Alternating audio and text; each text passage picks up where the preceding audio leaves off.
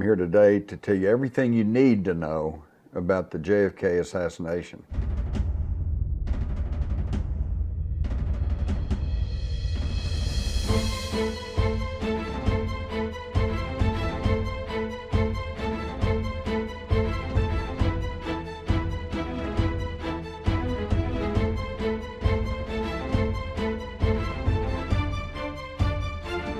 Over the years, I've been asked by many people, will we ever know the truth about the Kennedy assassination? I'm here to tell you, yes. You know it now, it's just that most people do not want to deal with it. All right, what am I talking about? I'm talking about the coup d'etat of 1963.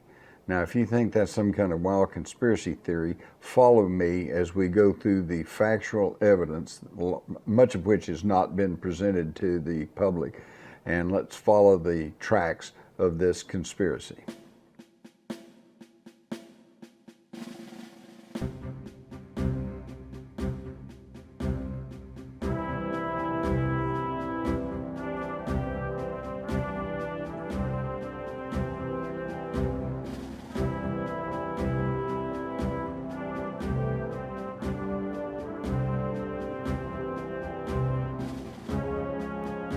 Dallas, Texas in 1963 was just an entirely different time and place. There were still white and colored restrooms in public buildings and drinking fountains. It was very conservative, arch conservative. The Adlai Stevenson, ambassador to the United Nations, had actually been attacked and spit on by an angry crowd in Dallas. They were upset over the United Nations. It was a hotbed of right-wing activity. And there wasn't much going on at night times except for the two after-hours club, Abe's Colony Club and Jack Ruby's Carousel Club. Here we see a picture of Jack Ruby's club and a snapshot made by the club photographer of a very suspicious-looking character dancing with one of Jack Ruby's strippers, Kathy Kay, on the stage of Jack Ruby's club. That was me as a 21-year-old college student. And it was the place to go, and it was not like the strip joints of today. There were strippers, but there were also musicians, live musicians, comics, ventriloquists. It was kind of a last vestige of vaudeville, and it was the place to go after hours. Just down Commerce Street from the Carousel Club was Dealey Plaza, a triangular-shaped park area on the west end of downtown Dallas, where the three main road intersections, Main, Commerce, and Elm, come together under a concrete railroad bridge known as the Triple Underpass. And this, of course, was the scene of the assassination. In this photograph made by an Associated Press photographer, James Alkins, we can see the motorcade at the time the shots were being fired. Looking through the window of the presidential limousine, you can see Jackie's white-gloved hand on Kennedy's arm as he clutched towards his throat after being struck by at least one bullet. You notice his Secret Service agents on the car back of him. Only one, Clint Hill, was actually looking at the president. And Clint Hill was not even supposed to be there originally. He was added to the Secret Service team at the last minute at the request of Jackie Kennedy, who he was assigned to. You also notice that while Kennedy's Secret Service men don't seem to be showing any shock, surprise, they're looking around like kind of wondering what was that. And yet in the white car in the background, we see the door is open, and this was the car carrying the Secret Service men for Lyndon Johnson. They're already reacting. You'd also notice in the doorway of the Texas School Book Depository the figure of a man wearing a kind of a dark model shirt with a open to the navel with a white t-shirt on underneath it. Here we've got a close-up of that figure, and Lee Harvey Oswald's mother always claimed that was Lee Harvey Oswald. Today there are others who support that claim. However, the official government investigations have concluded it was actually another depository employee by the name of Billy Lovelady, and here we see a picture of Billy Lovelady in his broad check shirt. And we also see Oswald with his dark model shirt open to the navel with a white t-shirt on. So it's kind of up to individual interpretations as to who that might be. Of course, if it could ever be proven that this was Lee Harvey Oswald, then he couldn't have been on the 6th floor shooting a rifle. So this is actually kind of an important issue. This is a photograph taken of the front of the Texas School Book Depository at the time of the shooting by James Powell, an Army intelligence agent. And we know he was there because he made the mistake of going into the depository building and was caught there when the police sealed the building off, and he had to show his identification to get out. Now, you may be asking yourself, what is an Army intelligence agent doing taking pictures of the School Book Depository before it became prominent in the news? And it's a very good question, and it's never been answered. The color photograph here is a photograph that I made from the 6th floor of the School Book Depository, that southeast corner window, before the 6th floor museum was put into place, so you could actually get to the window. If you notice, it's only about a foot off the floor. You notice the window is only about half open, and there's two 2-inch pipes to the left side of the window, creating a problem for someone who needs to either kneel or lay flat and try to aim a rifle off down the street. But the key problem here is, you'll notice you can barely see an overhead highway sign, which is new, is at the location of where the first shots reached the presidential limousine. And as you can see, there's a tree intervening in the line of sight. That tree is an evergreen tree, a oak tree, live oak tree. It stays evergreen year round. And it was in full leaf that day and stays leafy pretty much all year. You could not get a line of sight into the center lane from that 6th floor window in 1963. To the right of this picture are two photographs, one of the Warren Commission showing what they said was the sniper's nest, how the boxes were arranged, and yet a Dallas News photograph taken that same day shows a whole different configuration. All of the evidence is in total disarray. The 3 shell cases that were found, according to a news photographer, one of the police officials took them in his hand, showed them to the camera, and then just tossed them back on the floor. So their position, being used as evidence, is irrelevant. Same thing with the boxes. They were moved around. In fact, the official photographer for the government, a man by the name of Studebaker, testified that as late as Monday following the Friday assassination, he was still moving boxes around and taking different shots up on the 6th floor. So the physical evidence was already in disarray. In this photograph, we see the arrows pointing to the various witnesses to the assassination, and we'll more on them later, but you can see there was not very many people in the western end of Dealey Plaza. This is kind of interesting, particularly where we see people in the foreground moving along the grassy area in the median of the park there. They were kept away from this area for some time by police. It said no one was allowed in that area, and it was only after the motorcade began to arrive that people filtered down from Main Street and Commerce Street and moved into that area. And I've often wondered, why is it that they didn't want people standing in that area, because the whole purpose of the visit was to see the president and to welcome him to Dallas. And the only possible reason I can think of keeping people off the south curb of Elm Street was that somewhere someone knew that bullets might be impacting there, and they didn't want a civilian to be hit by a stray bullet, which would then cause a more detailed investigation there in Dallas. Here we see Kennedy approaching the Stemmons Freeway sign, and he's waving and everything seems to be okay. As he passes from view of the camera of Abraham Zapruder, he is struck. In this photograph, as he emerges from the sign, you can see he's already clutching towards his throat. He's been struck by a bullet.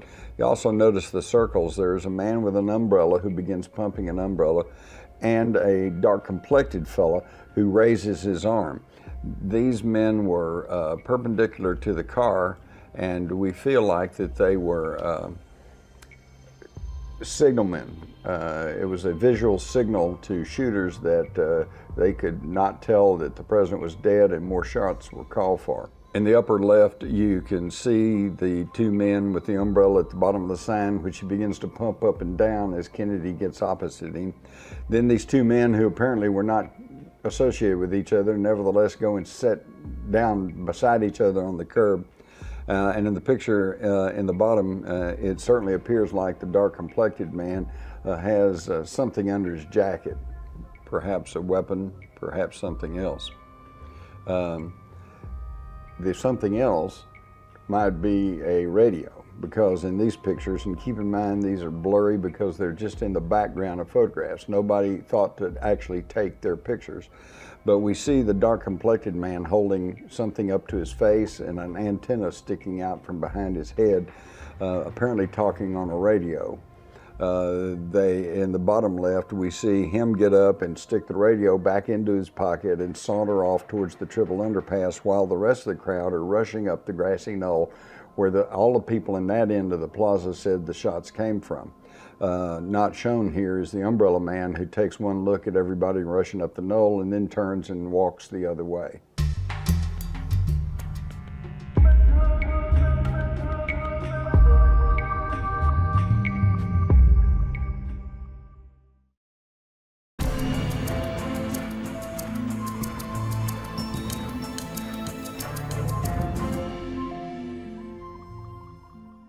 Here's a shot about the time of the fatal headshot. In the red coat is Jean Hill, a witness, and next to her is Mary Mormon, who is taking a very crucial photograph right at this moment. Across the way on the steps of the grassy knoll, we see Emmett Hudson, the groundskeepers for that area, who said the shots came from up behind him where the police patrols were, although there were no policemen officially stationed in that area. Also notice that the only Secret Service agent to respond to the shooting was Clint Hill, who was assigned to Jackie Kennedy and not even supposed to be on this trip. And he rushes up to get on the back of the car. This is a frame from the famous Zapruder film that shows Jackie Kennedy crawling out on the rear deck of the car. There's been a lot of misinformation about this action.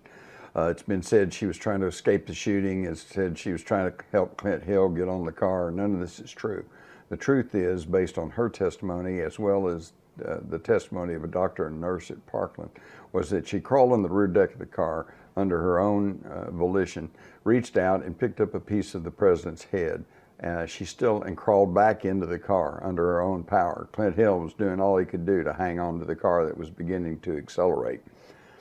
She still had this piece of skull in her hand at Parkland Hospital, and when a doctor approached her, quite pathetically said, "Here, will this help?" and offered it to the doctor. Why the misinformation about this? Because if she picked up a piece of his head on the rear deck of the car, that indicates a shot from the front, the grassy knoll.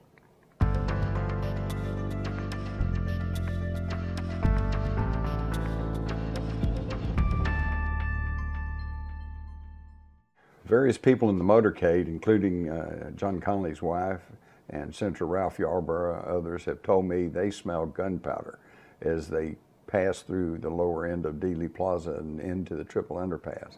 Others reported seeing a puff of white smoke drifting off the grassy knoll behind the picket fence.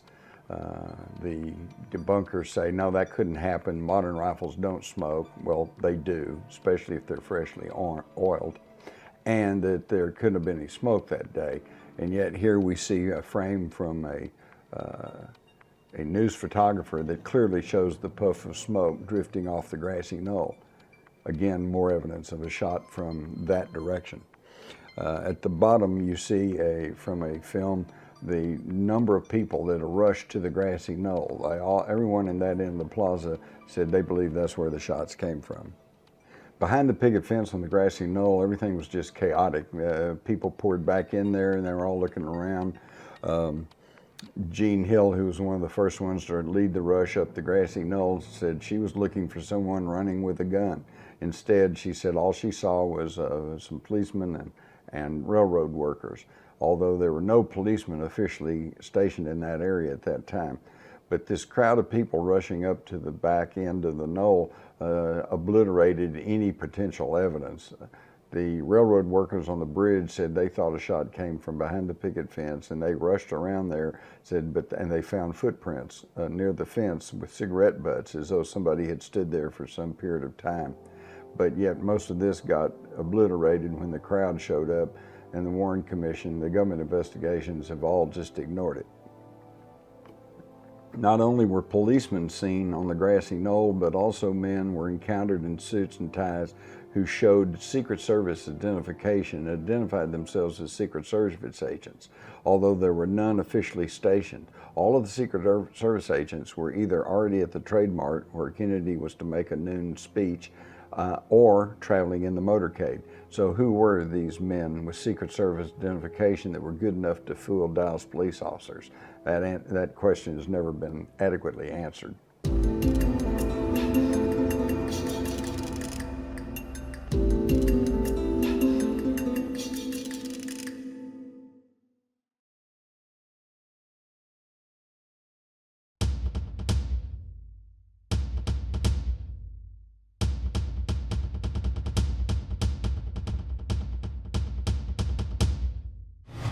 Today, we are beginning to see documentaries that present computer analysis of the Kennedy assassination. And, oh, they can prove this, they can prove that, they can prove that Oswald could have been the only lone gunman.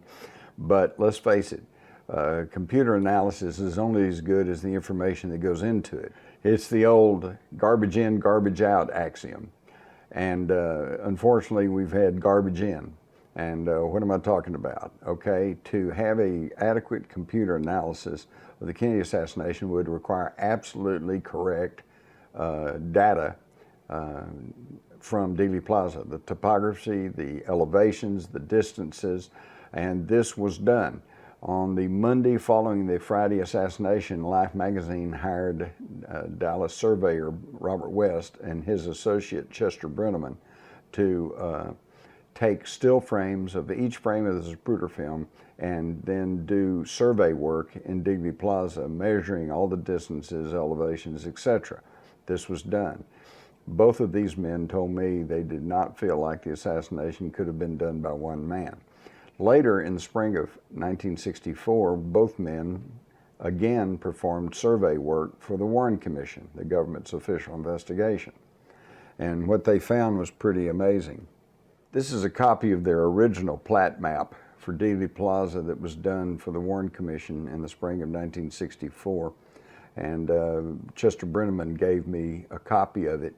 As you can see, they've marked a yellow mark on the curb. There were two yellow swashes on the curb of the south side of Elm Street, which doesn't make any sense. If it was there to say no parking, then the whole curb should have been painted yellow. Instead, there were just two little brief stripes. And what happened right in between them? The fatal headshot. Some of the researchers believe these were visual markers to aid snipers in targeting the president inside of this kill zone. It was marked on this map. Further up, we have something marked that says the area of where a bullet struck the curb. They marked this extraneous bullet. They also marked where the first shots took place and made a note that said this area hid behind tree for any shot from depository as of this date, May 1964. So the surveyors clearly showed that the assassination could not have happened as the government claims, with Lee Harvey Oswald 3 shots from the school book depository. And yet, when the Warren Commission published this version of the survey map, they had deleted all of these references. That's suppression of evidence. Worse than that, we see here that the Warren Commission altered their numbers of the frame numbers from the Zapruder film. Well, this throws the whole survey into question. This means that any computer analysis made from the data presented by the Warren Commission is not correct, which means it doesn't prove anything. Lieutenant Jack Rebel was the intelligence officer for the Dallas Police, and according to his testimony, he left the Texas School Book Depository, rode back to the Dallas Police Station with a military intelligence agent, a man from the Office of Naval Intelligence. And upon arriving at the police station, he met with FBI agent James Hosty, who had been in charge of Oswald's case. No telling what he learned from both these men, but what we do know is he then went and immediately made out this report, which is a list of the employees of the Texas School Book Depository. Heading his list is a Harvey Lee Oswald of 605 Elsbeth. Now, Lee Harvey Oswald had only lived at 602 Elsbeth, and this address could not be found anywhere on his employment records at the Texas School Book Depository. He had lived there in the fall of 1962. So where did Jack Revel get this information? At the time of the House Select Committee on Assassinations, they interviewed a Colonel Robert Jones of the 4th Army Command out of San Antonio, and he told that on the day of the assassination, he got word from Dallas that they had arrested a suspect, and his name was Alex James Hidell. And he said he went to the Army military intelligence files and found a Alex James Hidell who cross-referenced to a Harvey Lee Oswald of 605 Elsbeth. So this was a mistake that had been made in military intelligence files, and what it tells us is that it was the U.S. military who tipped off the Dallas police as to the identity of their suspect.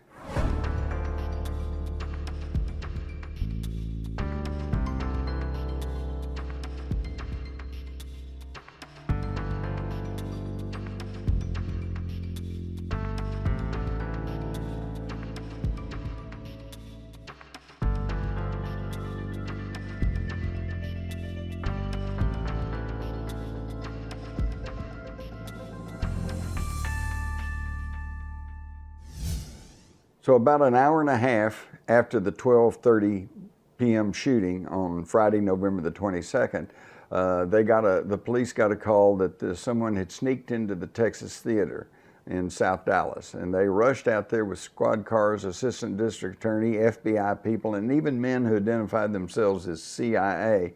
And we see our first picture of the key suspect, Lee Harvey Oswald. So the slightly built Lee Harvey Oswald was taken into custody and taken to the Dallas police station. When he arrived at the police station, he had 2 sets of identification on him. One said he was Lee Harvey Oswald, the other said he was Alex James Hidell, as we can see from this Selective Service card, which apparently is some sort of phony document because the Selective Service cards at that time did not have photographs on them. So this is something that was put together. The police were saying, well, you know, who are you? And Oswald was being uncooperative. He said, essentially, you're the cops, figure it out. But we now know that at that exact time, less than 2 hours after the shooting, FBI Director J. Edgar Hoover is on the telephone to Attorney General Robert Kennedy saying, we have our man in Dallas, it's Lee Harvey Oswald, he's an ex-Marine, he defected to Russia, he's a mean-spirited individual in the category of a nut. So Hoover already had the lone nut scenario worked out less than 2 hours after the shooting, at a time when the Dallas authorities weren't even certain of who they had in custody. Circumstances can't lie. Circumstances are the circumstances, and although this is circumstantial evidence, I think it's clear that somebody in position of authority knew more about what was happening than the Dallas authorities or the media or the public at that time.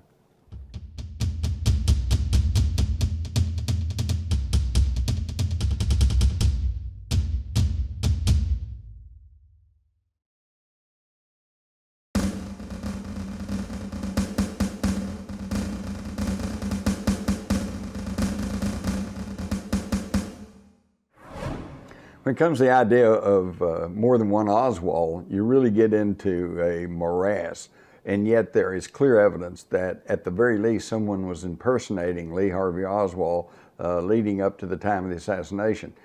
In this document, dated June 1960, this is 3 years before the assassination, FBI Director J. Edgar Hoover was personally aware of Lee Harvey Oswald and sent this memo to the Security Division of the State Department warning that an imposter might be using Oswald's birth certificate. In other words, someone had substituted themselves for Oswald. This is very, very important. Here we see a composite of photographs of Oswald. The top 4 are the first two are pictures of Oswald about the time he entered the Marines. The second 2 pictures are pictures supposedly taken of Oswald in Russia, and the bottom 4 pictures are all of the Oswald who returned to the United States. 2 of them are his passport photographs, 1 his arrest photograph from New Orleans, and finally at the lower right is his arrest photograph taken in the Dallas Police Headquarters. As we can see, the bottom 4 pictures, this fellow all pretty much looks alike. But the guy on the top doesn't quite look right. The Warren Commission published this photograph of Oswald, and they said taken about the time of his attempted defection to Russia. As we can see, it's really an odd-looking photograph because we see the light source coming from his right with heavy shadow on the left side of his face, and yet look behind him on the wall, his shadow goes to the right, as if there was a light source from the left. One shoulder seems broad and the other shoulder is very slopey, and there's an odd notch in his hairline. The eyebrow and the side of his mouth on his right side appears to be retouched or painted in. And when you draw a line down through this the picture, it seems like it's a composite picture of two separate individuals. Lee Oswald on the right and Harvey Oswald on the left.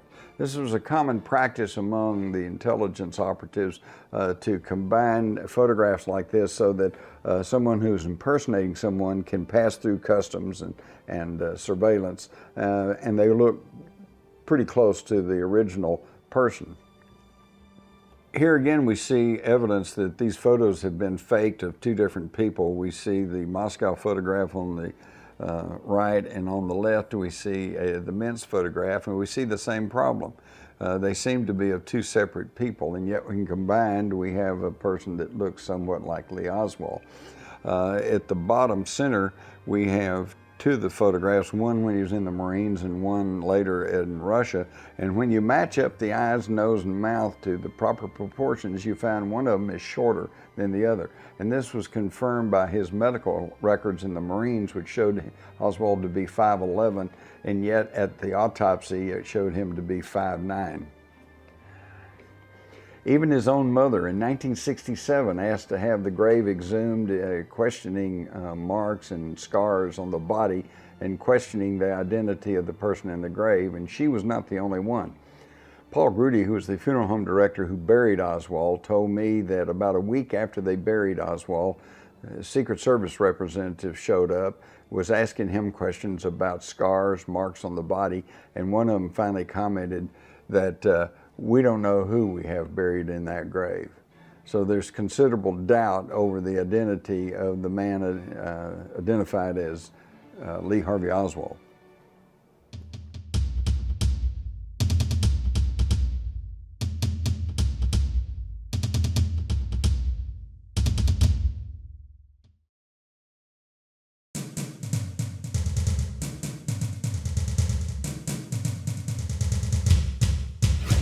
A cover-up of this crime began almost immediately, even before the echoes of the shots died away. Here we see the limousine at Parkland Hospital. The top has been placed back onto the limousine. You see a bucket of water there. They were washing off the seats. They destroyed this as evidence. It should have been left alone. The car then was sent on orders of Lyndon Johnson off to be rebuilt before there was any forensic study made of the car. Bulletproof glass was put in and it was painted black, and it is now on display in Dearborn, Michigan. But ironically enough, the new president, Lyndon Johnson, refused to ride in it. What I consider a smoking gun is the testimony of an FBI fingerprint expert named James C. Cadigan. Someone altered this official statement and testimony, and it's interesting to see why. It also explains why so much of the evidence is in controversy. In his testimony, James Cadigan was asked why Exhibit 820 was not desilvered. It's a process for bringing out fingerprints on various things. And he replied, I could only speculate. And they said yes. And he went on to say that all of the evidence was taken from the Dallas police the night of the assassination against the wishes of the Dallas police. Captain Fritz, who was in charge of the investigation, said, well, I need to get people to identify the weapons. I need to talk to people about this evidence, and how can I do that when you take it away from me? But they sent it all to Washington. And according to Cadigan, there was a huge number of higher echelon FBI officials and security people poring over this evidence that whole weekend. Police Chief Curry said that they wanted the evidence up in Washington in the laboratory, and Captain Fritz said, "Oh, I need to get some people to try to identify the gun, to try to identify the pistol and these things. If it's in Washington, how can I do that?" And he said, but somebody in high authority was requesting this, and we finally agreed as a matter of trying to cooperate with the Federals. Then Chief Curry said to the Warren Commission, he says, "As far as I know, we have never received any of that evidence back. It's still in Washington, I guess." J. Lee Rankin, the Chief Counsel of the Warren Commission, said, "Yes, the Commission is still working with it." So the government kept all the evidence to begin with, totally illegally, totally against all the procedures at that time, because there were no laws, federal laws, about assassinating the president. On November the 26th, several days after the assassination, there was a meeting held with the Dallas Police, Dallas County Sheriff's Office, and the FBI, and it was announced that they had asked the FBI to come into the case.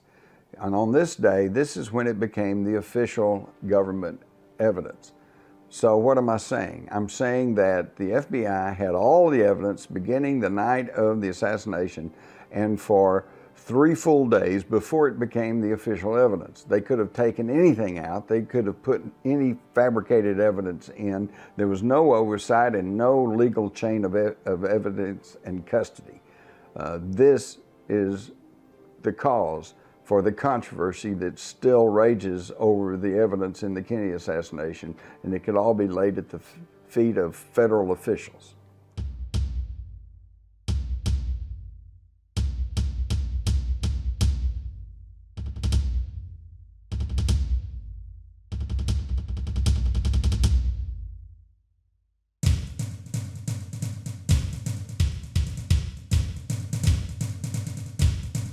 All of the evidence was in the hands of the FBI with no public oversight, no chain of evidence, is only one example of evidence that was skewed, changed, altered, fabricated.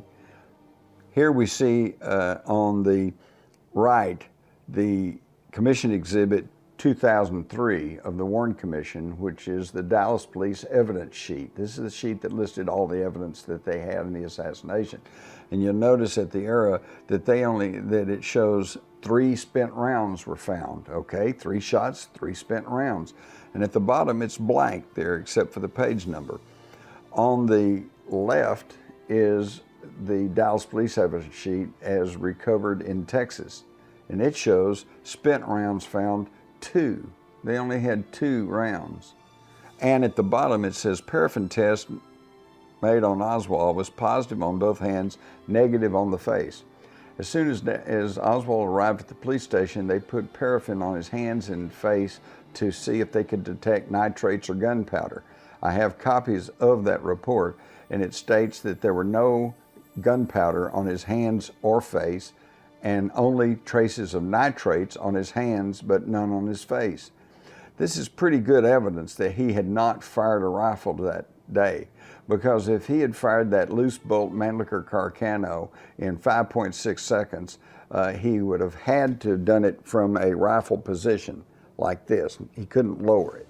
It had to be like this, and he had to cock it like that to stay within the time frame. And when he pulled the bolt back, he would have been hit with gases, nitrates, and gunpowder from that rifle, and yet just less than 2 hours after the shooting, there was no trace of that on his cheeks. But again, we see in the evidence sheet presented to the public through the Warren Commission, instead of explaining this or explaining why there was no gunpowder on his face or hands, they simply delete that. They hide the evidence away from you. Here we see what appears to be 2 identical FBI reports. They both have the same file number and dated the same date and signed by the same agent, Vincent Drain. One says that the wrapping paper found at the book depository matches the same paper that they said was used as a gun case to bring the rifle into the depository by Oswald. Since Oswald worked at the depository and had access to the wrapping paper there, this is incriminating evidence to show that Oswald may have gotten the paper from the depository, his place of work, and used it to bring in the rifle. However, the other document says that the paper does not match the paper bag that they said contained the rifle. So now, which one of these documents is correct? Do they say the exact opposite thing? When FBI was questioned about this back in the 1980s, a spokesman said, well, the one that says the paper did not match is a phony document, which leads me to wonder how many other phony documents are in FBI files. Again, another clear example of chicanery taking place over the evidence in the Kennedy assassination. Here we have the evidence as presented in the National Archives today, and we find that now there are 3 empty shell cases. Dallas police said one of the police official carried a 3rd cartridge around in his pocket for a few days, didn't think to turn it in as evidence, and it suddenly turned up days later after they had decided that the scenario called for 3 shots. You notice that 3 of the cartridges here, 2 empties and 1 live round, have a dent on the shoulder of the cartridge. This, they said, was a peculiarity of Oswald's Mannlicher Carcano rifle. The 3rd shell casing that turned up belatedly has no such crimp, indicating it was never loaded into the Oswald rifle. So we just see more and more strange inconsistencies in the evidence. A Ronald Simmons of the Army Ballistic Test Center told the Warren Commission that they could not sight in the Oswald rifle using the telescopic sight because it was misaligned, and they had to add 3 metal shims under the telescopic sight to make it accurate enough to test. The Warren Commission even graciously showed us photographs of the 3 metal shims they had to put in under the telescopic sight to make the Oswald rifle accurate enough to test. Couldn't have hit anybody with it. This is a photograph of the evidence they had against Oswald, including up here in a black circle his Minox spy camera, which carried a 5-digit serial number, which meant it was not commercially available in the United States. So the question remains is what intelligence service issued him a small Minox camera, commonly known as a spy camera. In the lower left-hand corner, you notice a photograph of the back of General Walker's house, who the government says Oswald took a shot at in the spring of 1963. And you'll notice that there was a car parked there, and although you cannot read it, it's very small, you can see that there was no hole or destruction to this photograph. Yet, when the Warren Commission published this photograph, somebody had punched a hole in the license plate so that you couldn't read the license plate and find out whose car this actually belonged to. And this hole was punched while this photograph was in official custody. This is destruction of evidence, and under our legal system is considered a crime. Probably the strongest piece of evidence that convicted Oswald in the minds of the public was the fact that on Monday night, after the Friday assassination, Henry Wade, the district attorney of Dallas, mentioned to the news media, says, oh, have I said we found his fingerprints on the rifle? Well, fingerprints on the rifle, that's, pretty well cinched it in the public's mind. But let's take a close look at this serious piece of evidence. Again, all of the evidence, including the rifle, was taken from Dallas the night of the assassination and sent to Washington and to the FBI.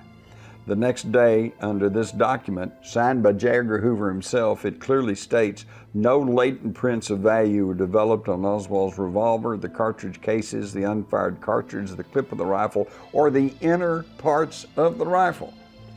So in other words, Saturday, following the Friday assassination, there were no fingerprints available on that rifle.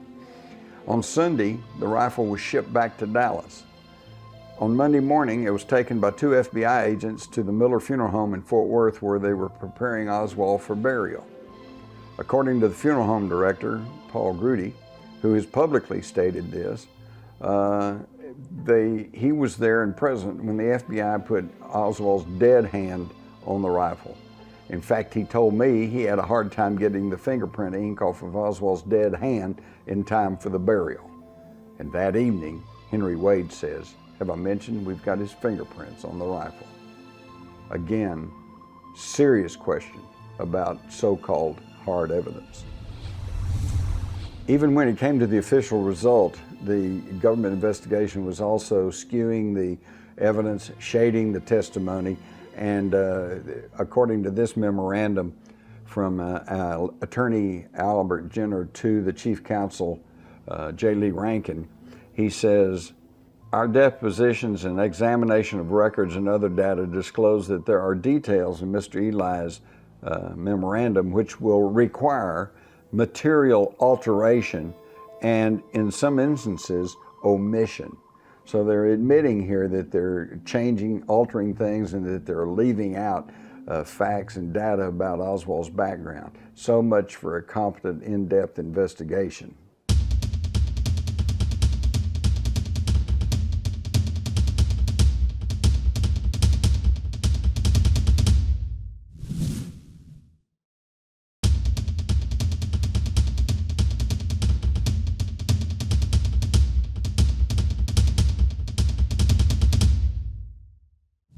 So with so much evidence missing, altered, changed, no telling what, nevertheless, the Warren Commission concluded that one shot struck Kennedy in the back of the neck, passed through, did not strike any bone, went on to strike Governor Connally, causing 7 wounds to these 2 men. Removed, the slug, was recovered intact from a stretcher in Parkland Hospital.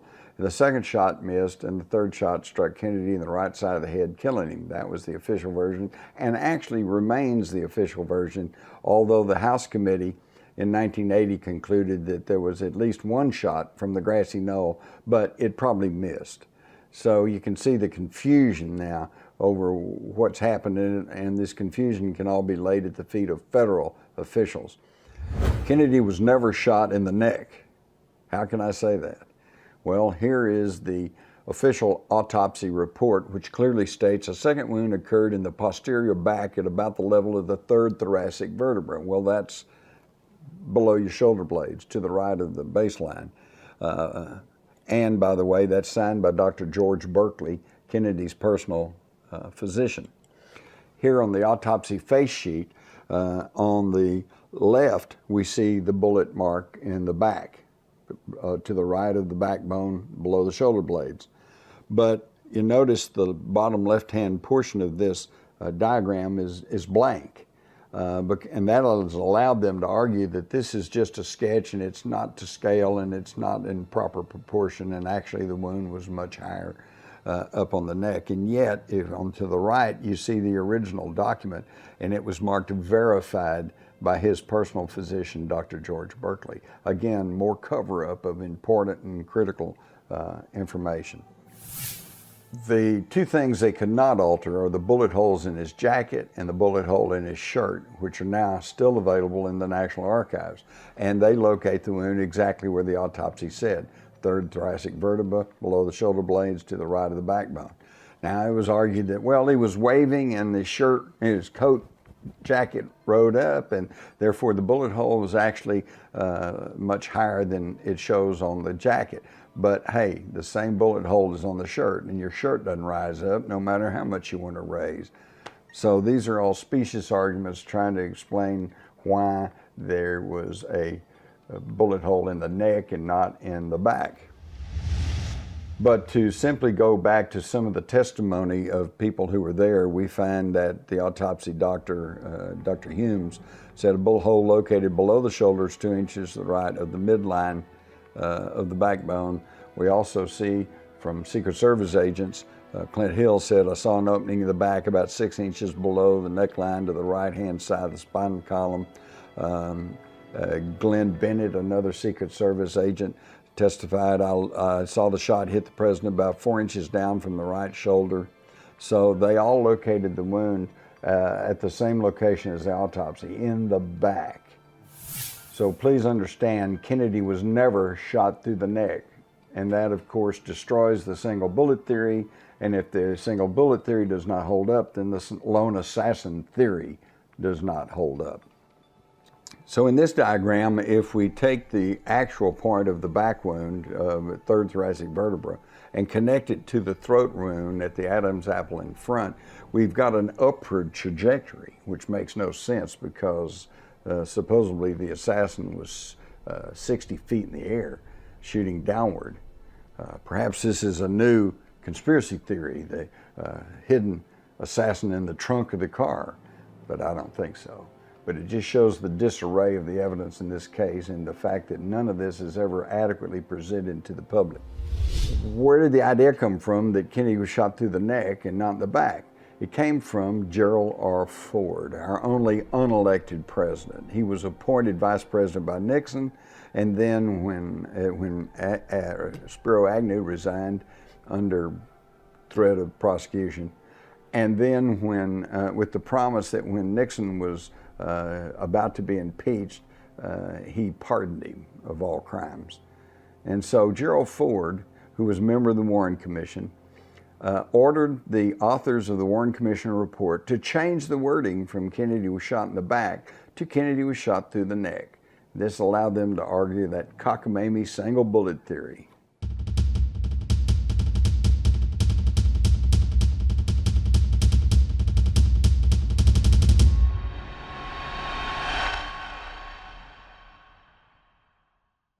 The foundation of the single bullet theory is this slug right here, Commission Exhibit 399.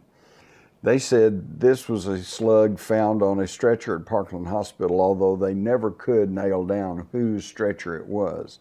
They tried to say it was Governor Connolly's stretcher, and yet there's evidence to indicate that's not true. The hospital technician, Daryl Tomlinson, said, "I'm not going to say it came from that stretcher." In fact, he said quite the opposite. It seems actually it was planted there.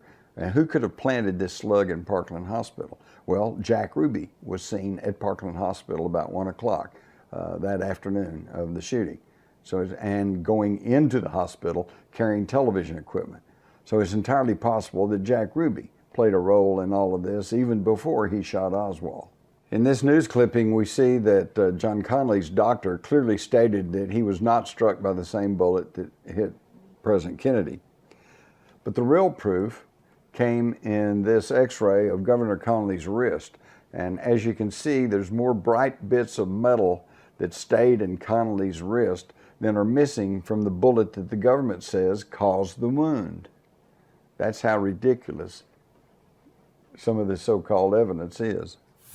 So what we have here then is the theory that one shot coming from 60 feet in the air struck Kennedy in the back, third thoracic vertebra, didn't hit a bone, but somehow coursed upwards through his body, exited out his throat, somehow twisted around in midair, came back down, struck Connolly near the right armpit, shattered his fifth rib, came out the front of his chest, shattered his right wrist, and landed up in his left leg.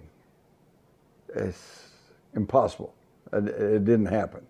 But you're expected to believe it happened. And they've got experts who will tell you how many angels dance on the head of how many shots could actually do this. This is a transcription of the Warren Commission meeting for January the 27th, 1964. They were just beginning their investigation. And yet, even at this early date, they knew that this single bullet theory did not work.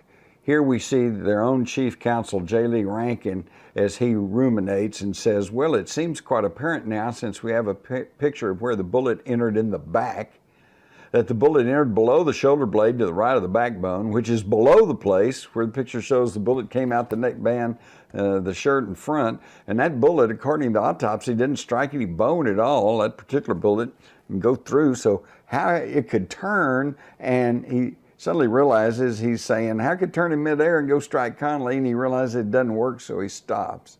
And that's the end of that. They knew better, but still they came out and lied to the American people and told them that this one bullet passed through Kennedy's neck, caused all the wounds. It's a fairy tale. Here we see former Senator Arlen Specter, who in 1964 was a young attorney for the Warren Commission and came up with this single bullet theory. And here he is demonstrating how the bullet went through Kennedy's neck and struck Connolly in front. And it seems fairly reasonable until you actually look closely. You'll see in the red circle marked with chalk on the back of this fellow, and you'll see that he has to hold his straight edge about 6 inches above the shoulder to make it line up with Connolly. It just didn't work. It didn't work then, it doesn't work now, but nevertheless they say, well, that's what happened. Further evidence of manipulation and obfuscation of the evidence comes in the medical evidence. Here we see testimony from all the medical people in Dallas who all said Kennedy suffered a gaping wound in the right rear portion of his head. This would indicate a shot from the front and blowing out the right rear portion of his head. At the time of the House Select Committee on Assassinations, they showed us a drawing reportedly of the autopsy photograph, and we see that the back of his head seems to be perfectly intact, but we do see a small, what appears to be a hole up there, and they said this was the entrance wound coming from the rear of his head. And yet, a few years later, when the autopsy photographs themselves became publicly available, we find that there is no hole back there, only what appears perhaps to be a little splotch of dried blood, and there's even hairs growing through it. So again, there was lies and deceit with the medical evidence. Again, the drawings that the House Committee showed us shows this bullet hole. Now it's not in the neck and it's not in the back, it's kind of on the shoulder. And it is not consistent at all with the bullet hole in the jacket. So it's nothing but lies and deceit. Most telling of all is this story, which got very little play in the mass media. Here we see Gerald Custer, who was the X-ray technician who took the X-rays of Kennedy at the autopsy. Also at this same news conference was Floyd Reeby, the photographer who took the autopsy photographs.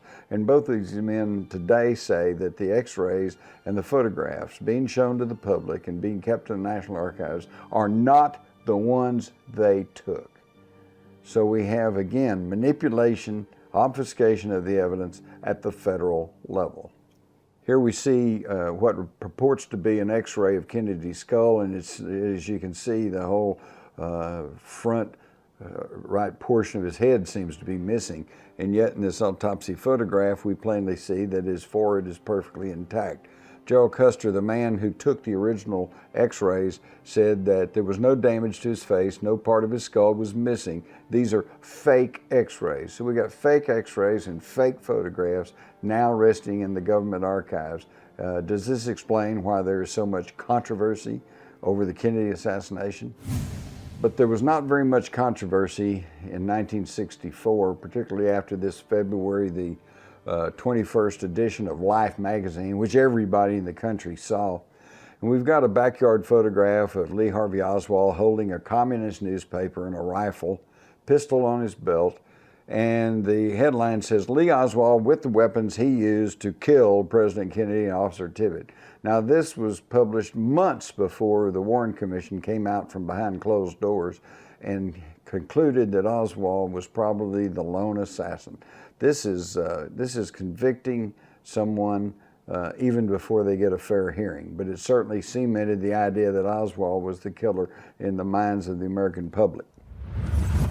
But was the backyard photograph legitimate?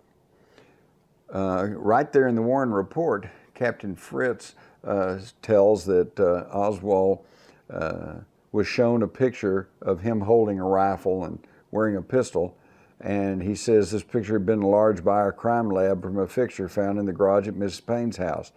He, meaning Oswald, said the picture was not his, that the face was his face, but this picture was made by someone superimposing his face. The other part of the picture was not him at all, and he had never seen the picture before. A phony picture, a composite picture. Could this be true? Well, we take the two known examples of the backyard photograph and we turn them into a color transparency, one red and one blue, and these are supposedly two separate photographs made with a handheld camera.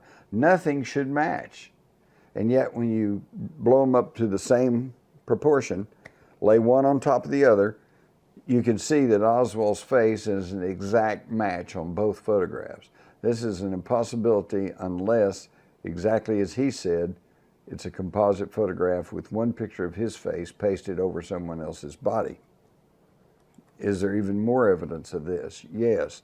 Here we see on either side the backyard photograph, which is essentially the same picture of Oswald's face, only done to a slightly different angle, and someone has retouched the mouth slightly. But you can see that there's a line running from the one corner of his neck to the other corner of his neck, and we see a broad, flat chin. And yet, in the center, we have Oswald's police mugshot, which shows that Oswald had a little pointy cleft chin. More evidence that this was a fabricated photograph intended to implicate Oswald. But did the federal authorities at that time realize that this photograph, there was something funny going on here? And I submit to you, yes, they did, and here's why. To the extreme right is a third backyard photograph that turned up 15 years after the assassination in the hands of a Dallas policeman's widow. And she said her husband, the policeman, said, hang on to this, it'll be worth something someday. And we see that this pose is holding a rifle in the left hand, holding the paper up in the right hand. And yet the Warren Commission, Exhibit 337, shows a federal officer posing in the pose of the third photograph, the one that was never accounted for and never explained and never seen for 15 years. This is suppression of evidence, again, a criminal offense. I make mention of these stills from the Zapruder film for a couple of reasons. Number one, on frame 257, we can see what the back of Kennedy's head should look like with normal shadowing. And then on frame 317, we find what 11 Hollywood experts have said was a painted-on black spot on the back of his head. This is to cover up the massive exit wound on the rear of his head, indicating a shot from the right front. This is tampering with the evidence and with the basic evidence, with the Zapruder film, which has been called probably the best piece of evidence in the case. The lower center, we have a blow-up of 314, the frame 314, which clearly shows the driver Greer turning to look back over his right shoulder, but his hand remains on the steering wheel.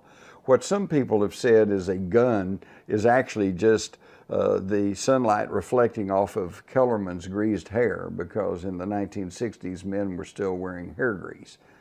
All right, and so I would like to put to rest the story that the driver shot Kennedy. It simply didn't happen. Although there is some question as to the activities of the Secret Service, because as we've seen, they were very slow to react, having stayed up drinking the night before at the Solar Club in Fort Worth. And the driver Greer, who was the oldest man on the Secret Service detail, testified that he never looked around, didn't even know the assassination had taken place until Roy Kellerman next to him said, "We're hit, get us out of here." And he stepped on the gas and accelerated out of Davie Plaza. But as can be seen plainly, he did turn and look back at Kennedy at the time of the fatal headshot. The brake lights come on, the car slowed down, Kennedy was shot in the head, and then the car accelerated forward. Here we see a Polaroid snapshot made by bystander Mary Mormon right about the time of the fatal headshot.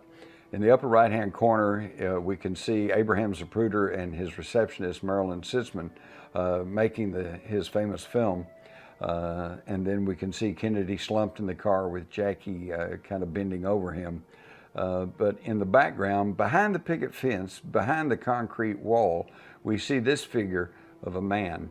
And this has not been doctored, has not been photoshopped, has not been tampered with. This is strictly a blow-up of the image in the background, and a similar Polaroid camera has been tested, and it is found that they do have sharp enough detail and focus to get a picture like this.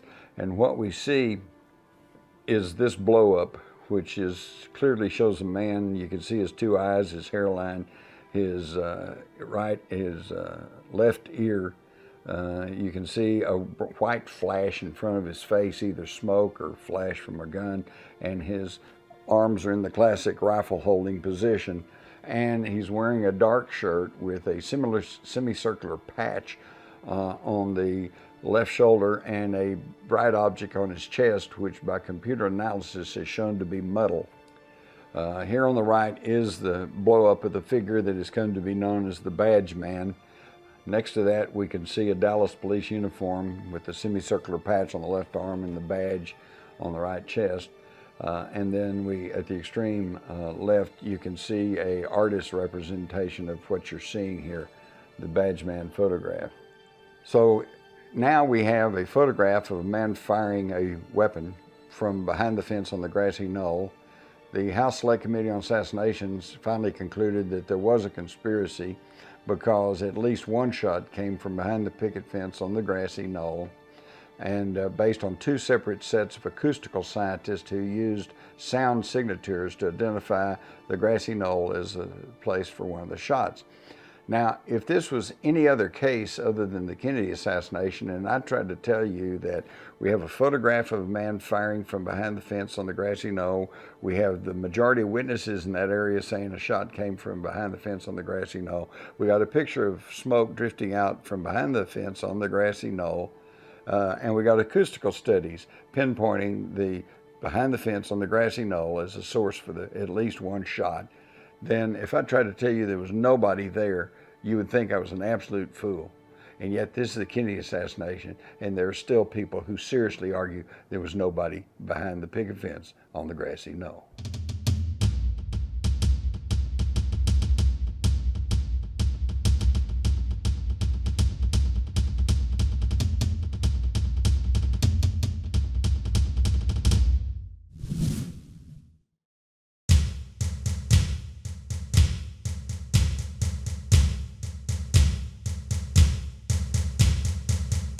So what we see is that there has been a tremendous cover-up at the level of the federal government of the United States. And it's this cover-up, this suppression of evidence, destruction of evidence, fabrication of evidence, alteration of evidence, intimidation of witnesses. These are all crimes in connection with the Capitol murder. And they all were committed at the level of the federal government. This is what transforms what at that time was nothing but another Texas homicide to a national coup d'etat. Now, why would they want to get rid of the chief executive? Because John F. Kennedy was shaking up the status quo. Let's go back and look at some of the things that he was doing. To begin with, he forced the steel manufacturers to roll back their price increases that they promised they were not going to do, and they did anyway. And he went on television and said, this is not right. And the public got with him, and they forced the steel manufacturers to roll back their prices. His brother, Attorney General Robert Kennedy, was prosecuting organized crime as never before or since. In fact, on the morning of the assassination, he met with his organized crime task force. And then about noontime, of course, his brother was killed, and the task force never met again. President Kennedy also was trying to put a stop to the CIA and the military making raids on Cuba. After the failed Bay of Pigs invasion, they continued to push for another invasion of Cuba. In fact, in the spring of 1962, the Joint Chiefs of Staff approved a plan called Operation Northwoods. And this horrendous plan called for assassinating American citizens in some of our cities, setting off bombs in major American cities, hijacking planes and ships, and blaming it all on Castro so they could stir up support for another invasion of Cuba. The ranking officials of the CIA, the military, they did not realize that there had been secret agreements made at the time of the Cuban Missile Crisis. Kennedy and Khrushchev worked out a deal where Khrushchev agreed to withdraw the offensive missiles from Cuba. In exchange, we agreed to withdraw our offensive missiles from Turkey and pledged that we would not invade or support a military invasion of Cuba, which we have not. But a lot of the lower echelon people were not aware of these agreements, and so they were still pushing for an invasion of Cuba. Kennedy and Khrushchev were also reaching agreements on a ban on above-ground nuclear testing. They put in the hotline to Moscow. They were actually working to try to end the Cold War, which did not set well with the military bases in either country. Kennedy may have also sealed his fate when he talked about doing away with the oil depletion allowance, which was the bedrock of Texas oil money. Got all the oil and gas people mad at him. The Mafia is mad at him. The military is mad at him. And then in the summer of 1963, he ordered $4.2 billion of interest-free money issued through the Treasury Department, not the interest-bearing Federal Reserve System. Thus becoming the second president in American history to try to issue money that was free of interest from the international bankers. The first president being Abraham Lincoln, who printed his own greenbacks to finance the war between the states. And I, for one, do not feel like that it was just sheer coincidence that both of those presidents were shot in the head in public. This is a $5 bill, series 1963, and you'll notice it says United States Note and has red ink on it. This was part of the money that Kennedy issued that was interest-free because it was issued through the Treasury Department, not the Federal Reserve System. One thing that definitely changed with the death of John F. Kennedy was our involvement in Vietnam. Here we see National Security Action Memorandum number 263, issued on October the 11th, 1963, just about a week after the Diem brothers were killed, and the Vietnam struggle was beginning to reach a turning point. In this document, it says the President approved the military recommendations contained in the report of McNamara and Maxwell Taylor, who had gone to report on the situation in Vietnam, and they reported that they thought we had a handle on the situation and that we might be able to withdraw all troops by the end of 1965. The President approved this, and then, according to this, directed no formal announcement be made, but to withdraw 1,000 U.S. military personnel by the end of 1963. So Kennedy was going to disengage us from Vietnam. No Vietnam War, with the attendant of our budget, the conflict between the generations, the 58,000 deaths, the people who were maimed, the families that were torn apart. None of that would have happened if Kennedy had lived. But there were people who wanted that war. Just 3 days after his assassination, then President Lyndon Johnson issued this National Security Action Memorandum number 273. And although it starts off saying the objectives of the United States with respect to the withdrawal of U.S. military personnel remain as stated in the White House statement of October the 2nd. It says it's everything's going to stay the same. Here under item 6, we find programs of military and economic assistance should be maintained at such levels that their magnitude and effectiveness in the eyes of the Vietnam government do not fall below the levels sustained by the United States at the time of the Diem government. Well, this is a convoluted way of saying we're not going to drop the financial or the military aid to South Vietnam. So in other words, this stopped these pullout orders. The 1,000 men that Kennedy said he was going to withdraw did not withdraw. The document goes on to state the plausibility of denial, that they could deny what was really going on, damage to North Vietnam, we're going to start bombing the North, we're going to widen the war, and even spread to drawing up plans against Laos, okay?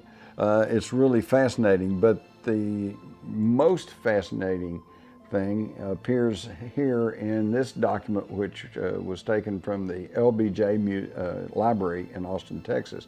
This is the draft of Johnson's National Security Action Memorandum 273, which blocked Kennedy's pullout order and set us on a course for full-time involvement in Vietnam. And what you notice is that this draft was written on November the 21st, 1963, the day before Kennedy went to Dallas and was assassinated. Somebody knew the day before that he wasn't going to be there to implement his pullout orders in Vietnam, and instead we were going to be launching a full-bore effort for war in Southeast Asia.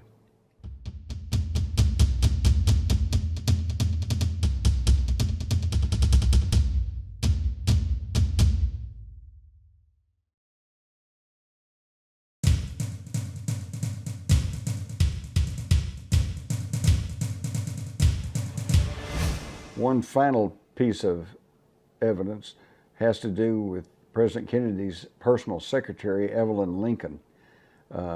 She was at his elbow almost day and night, If there was anyone who knew what his real thoughts were, what was really going on within the government, it was probably Evelyn Lincoln.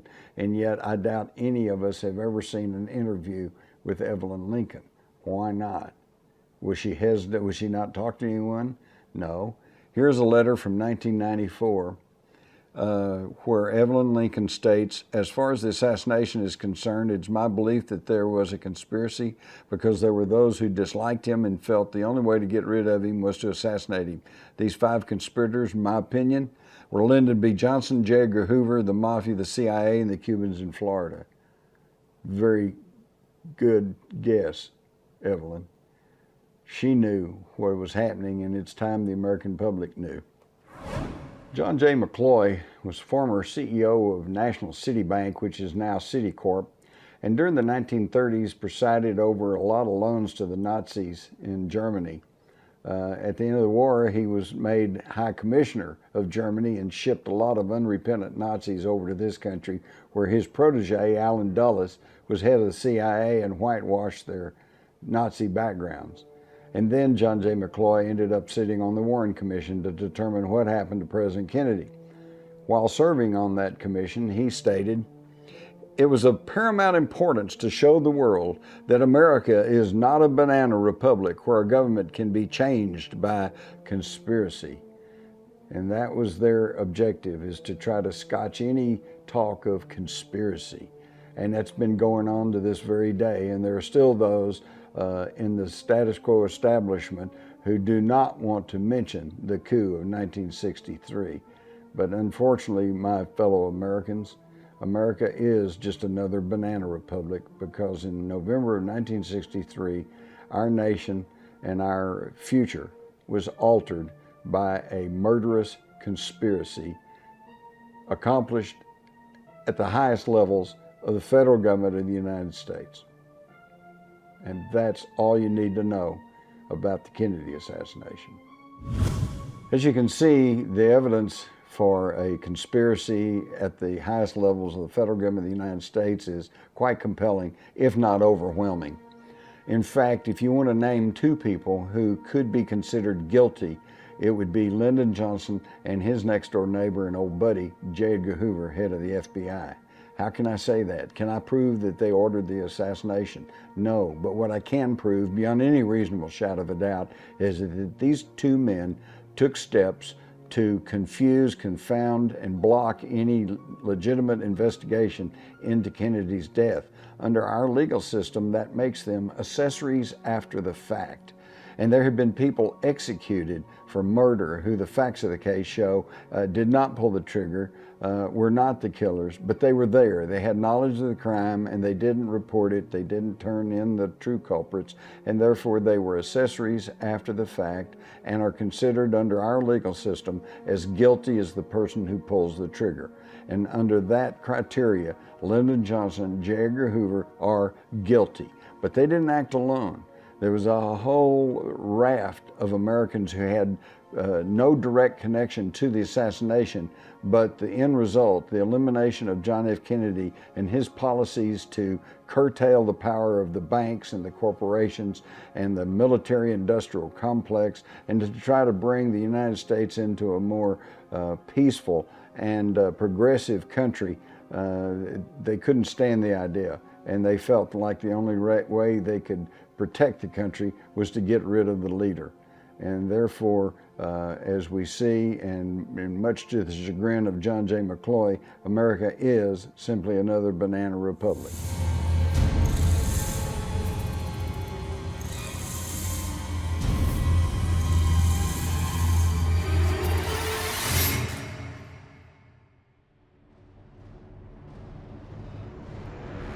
This is the Situation Room. I read you. Go ahead.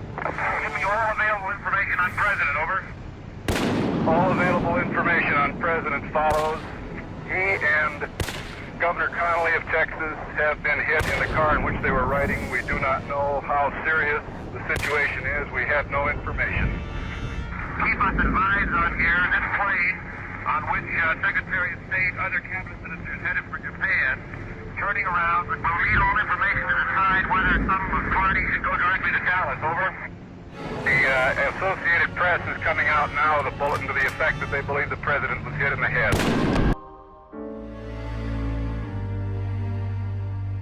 This country was changed in all kinds of harmful ways, both domestically and internationally, by the loss of John F. Kennedy.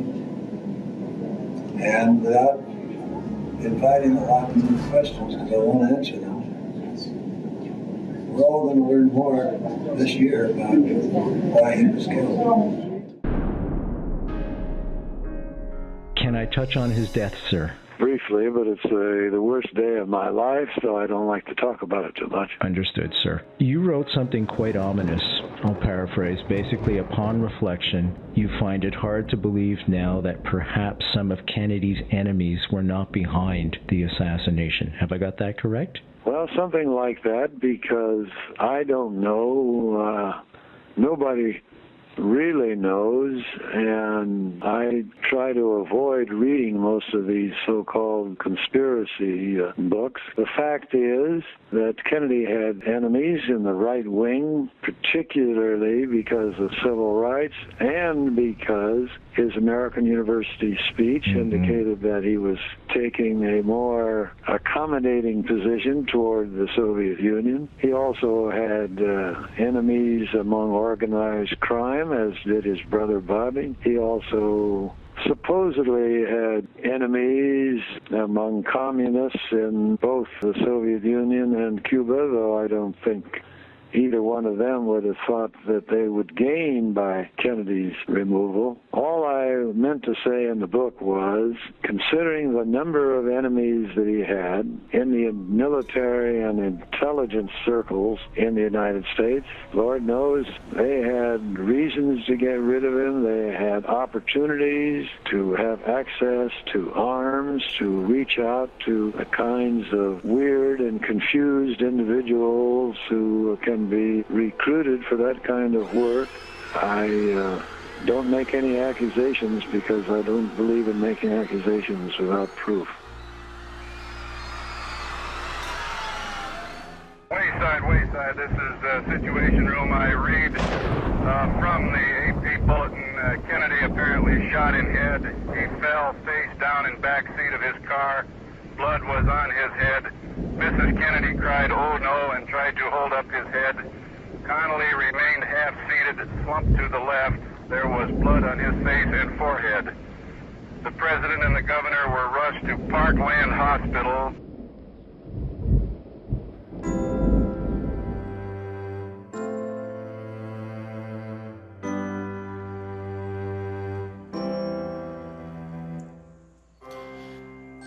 It's still like yesterday to me.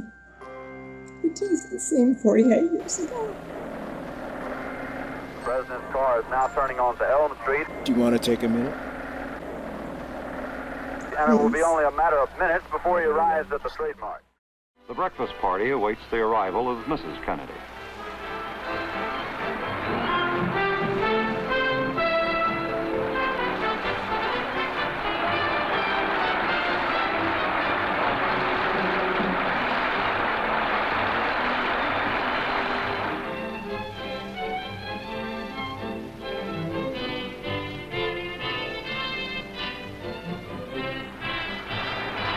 Mrs. Kennedy's entrance draws another comment from the president.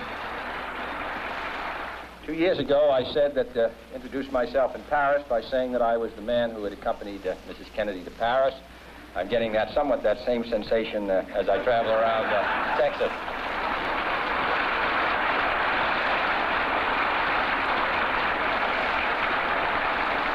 Nobody wonders what Lyndon and I wear.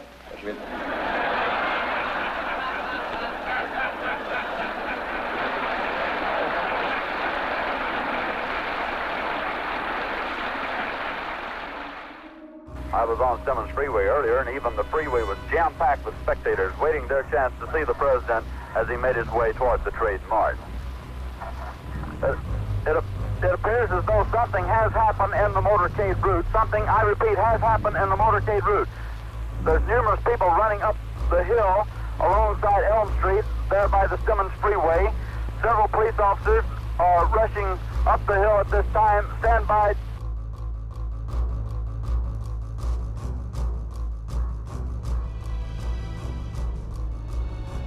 Brent, I was close enough to that car when it happened that I heard what she said and told them way back in 69. I said, she said, oh my God, he's been, and I couldn't tell if she said shot or hit.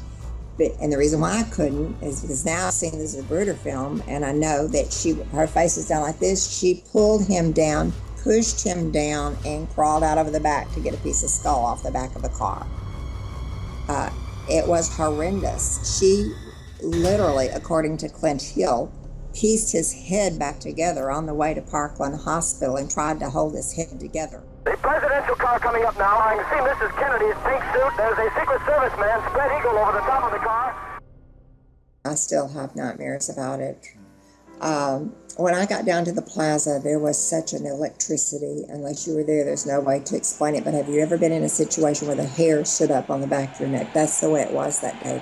The air was just full of excitement and static electricity. And I got my camera out to make sure it was working. I took pictures of the crowd, the buildings, just to make sure it was in working order, because I did not want to miss 1 second of my president.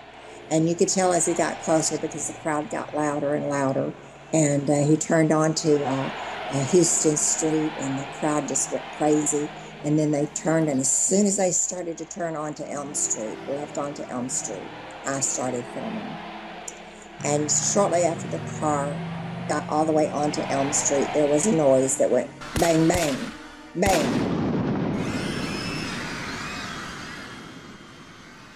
I thought that was those things that we used to have when we were children, that you threw on the sidewalk and they popped. You didn't have to light them or anything.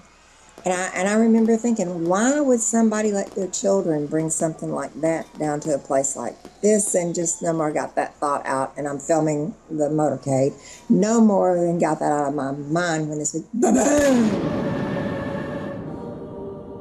And when the ba-boom happened, it looked like the whole back of his head just blew off. It looked like a bucket of blood was thrown out the back of the car over the trunk. It was the most horrific thing I have ever seen in my life. There's no amount of movies, there's nothing that could ever portray what really happened down there that day and the awfulness of it. Put me on, Phil. Put me on. Phil, am I on? There has been a shooting. I repeat, a shooting in the motorcade in the downtown area. The reason I was going down town in Dallas that day was I had a luncheon day with a cute redhead that we'd made the date the day before. I just turned 27.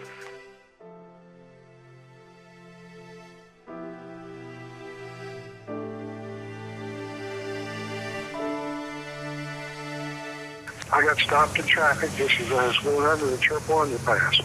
I got out of the car to see what going on. I thought maybe it had been an all-over accident or something, and I walked 4 or 5 steps to the front of the triple underpass where I could see what was going on. I saw this car come through the crowd with flags on the fenders, which reminded me that I had read about the president being in town. From where I stood, I could not see through the windshield because of the glare of the sun off the windshield. All I had was a frontal view from where I was. Well, I heard what I thought was a pop of a firecracker, and the thought went through the mind, what kind of idiot would be throwing firecrackers with the president going by. Then there was a delay of 3 seconds. And then the crack of 2 rifle shots, one right after the other. Police say that 3 shots were heard. Both President Kennedy and Texas Governor John Connally were hit. I did not realize they were shooting at the president. Being a very brave person, I ducked behind the protection of the cement there of the triple underpass after the 3rd shot. I'm standing there wondering what had happened. A man in a suit comes running up to me. I later learned was Deputy Sheriff Buddy Walters, and he asked me, he said, what happened? I says, I do not know. And together we walked across between Main and Commerce. We crossed Main and Elm to where a motorcycle policeman had stopped his motorcycle. And there's a man there sobbing. His head exploded, and the motorcycle policeman asked him who, and he said it's the president's.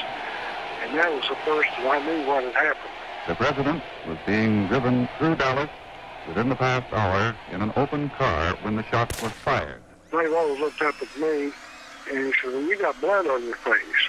And I reached up, and there was a couple, 3 drops of blood. I was sprayed by concrete the right cheek. In the right cheek is where I was hit. Just broke the skin. It was nothing serious. I took my handkerchief, wiped it off, and that was the end of that. Parkland Hospital has been advised to stand by for a severe gunshot wound.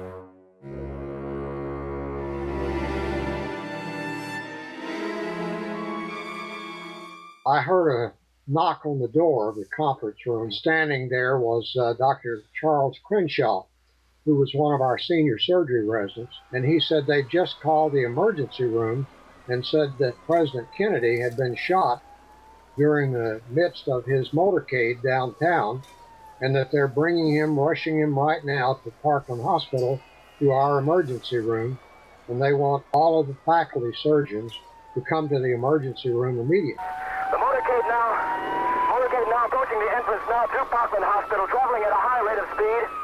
Already police cars converging on Parkland from every angle, from every point. The president's wife, Jackie Kennedy, was not hurt. She walked into the hospital at her husband's stretcher side. With that, the elevator door came open, and there, sitting on a folding chair outside of Trauma Room 1, was Mrs. Kennedy in her bloody clothing. And just now, we've received reports here at Parkland, the president was hit in the head. That's an unconfirmed report that the president was hit in the head. I went into Trauma Room 1, and as I opened the door, the thing that struck me immediately was the terrible appearance of the president, who was lying underneath an operating room light on a gurney in Trauma Room 1 with his face toward the door and the light in his face. And his head was completely covered in blood. And he was attached to a respirator through an endotracheal tube that had been placed into his trachea immediately as he entered the emergency room light, and also to an electrocardiographic monitor. And so that's what I saw immediately. And I was horrified, of course, by that. But I was also simultaneously gratified in that I saw I was not by myself, that Dr. Perry and Dr. Baxter, my 2 associates on the faculty, had arrived in Trauma Room 1 immediately before I did. And they had just placed a sterile surgical drape on the president's neck, where there was a small wound in the lower right-hand portion of his neck. And they had just begun making a transverse, a straight across incision in his neck as I walked into the door. And as I walked by the gurney, on the left side of the gurney, Dr. Perry, who was starting to make the incision, dropped his scalpel and leaned over and picked up what's called an Army-Navy retractor off the surgical tray and handed it to me as I walked by. And he said, "Bob, would you go and stand at the head of the gurney and lean over the president's head and hold the retractor in this incision we're making so we can see," as he and Dr. Baxter were doing that exploration of that wound. And so that put me in a position immediately above the president's head, about probably 16 to 18 inches above the horrendous wound in the back of the head, that I could look down into and into the inside of his skull from where I stood. So that gave me the best and the worst view of the wound of anybody in Trauma Room 1.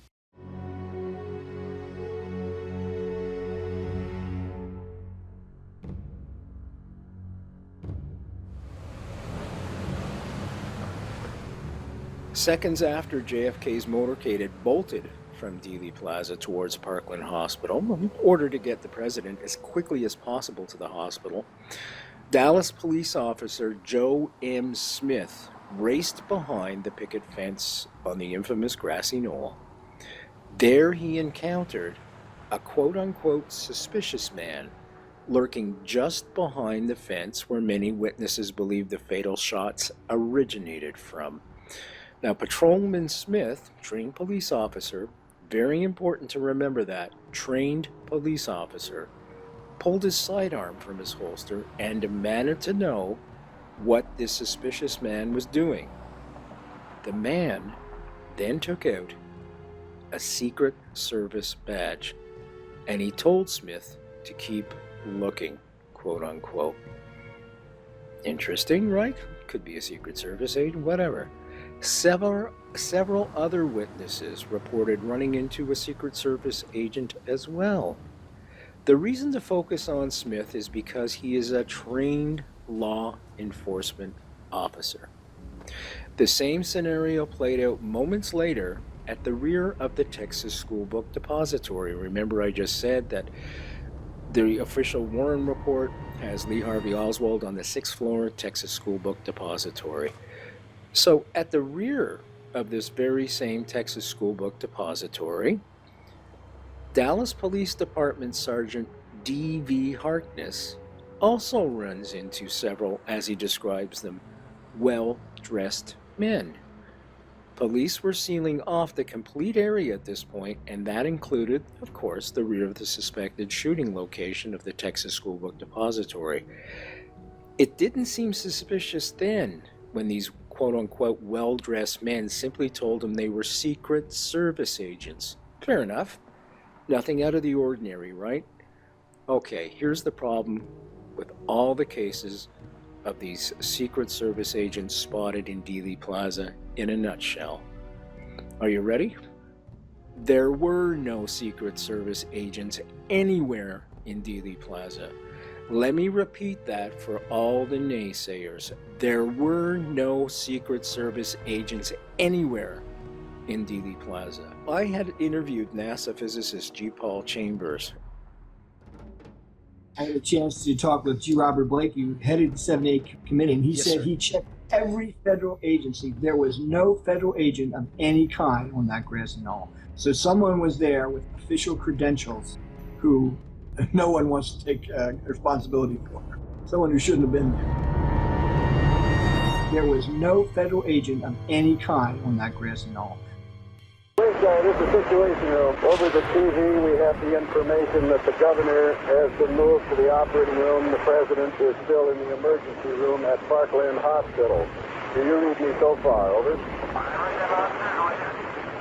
Considering the number of enemies that he had in the military and intelligence circles in the United States, Lord knows they had reasons to get rid of him. They had opportunities to have access to arms, to reach out to the kinds of weird and confused individuals who can be recruited for that kind of work.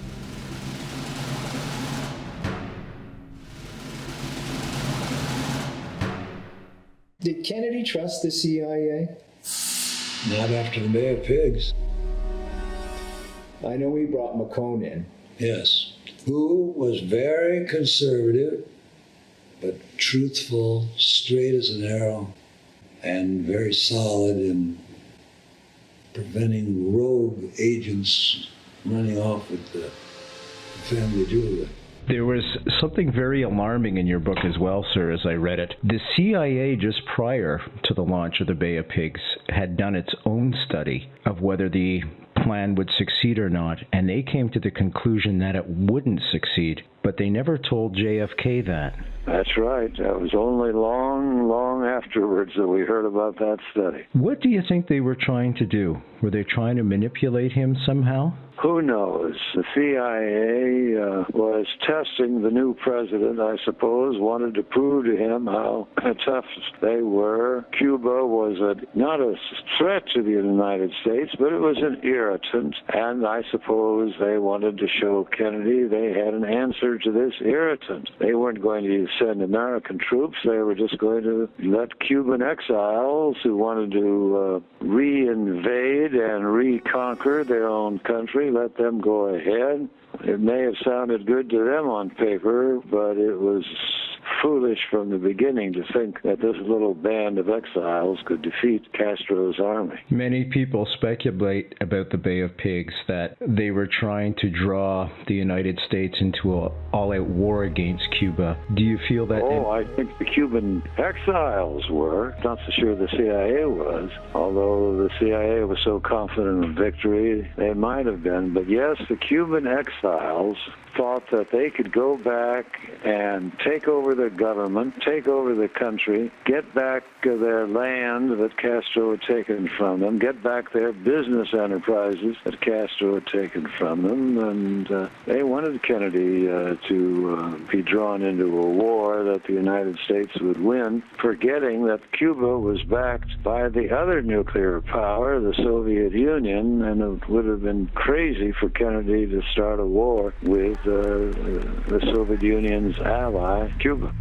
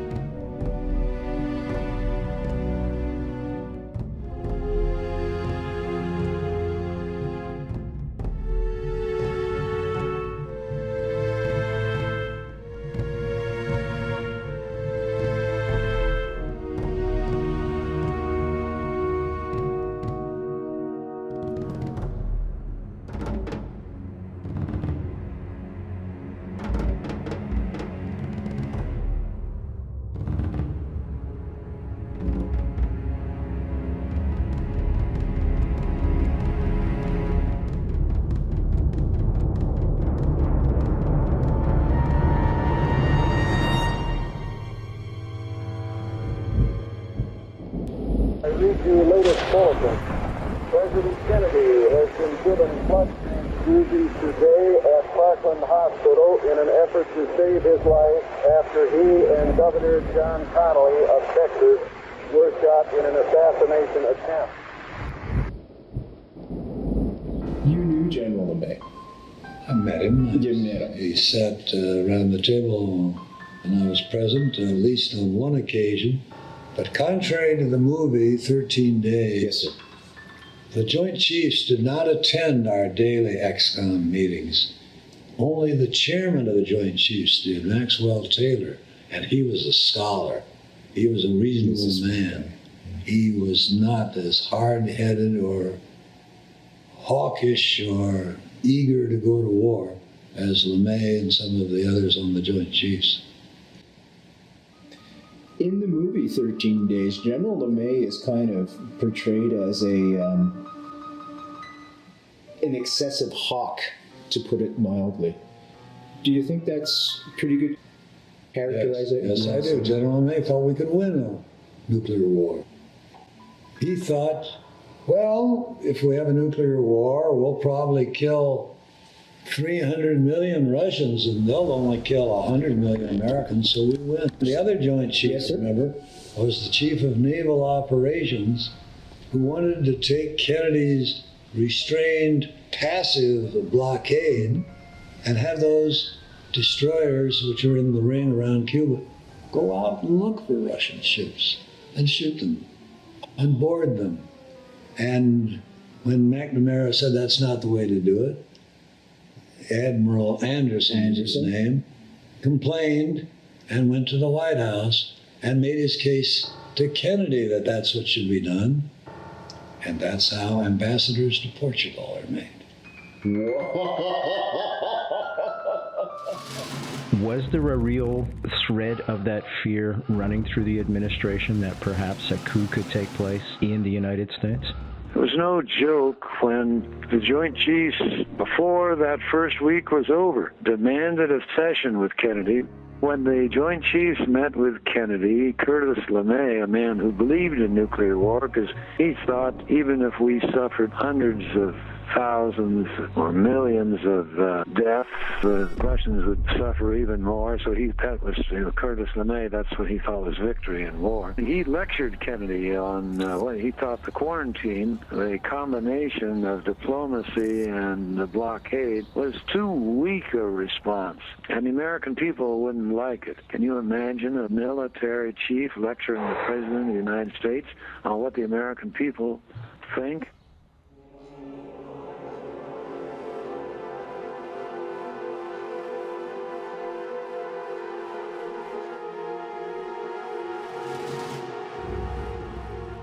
I think that a blockade and political talk would be considered by a lot of our friends and neutrals as being a pretty weak response to this, and I'm sure a lot of our own citizens would feel that way too. In other words, you're in a pretty bad fix at the present time. You're in a pretty bad fix.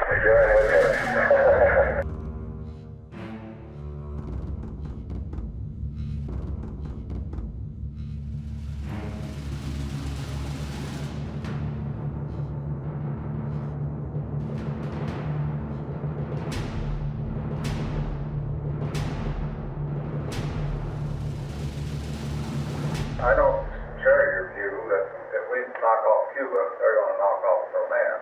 If we don't do anything to Cuba, then they're going to push on Berlin, and push real hard, because they got us on the run. If we take military action against Cuba, what do you think their reprisal would be? I don't think they're going to make any reprisal. If we tell them that the Berlin situation is just like it's always been, if they make a move, we're going to fight. So I see no other solution. This is almost as bad as the appeasement of Munich. But I just don't see any other solution except direct military intervention right now. When Kennedy finally left that meeting and went out into the hall, he ran into me and he was upset, and he said to me, bear in mind, this is just the Friday the 19th. He said to me, he pointed to that room and said they're all getting things in worse shape, and he said to me, you and Bobby have got to get this finished soon. But turned out that he left his tape recorder going when he left the room, and we have recorded for history, and what LeMay and the Marine Commandant, David Shoup, and some others had to say with Kennedy out of the room was pretty close to treasonous and blasting him. And I'm told that when Khrushchev finally pulled the missiles out of Cuba without the United States firing a shot, not only was Castro upset that he hadn't been consulted, but the Joint Chiefs were upset that they didn't have their chance for a war. You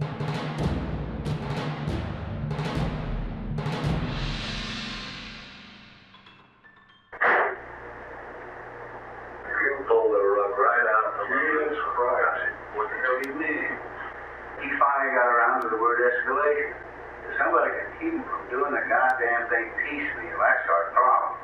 You go in and freak around with a missile, you're screwed. You go in and freak around with a little else, you're screwed. That's right. You're screwed.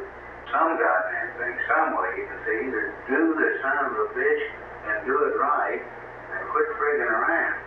Sir, when you submitted the letter, I gave it to JFK, who approved it, and he and Secretary of State gave Bobby instructions to accompany delivery of the letter with 2 oral messages. Number 1, time is short. We're making this letter in a positive way, agreeing more or less with Khrushchev's letter, so this should end it, and we better end it fast, because you never know when the hawks will rise. President's in charge of government, but we don't want the hawks to take over and start bombing and invading by Tuesday. This is Saturday. The other message was we can't, in a matter of a few days, persuade NATO to, which acts by unanimous consent. We can't get that by Tuesday to pull out the missiles in Turkey. But because the President of the United States had previously decided to take those missiles out of Turkey, we're not going to do it at the point of a gun, or nobody will have any confidence in us after that. Well, Mr. Khrushchev, if it makes him feel better, can be assured that it will be done in a matter of months if we can just get this crisis finished. So Bobby went to Durbin with the letter and with those two messages, and I woke up the next morning and turned on my radio, and Khrushchev was taking the missiles out.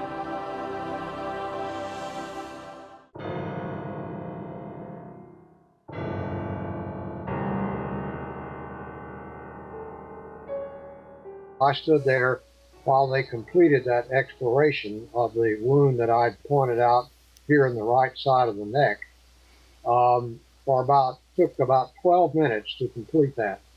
And as they were completing that and saw that there was no damage to the internal jugular vein or the carotid artery, which is what they were looking for, and had put a tracheostomy tube in to replace the endotracheal tube, Dr. Clark, our neurosurgeon who had entered the room, had been standing by the electrocardiographic monitor, and he looked at it just as they were completing the exploration, and he said, "Mac, you can stop now," to Dr. Perry. "He's gone," because he had just flatlined on the electrocardiographic monitor. Just a moment. We have a bulletin coming in. We now switch you directly to Parkland Hospital. The President of the United States is dead. This is Situation Room, relay following to Wayside. We have report quoting Mr. Kilduff in Dallas that the President is dead, that he died about 35 minutes ago. Do you have that, over? The President is dead, is that correct? That is correct. That is correct.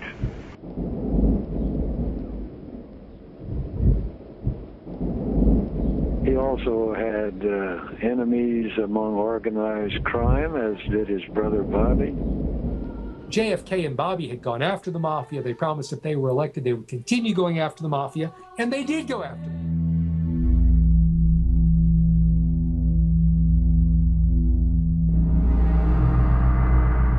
As it turns out, the FBI got Carlos Marcello's confession to JFK's assassination back in 1985.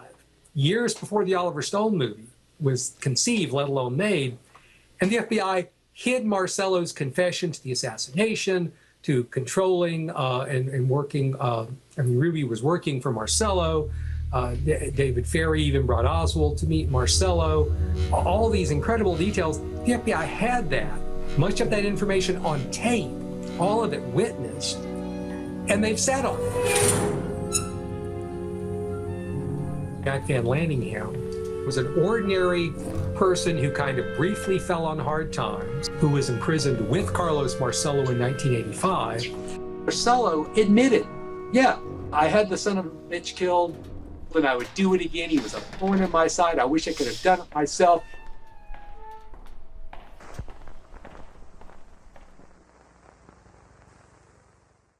A major accomplishment of the Senate during the past year and a half has been the ferreting out of racketeers, hoodlums, and management-hired union busters who have infiltrated the union movement. You borrowed the money in such and such a year and repaid the money in such and such a year. Now, when did your accountant make this study? When did he make it? Yes. Did you just make it? The last few months? That's right. Last few days. The last few days he made this determination. And you can't tell us who he talked to besides you, Mr. Hoffa, and the other gentleman who Well, I think you'll have to ask him, Senator. Your accountant? I'm asking you. You're the one who made the report to the committee about what your accountant found, and now we find that there are no records. Many people don't realize, and they forget, or they never knew, that JFK and Bobby made their reputations by going after the Mafia in the 1950s. They went after the head of the Teamsters, Jimmy Hoffa. Hoffa was very corrupt and took a lot of money from the Teamsters, essentially let the Mafia use the Teamsters' huge pension fund as its piggy bank, and that financed a lot of the Mafia building and casinos in Las Vegas. Only Jimmy Hoffa can rejoice at his continued good luck. Honest union members and the general public can only regard it as a tragedy. Constructive labor legislation, however, for the reform of this general area will be brought again to the Congress next year. In the meantime, those who defeated this bill will bear a heavy responsibility for the racketeering that will continue to go on unchecked. As soon as JFK became president, very short time afterwards, and his brother Bobby was appointed Attorney General, INS, needed to make up for what they had not done, the Immigration Service. And so, with Bobby's blessing, when Marcello went for his monthly meeting as a green card, alien, he was then arrested, taken, not dumped in the jungle, taken to the airport. Marcello lived in style in Guatemala. He had the fake birth certificate, but then the publicity in Guatemala became overwhelming, and so he had to be kicked out of Guatemala. So he was escorted to the border. The other countries didn't want to take him, and so Marcello did wind up trudging through the jungle in his $200 Gucci loafers with his only with his attorney, and if you can imagine, the most powerful godfather in America reduced to trudging through the jungle, fearing for his life, and swearing all the time eternal vengeance against the Kennedys that had done this to him. And that's what would bring us to Dallas later. The assassination wasn't a Dallas thing. They were going to kill JFK in Chicago 3 weeks before Dallas. Entire trip and motorcade canceled. They were going to kill him in Tampa, Florida, 4 days before Dallas, when JFK went ahead with the motorcade. Same plan, same people, different patsies each city: Chicago, Tampa, Dallas. But so, it wasn't like a Dallas thing, the assassination.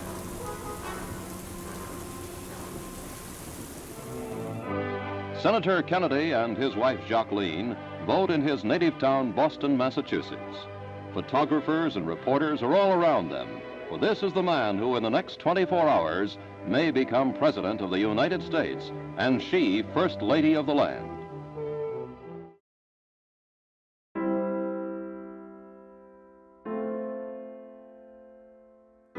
Any Democratic American candidate, whether it's JFK or Barack Obama, needs Mafia help to carry Chicago is just pretty ludicrous. And more than that, historians have actually looked at the precinct level, including the precincts in question, and have just showed that, based on the votes for other candidates and that sort of thing in other races, that there was no fixing of the vote in Chicago. Now, it was a very close election. Richard Nixon could have decisively won that election if Nixon had spoken out on the arrest of Martin Luther King Jr.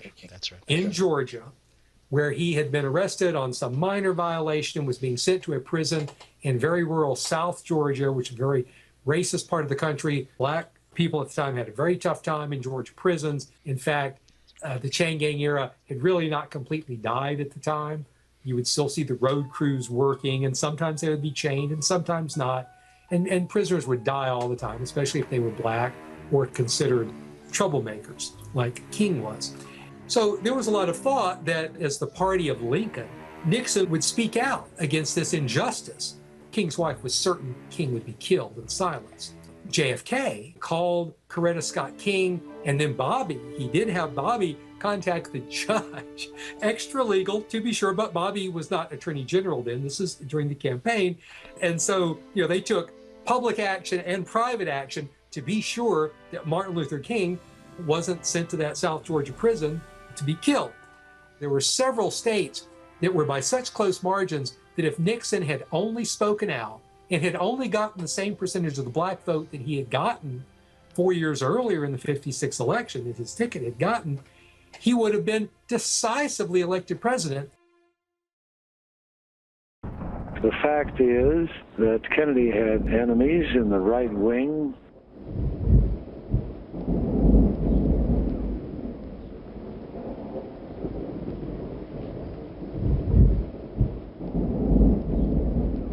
Joseph Miltier had inherited some money, professional racist, a very sharp guy who liked to make money off of his racism.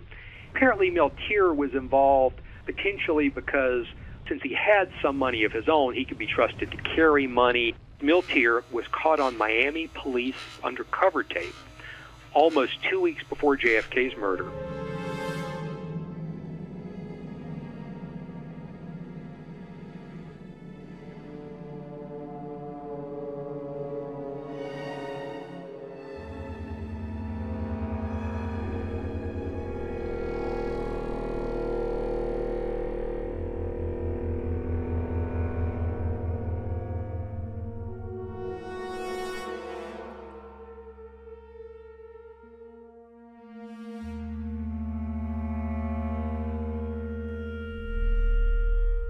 Coming here, they're going to 18 or something like that to make some kind of speech. Nobody got it. It's more easy it is to get him. Well, how the hell do you figure the best way would be to get him? Coming off this building with a high margin rifle. You think he knows his belongings? Sure he is. Sure he is. And they're going to really try to kill him for that play. Getting this Kennedy, I'll tell you, it's going to be a hard proposition. The Secret Service, they have a couple of all the buildings. They're going to take it up there in pieces. Assemble it, take it up in pieces. All those guns coming out now, and you can take them apart. They'll pick up somebody within an hour of that. They'll throw the public off.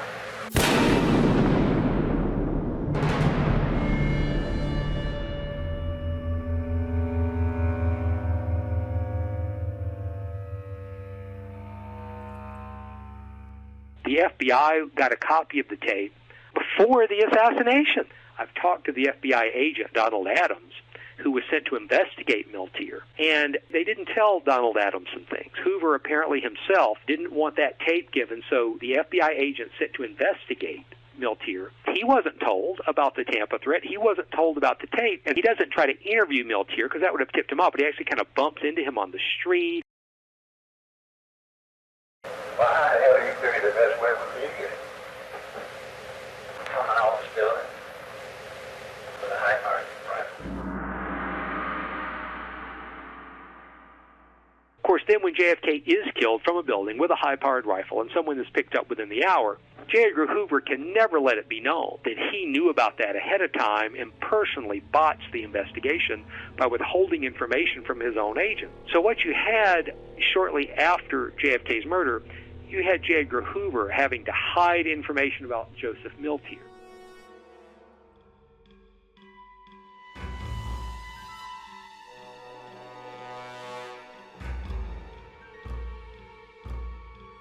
We got the information directly from Dave Powers when he was the head of the JFK Presidential Library in Boston. We arranged for Tom to have a private sit-down with him. Tom, went into the office and Powers pointed to a rocking chair, and Tom sat down in this nice rocking chair with a presidential emblem, and Dave Powers said, that's one of JFK's rocking chairs from the White House. But Tom was just stunned when Powers started telling him about seeing the shots from the knoll.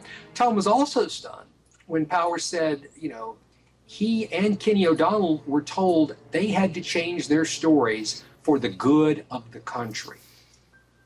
And Powers said he did not know what that meant at the time, but it was made clear to him this was national security, it was for the good of the country. And it was really not until Tom sat down to talk with Dave Powers all those years later, I believe it was 1990, that Powers finally realized why it was for the good of the country and why to prevent World War III, just 1 year after the Cuban Missile Crisis, he had to basically lie about what he saw. Now, again, if people should wonder, well, why should we really believe Lamar Waldron and Tom Hartman?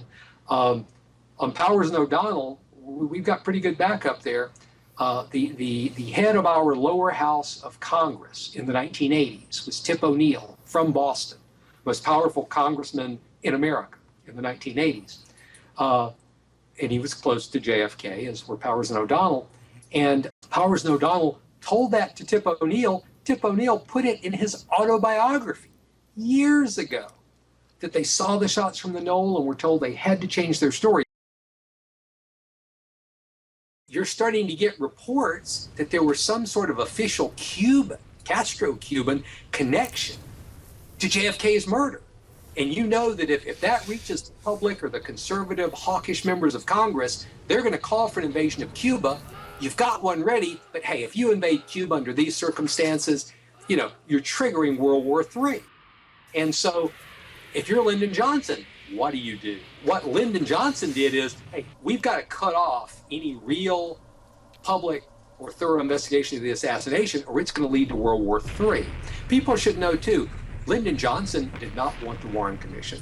J. Edgar Hoover did not want the Warren Commission. Hoover and LBJ were friends. They wanted to do the investigation themselves. You know who wanted the Warren Commission? Bobby Kennedy's associates. They're the ones who wanted the Warren Commission. Dick? Yes? I wanted you to know that I made that announcement. May I read it to you? The President announced that he is appointing a special commission to study and report upon all the facts and circumstances relating to the assassination of the late President John F. Kennedy.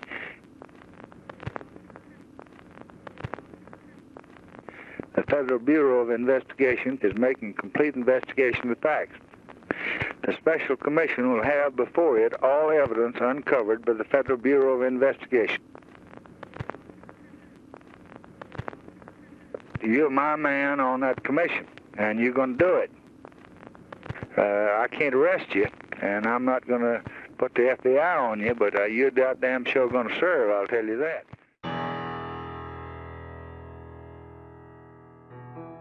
It's really important for people to understand that there were several locations that shots were being fired from.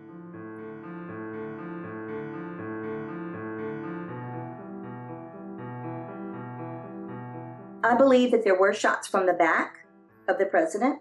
I believe that there were shots from the front. I believe that there were two locations from the front. One was the grassy knoll, and the other, the location that the fatal headshot came from, which is not the grassy knoll. I received over 3,600 real-time hours of specialized training in just the field of forensics, and was awarded the certification of senior crime scene analyst. I definitely could take the training that I had on working homicides, which was almost exclusively what I did, and translate that information to the Kennedy assassination. I think it was in maybe David Lipton's book that had a picture of frame 313 that has the blood spatter. I walked over and just looked at it. I said, oh, okay, that's back spatter. That's blood that goes from the entry wound, is projected back towards the direction the force was traveling from. In other words, it goes back towards the shooter. Like most people, when you think about the shots from the right and from the front, what's the front? Where's the front? The front is not the grassy knoll. So if you don't know where the front is, then you don't know where the shot came from. Normally when you do trajectory analysis to determine where the shot came from, you would start with the entry point, because you're at an autopsy, there's an x-ray, here's a hole, there's a hole, you line the two holes up, or the pathologist puts a dowel at autopsy through the head. They can measure that exact angle as it's traveling through the head, and that gives them a trajectory. The problem is, we don't have a specific point. We don't have an autopsy with a little dowel measuring the angle of impact. What we have is a big area in the front and a big area in the back.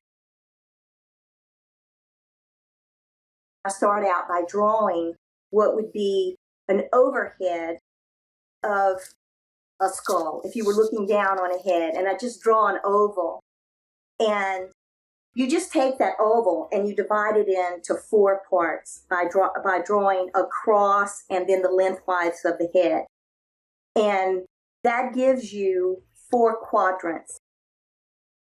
And so what I did is I made that entire front quadrant the entry, and in the entire rear quadrant, the exit. So imagine that it's coming in just to the side on the forehead as you're looking down, right here, okay, and that it's traveling back to come out right behind the ear. That would give you one trajectory line.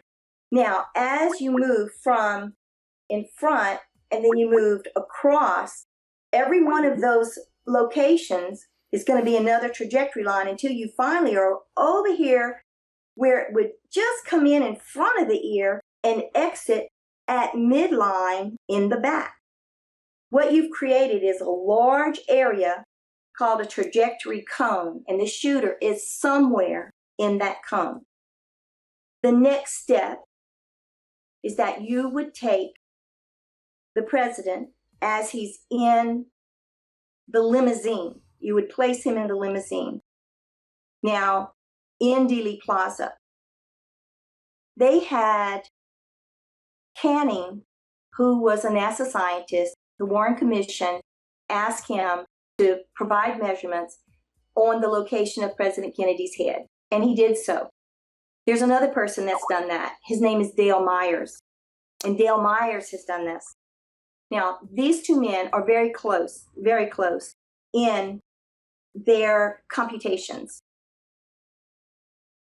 So they measured how much is the head tilted down, how much is the head tilted to the side, and how much is the head turned from profile as reference to Zapruder.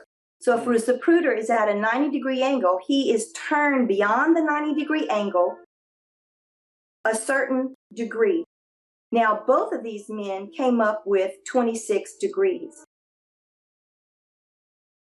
So if you take a compass, a protractor, you can put this down on a map of Dealey Plaza. You can measure that angle at 90 degrees plus another 26 degrees, and you have now indicated on your graphic the direction the president is facing. He's looking down and his body is tilted. He's over 26 degrees. If you were to straighten him up, he would be looking 26 degrees from profile to Zapruder. Now, 26 degrees beyond Zapruder makes him looking at the south corner of the triple overpass. That trajectory cone can then be placed within Dealey Plaza to determine where the shooter could be. Now, beyond that, you're going to have injury to the other quadrants of the head. So we know that we're restricted to that field, that angle, those trajectories. So you limit yourself mathematically to a certain range that the shooter can be within. And if you step outside of it, then you're going to have injury to another part of the head. So I did that, and the grassy knoll is not within that area. Not within that area. That eliminates the grassy knoll as being the originator for the fatal headshot. But here's why a shot from the front is going to create a back and to the left.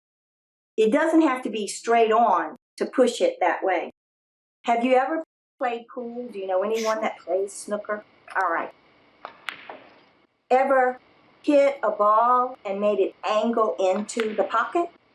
Because When you have a round surface and you strike that round surface, it creates a momentum that is angular. And so it goes forward or with the force, but it also angles away from the direction that the force is traveling from. So if you've ever played pool, then you already know why it went back and to the left, although the shot was coming almost directly straight on from the front. I think that we definitely have enough shots to show that there's a conspiracy and that there were probably at least 3 shooters in the plaza that day firing shots. This is just like going to trial. My job, when I'm at a trial and I'm on the witness stand as an expert, is to educate the jury, give them the information that I have, and let them come to a conclusion. I tell them my expert conclusion. They can disagree or they can agree. It is up to them. And if I want them to agree, then I need to give them a persuasive argument with a clear understanding of how I reached my decision. So that is all I can hope to do. It's okay if people disagree with me. I have no problem with that. I'm happy that anyone brings any kind of focus to this, because I think that the people that hear the contradictory information are going to want to find out for themselves. Why are these 2 experts not agreeing? And look into it a little more. Well, absolutely, the magic bullet is ridiculous. I mean, bullets do not behave the way that they're saying that they want it to behave. And of course, the person saying that was a politician, had no forensic training, had absolutely no idea how bullets react, and hoped that the general public that also had no training would just accept that. Of course, we know that it didn't fly. And I think people are a lot smarter sometimes than politicians give them credit for. The Dallas Police Department did what they could. I think in some places they could have done better. I think that in some places they might not have adhered to their own written standards. I think when it was taken away from them and the FBI did it, the FBI had the mindset that Dallas PD did, and that was, we already have the person that's done it. Minimal work has to be done to prove this. There's not any question in anybody's mind. Everything looked like it was tied together. The Warren Commission had an answer, and they wanted validation, just like you said. They wanted things that would prove them right. And I think that's what they looked at, and that they didn't look at things that would cloud the issue for them. If Oswald had lived and there had been a trial, things may be a little different, because I do believe that at trial, whoever was running that trial would have wanted the loose ends tied up. And that would have meant more information would have come to the forefront. I think when he was killed, it changed the scope and the way they were looking at that particular investigation. My husband had made friends and worked with a man who was retired as a military sniper. And he was at our home one evening and had no idea what my background was. As far as he was concerned, I was a housewife. So he started talking about his life as a sniper, because that was his life work. So I told him, what if I would want to shoot someone, but I want to blame it on somebody else? I don't want for them to be constantly looking for me. I want to make sure somebody else gets the blame for it. He said, well, if you're going to shoot them and you want to blame it on someone else, you're going to have to make some plans about when is the person accessible. And I said, I can do it outside, because I have a place where I know that they will be, and they'll be outside. So he said, well, you would probably need 3 people. Think of it as a triangle. You put one person at each point. One point would be you shooting the person. Then one point would be the person you want to blame. And then another point would be the distraction. Because when you are a sniper, there are 4 really important things that you have to remember. You have to do one shot, one kill. That's what he said. He said, you need to know that you can do the job. You need to know that there's concealment or some way that you are not going to be noticed, that people are not going to see you. You have to be able to get away. And the way that you can do that is you have someone that creates a distraction. Everybody looks that way, and then you shoot, and they don't see you. In the midst of explaining all of this to me, he suddenly stops and looks at me and says, "You're talking about the Kennedy assassination, aren't you?" Oh, man. And suddenly he said that, and I was, "How did you know?" "We talk. We talk." That's the only thing he said. Well, years later, I had an opportunity to speak with Craig Roberts. Craig Roberts wrote One Shot, One Kill, the book. He was also a sniper. So he came to me and says, "Would you like to go to Dealey Plaza with me?" So we go to Dealey Plaza. He walks on the other side. He walks around, and he stops at this particular point. Craig Roberts stops at the exact same spot, turns and says, "If I were going to do it, this is where I would have been." It was just so nice to have him validate that same spot. Well, if it was the best place for him then, it was probably the best place for the shooter in 1963.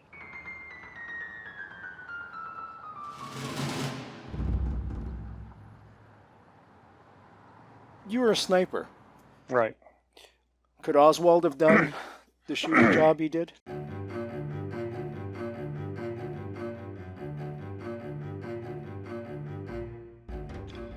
You know, we get asked that, or I get asked that question a lot. Sure. Let's put it this way. I would not put myself, if I was by myself going to shoot anybody, I would not put myself in that position up 60, 70 feet up in the air, shooting at an angle. The hardest shot for a sniper or anybody to hunter is to shoot from high to low. There's too many variables.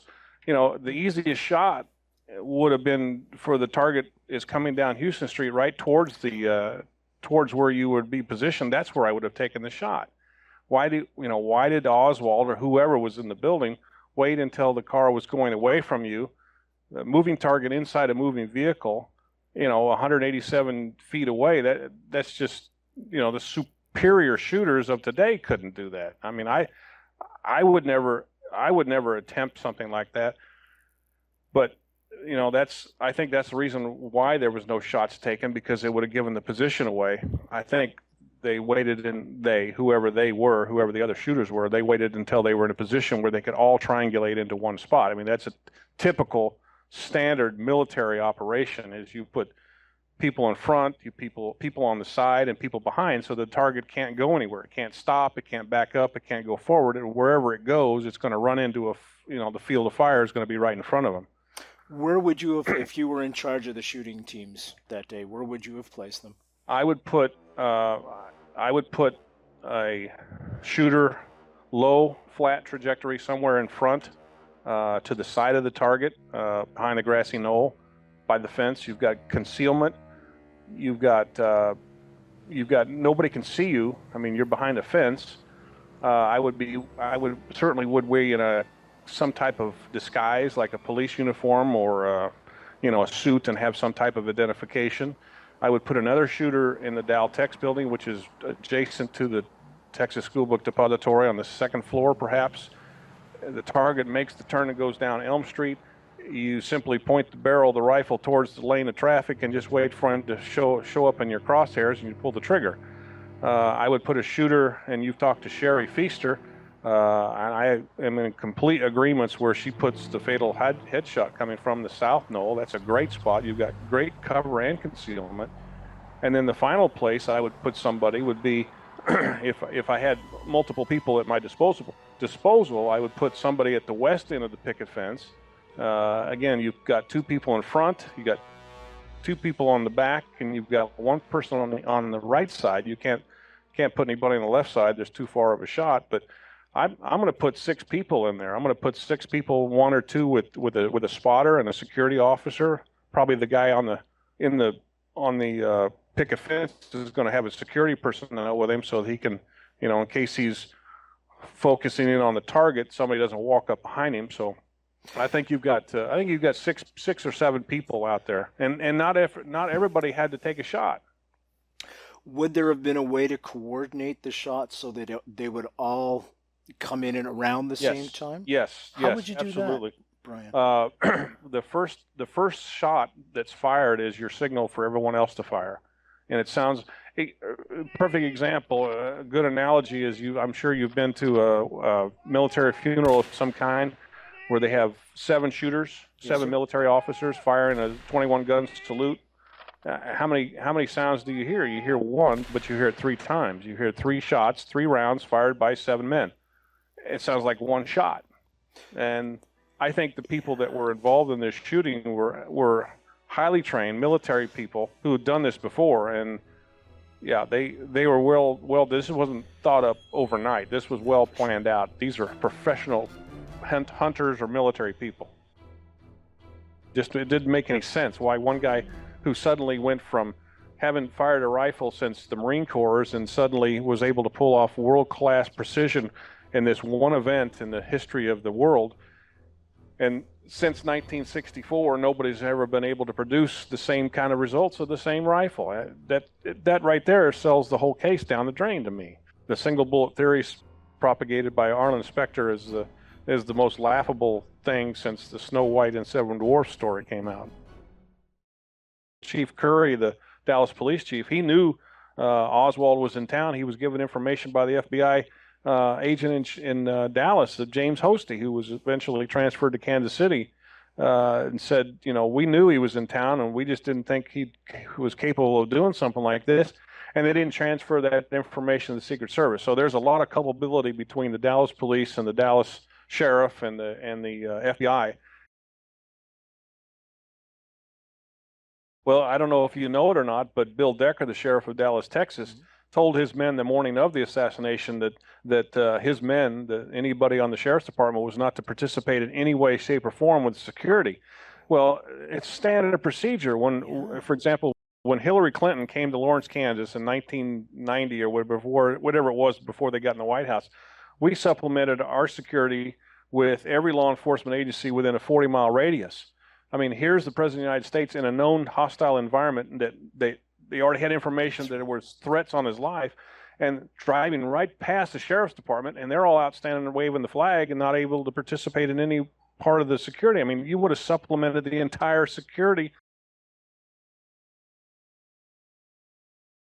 We've interviewed Jim Lavelle many times, and he's a great old guy, but I asked him in front of 1,000 people one day at one of the assassination conferences in Dallas, and I said, we understand through the stories that you didn't keep records of anybody, and nobody kept records of Oswald's interrogation. And he said, point blank, he said, that's right, we didn't keep notes. What do you mean you didn't take any notes? Now, here's the most important prisoner you ever had in your entire career, and you didn't take notes of what he said.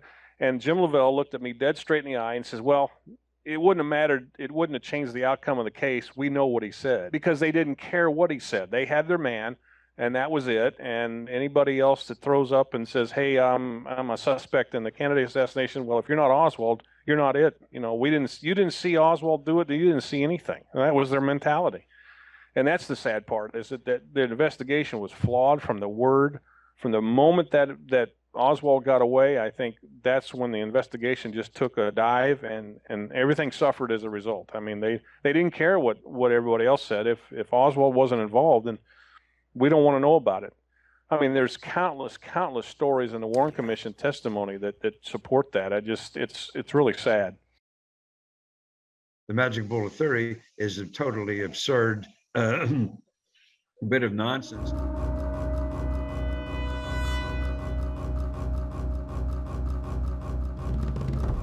The bullet then entering his back, exiting from the front of his neck, and then turning in midair about 18-20 inches, going back from left to right to turn and strike Connolly behind the right armpit, right posterior axillary area, as it is called in medical terms, moving downward through the right lung, piercing the right lung, destroying 4 inches of the right fifth rib, exiting from below nipple level, coming out, and then hooking back up and around to go into the back of Connolly's distal forearm, the proximal portion of the wrist, exiting from the wrist after breaking the radius, a large bone and a 6'4" Texan like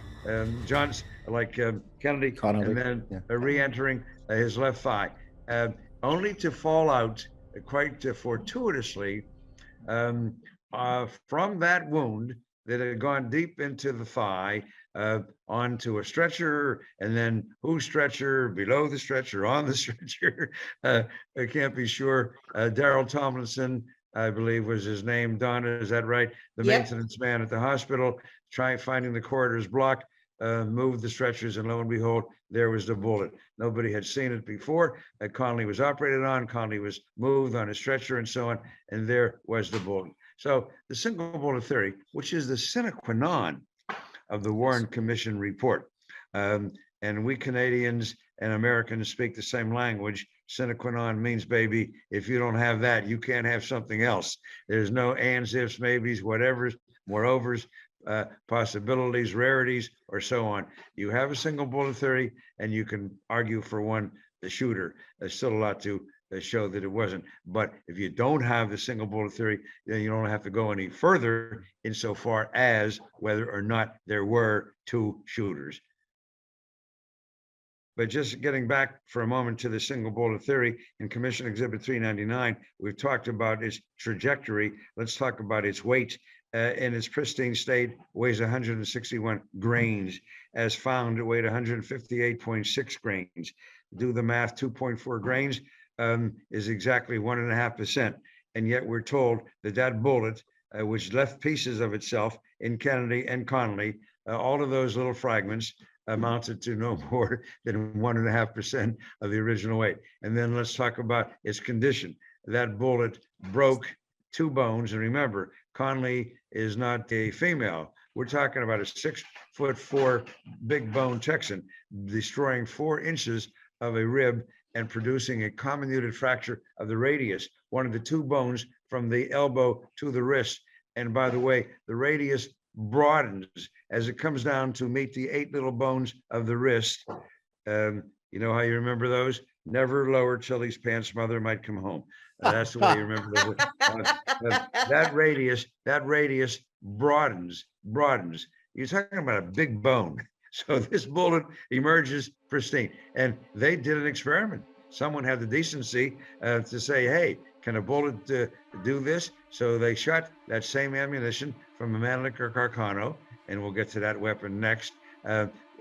Shot that ammunition into cotton wadding, striking nothing. Shot through a goat carcass, breaking a rib to simulate Connolly's rib fracture. Shot through Kennedy's forearm to simulate Kennedy's radial fracture. And you should see that picture. The bullet at the far right is a bullet that broke a radius. The second bullet from the right is the bullet that broke a rib of a goat. And then the two bullets together toward the left a little bit went into cotton wadding. And then over at the far left, in its pristine grandeur, the hero of the Warren Commission report, Commission Exhibit 399, the magic bullet. The shot that really was the fatal shot came from the front, I believe, from behind the picket fence on the grassy knoll. That's the shot that entered in the right parietal temporal area and then moved backwards. And studies have been done. They've shown radiologically how the deposition of the fragments, the tiny fragments of the bullet, become more dense as that bullet then traversed and moved backward. And so you have that, and then you do have the shot from the rear that struck him in the back, and I think there was another shot that hit him in the back of the head. So I think that 3 shots struck the president. I called and spoke with Audrey Bell, who was the head nurse. Right. And she was very nice. And she told me that fragments of the bullet had been given by the operating surgeons to her to convey to the FBI. And she did that. And, she didn't measure or weigh them, but, there alone, you had fragments that certainly would have exceeded 1.5% of that bullet. Incredible. And while we're on the whole business of the gunshot, talk about the alleged murder weapon of Manic Carcano, considered by every long gun expert that I've ever spoken to. And there are a lot of them around here in our country, as you know. It's a joke. They can, it's considered to be the most inferior weapon of its genre developed anywhere in the world. And nowhere is it a bigger joke than in Italy, the country where it was developed. It was called an instrument of love, not a weapon of war.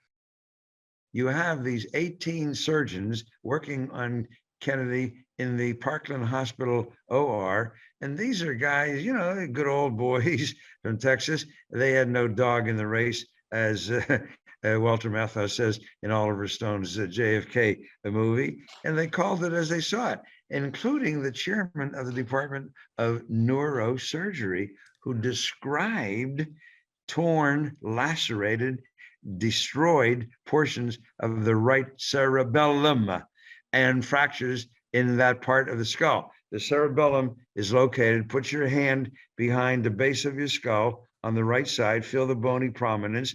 If you could go in on a straight line, that's where you would encounter the cerebellum, okay? And yet in the autopsy by these two comedians, Humes and Boswell, we got to talk about them, the cerebellum is intact and the skull and the occipital region is intact, okay? Now, whom do you believe? You believe those Texas surgeons, or do you believe Humes and Boswell, two military pathologists and who are there with 4-star admirals and generals in the autopsy room and who had never done a single gunshot wound autopsy in their entire professional careers? Americans, everybody has to be told about this. It has to be pounded into their skulls. You believe the Warren Commission report, then you believe the single bullet theory. You believe in Humes and Boswell. You believe in the Manic Carcano. This is your burden, baby. You got to carry those big, heavy sacks on your back, okay? That's your burden. Unbelievable. I went in 1972 as the first non-government sponsored forensic pathologist to examine the autopsy materials. And I pointed out something that other people knew, but no one had ever said anything about. Page 1 story, August 24, 1972, New York Times, look it up, president's brain missing. And it remains missing to this day. And of course, the brain had been fixed in formalin. They did go back 2 weeks later, which is the proper thing to do. They got to get the consistency to harden to that of a hard-boiled egg, so you can slice it like you would a hard-boiled egg to make a salad. You can't examine it properly in the fresh state. It's like a thick viscous. It'll kind of flow a little bit from your hands, especially when it has been traumatized, as Kennedy's brain was. And they went back 2 weeks later, and you'll see, and look in the autopsy report, serial coronal sections side to side of the brain are not made in order to preserve the specimen. Preserve the specimen for Jackie Kennedy's mantelpiece, for his grandchildren, for whom? You're going to preserve the specimen for a museum? Unbelievable. And then the weight. Thank you, Brent, for bringing that up. Your brain as an adult male, mine, 1350, 1400, but the brain, which had lost significant portions, brain splattered. So the brain in its fixed state weighed 1,500 grams. You don't have a 1,500 gram brain. When you have an intact brain that is swollen and edematous, somebody is living for a while and the brain swells, not getting enough oxygen, yes, it can reach that weight. When you have a brain that is not fixed, was not edematous, and has lost portions of itself, 1,500, unbelievable. We asked one of the Secret Service agents about that, why they had happened to come to Parkland, because we had not had any previous notification of that. And they said that generally when they went on a trip with the president, they would find out where along the motorcade route the nearest hospital was, particularly looking for a university hospital that was associated with a medical school if possible. That's why they had identified Parkland which was associated with Southwestern Medical School.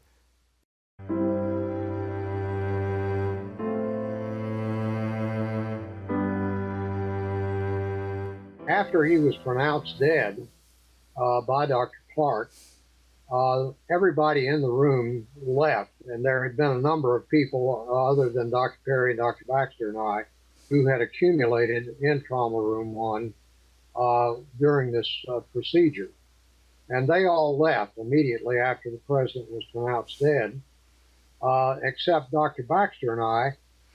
As the crowd was leaving the room, they pushed the gurney with the president on it so that Dr. Baxter and I were pushed against the wall by the gurney and had to wait for everybody else to get out.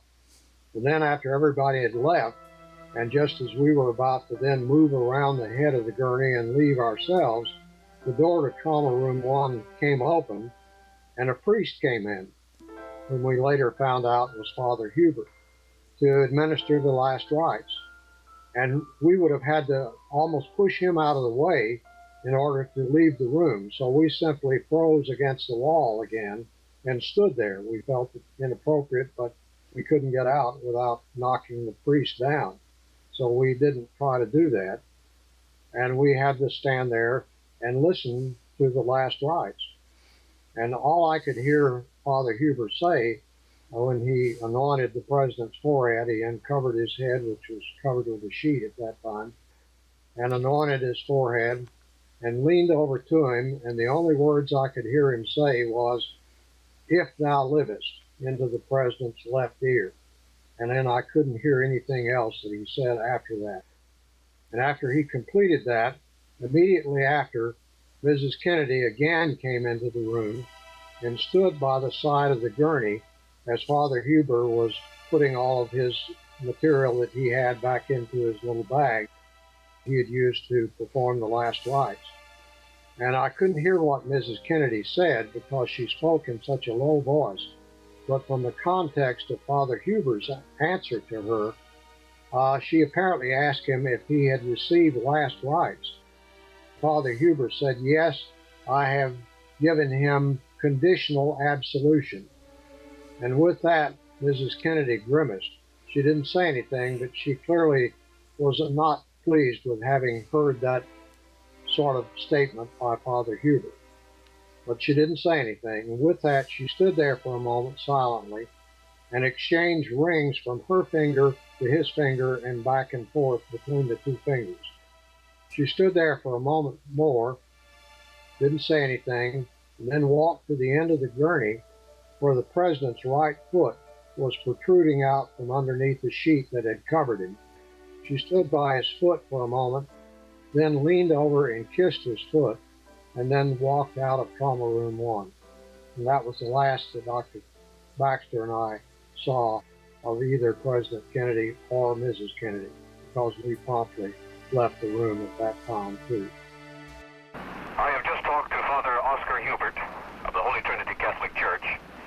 He and another priest tell me that the pair of men have just administered the last rites of the Catholic Church to President Kennedy.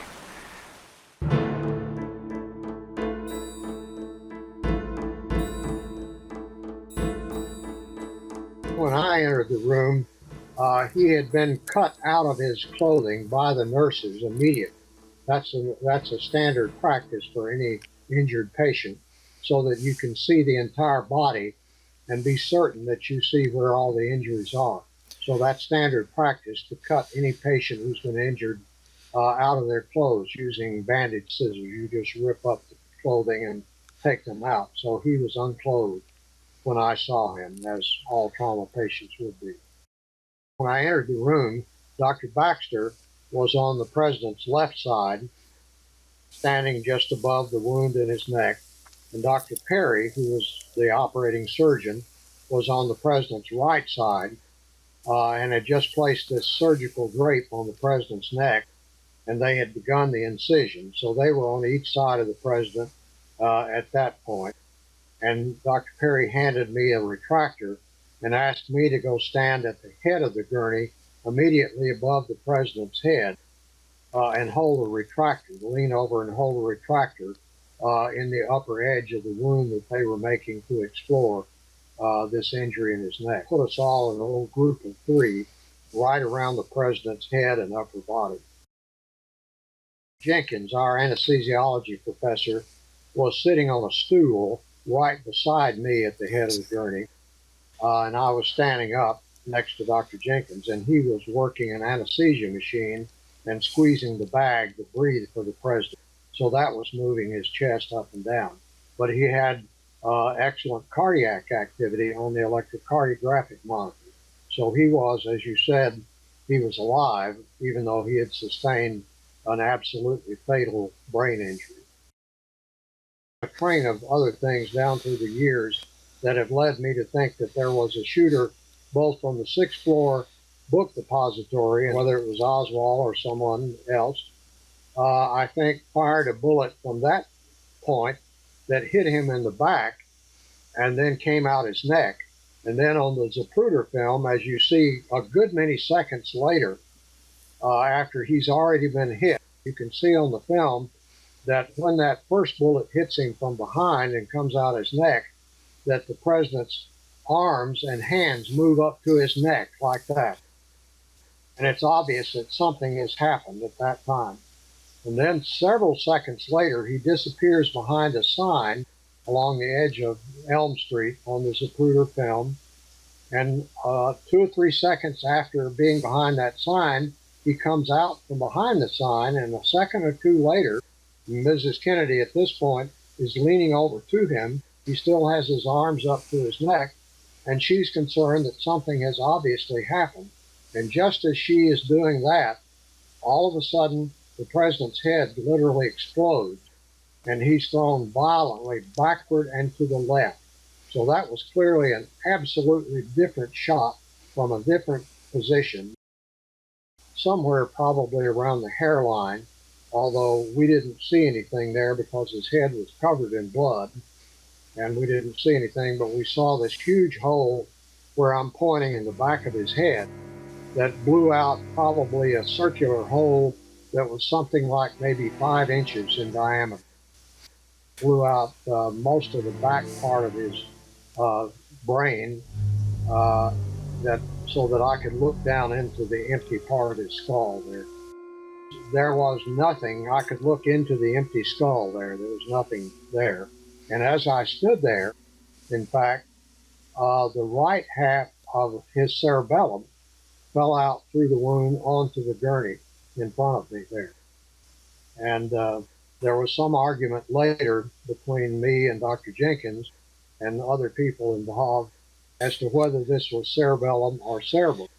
That's a significant point, I think, because if it's cerebellum, it means that the wound in the back of the head was farther back than some people have said, who have indicated that maybe it was in the back of the head, but in sort of the front part of the back of the head, whereby it would be unlikely that cerebellum would come out. Well, the cerebrum was gone.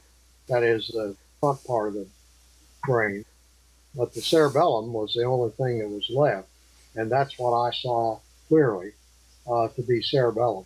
Although Dr. Jenkins changed his initial testimony in which he said it was cerebrum, and later said, well, maybe I was mistaken. It probably was cerebrum rather than cerebellum. He had initially said cerebellum. Only one kind of a discrepancy. The pictures that we saw that were 8 by 10 color pictures of the autopsy photos showed a large wound in the back of the head. But in one of the photos, they were what I thought pulling a flap of scalp up over this wound in order to show a wound in the back of the head, which we had not seen any other wound except this large gaping wound. I was later told by someone that, well, this was not a flap of scalp being pulled up on the back of the head. This was just the way the back of the head looked. And I, said to whoever I was talking to, well, that's not the way it looked, because there was a huge hole where that, what I thought was a flap of scalp being pulled up over that hole. So that was the only sort of inconsistent statement in that regard. We, first of all, did not see the bullet wound in his back in trauma room 1. The next day, I was in the office with Dr. Perry. We had an office together at the medical school. About 10 o'clock Saturday morning, Dr. Perry got a call from Dr. Boswell, one of the pathologists at the Naval Medical Hospital, who had done the postmortem on President Kennedy. And he wanted to ask Dr. Perry some questions about the exploration wound in the neck. And then he also asked Dr. Perry, and I could see what was being said or hear what was being said, not by hearing Dr. Boswell, but by hearing Dr. Perry's response and answer to his question. But Dr. Boswell apparently asked Dr. Perry, did we know that there was a wound in the president's back? And I heard Dr. Perry reply that no, we didn't, because we didn't think it was appropriate to do any further examination of the president after he had been pronounced dead. So we didn't turn him over and look at his back. Well, there was a wound in his, and he said it was high in the back, sort of in the middle, but over toward the right. But he didn't specify exactly to us or to Dr. Perry where that bullet was exactly as far as the height of the bullet. I do know where this bullet was in the front of his neck from what Dr. Perry told me. It was right here. And then I do also know from the Zapruder film that the president put his hands up to this hole, and that was when the first bullet hit him, most likely from the back, from the picket, from the book depository window, or from one of the windows in one of the buildings around there. Just before I came into the room, and after Dr. Jenkins had seated himself there by the anesthesia machine, Mrs. Kennedy came in, she said, and Dr. Jenkins told me this right after we had finished what we were doing in trauma room 1, and he said she was holding a large portion of the president's brain, and again, it was cerebrum, and handed it to Dr. Jenkins, and just walked out after that, after she had handed that large portion of brain to the president to Dr. Jenkins.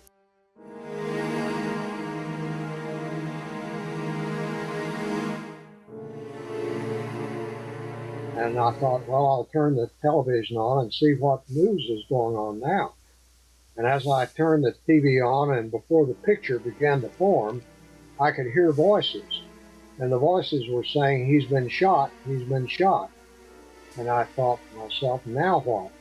And the picture formed, and I saw what everybody has seen many times, probably in various venues, the famous tableau of Ruby has just shot Oswald and he's slumping to the ground. And so, having just seen that, I walked to the foot of the stairway in my house and called up to my wife. I said, I'm going to have to skip lunch because I've got to go to Parkland. They've just shot Oswald. She said, who is Oswald? And I said, he's the man they say shot President Kennedy. Got in my car and drove as rapidly as I could toward Parkland. And on my way there, I saw Dr. Shire's car coming toward me in the opposite direction from Parkland. And we stopped along the side of the road, and we both found out that we had both found out the same piece of information about Oswald, and he turned his car around, and we both then sped out to Parkland. We got there probably about 30 minutes after Oswald had been shot. We stopped, parked our cars behind the emergency room, ran into the emergency room to trauma room 2, right across the hall from where the president had been treated, and looked inside, and that was a beehive of activity with all the residents and nurses in the emergency room working on Oswald, getting him transfused and ready for surgery. A fatal wound, but nevertheless it was potentially, and I underline potentially, salvageable. Unfortunately, what happened is that when he was walking toward Ruby, he saw him approaching with the pistol. And of course, there's also some evidence that he knew Mr. Ruby and that he recognized it. He saw him approaching with this gun, and as anybody would, he turned to try to avoid that. but that cost him his life in essence. Because when he turned, instead of the bullet going straight through from the front of his abdomen to the back, where it would have caused non-fatal bowel injuries, it instead coursed across, having come in sort of toward the upper left part of his abdomen. It went across the back part of his abdomen, the so-called retroperitoneum, and injured his vena cava and his aorta, the two main blood vessels in the body that carry blood to the upper and lower portions of the body, to and from the vein, vena cava, and the artery, the aorta. And that is really a fatal wound. In the great majority of cases, people bleed out on the site of the injury. But as luck would have it, the way the hematoma, that is the blood clot, formed around those injuries, he did not bleed out as they usually do. So we were able to open his abdomen, and Dr. Shires, who was doing that exploration, with Dr. Perry and I being the first and second assistants, was able to get clamps on those vessels after a period of probably 20 or 30 minutes from the time we got into his abdomen. We worked down through the clot and got the clamps on the vessel so that we could have controlled it. But at that time, he had had so much blood loss and so much injury to his heart muscle that he had a cardiac arrest at the moment. And Dr. Perry and I dropped out of the operation, and Dr. Perry opened his chest, and we took turns massaging Oswald's heart for probably about 30 minutes or so. And initially, it looked like maybe it was going to come back and begin beating again, but it stopped again, and then it got flabbier and flabbier until finally we gave up, and he was pronounced dead. The deputy sheriff, who was handcuffed to Oswald as he was being led out of the jail, and was standing beside him when he fell to the ground. And he told us as we came out after Oswald was pronounced dead, he was sitting out waiting to hear what was going on in the operating room. And so we came out and told him what had happened. And he then told us, he said, you know, when he was shot and slumped to the ground, I got down on all fours over his body and straddled him and put my face down in his. And I said, son, you're hurt real bad. Would you like to say anything to me now? And he said, Oswald opened his eyes very widely with that and looked up at him for long, several moments, like he was thinking about whether he was or was not going to say anything. And after those few moments, he said Oswald shook his head like that, real wide from side to side, like, no, he definitely did not want to say anything. And with that, he closed his eyes for the last time. Mr. Lovell said, I will believe to my dying day that he was about to say something pertinent about everything to me at that time, but then he thought better of it and shook his head. We have another report on the arrival of the body of the president. He's expected to arrive at Andrews Air Force Base at 6:05 p.m. That would put the president's body on a different plane than that carrying President Johnson, who has taken the oath of office, and Mrs. Johnson and Mrs. Jacqueline Kennedy. The three of them are in the forward compartment of the plane Air Force One, as we understand. So apparently two planes are being used, and the President Johnson and Mrs. Johnson and Mrs. Kennedy will arrive in Washington ahead of the president's body. And as we have been told, the Pentagon, the military officials of the United States, have taken charge of funeral plans and mourning period for the president in the District of Columbia, and it has already been determined that the body will lie in state in the rotunda of the Capitol, where so many prominent Americans have laid in the past.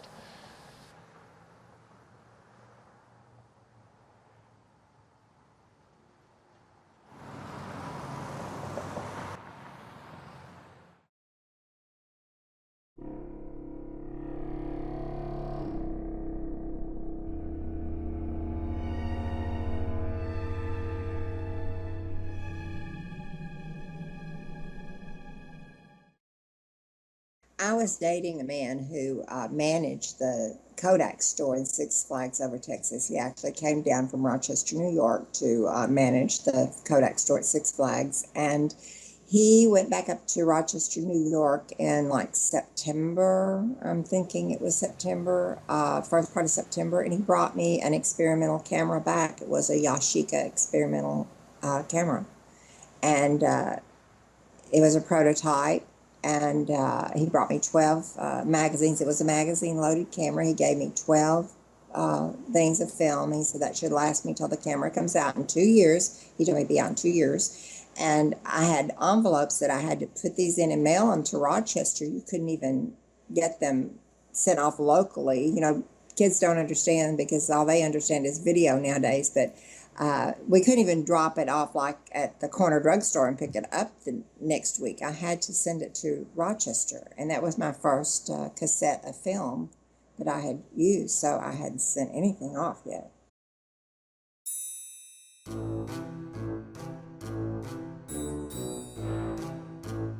It was a burlesque show, but all burlesque shows, like I didn't take my clothes off either. I tried it once, but the men started yelling, put it back on, so I figured that wasn't my calling to life.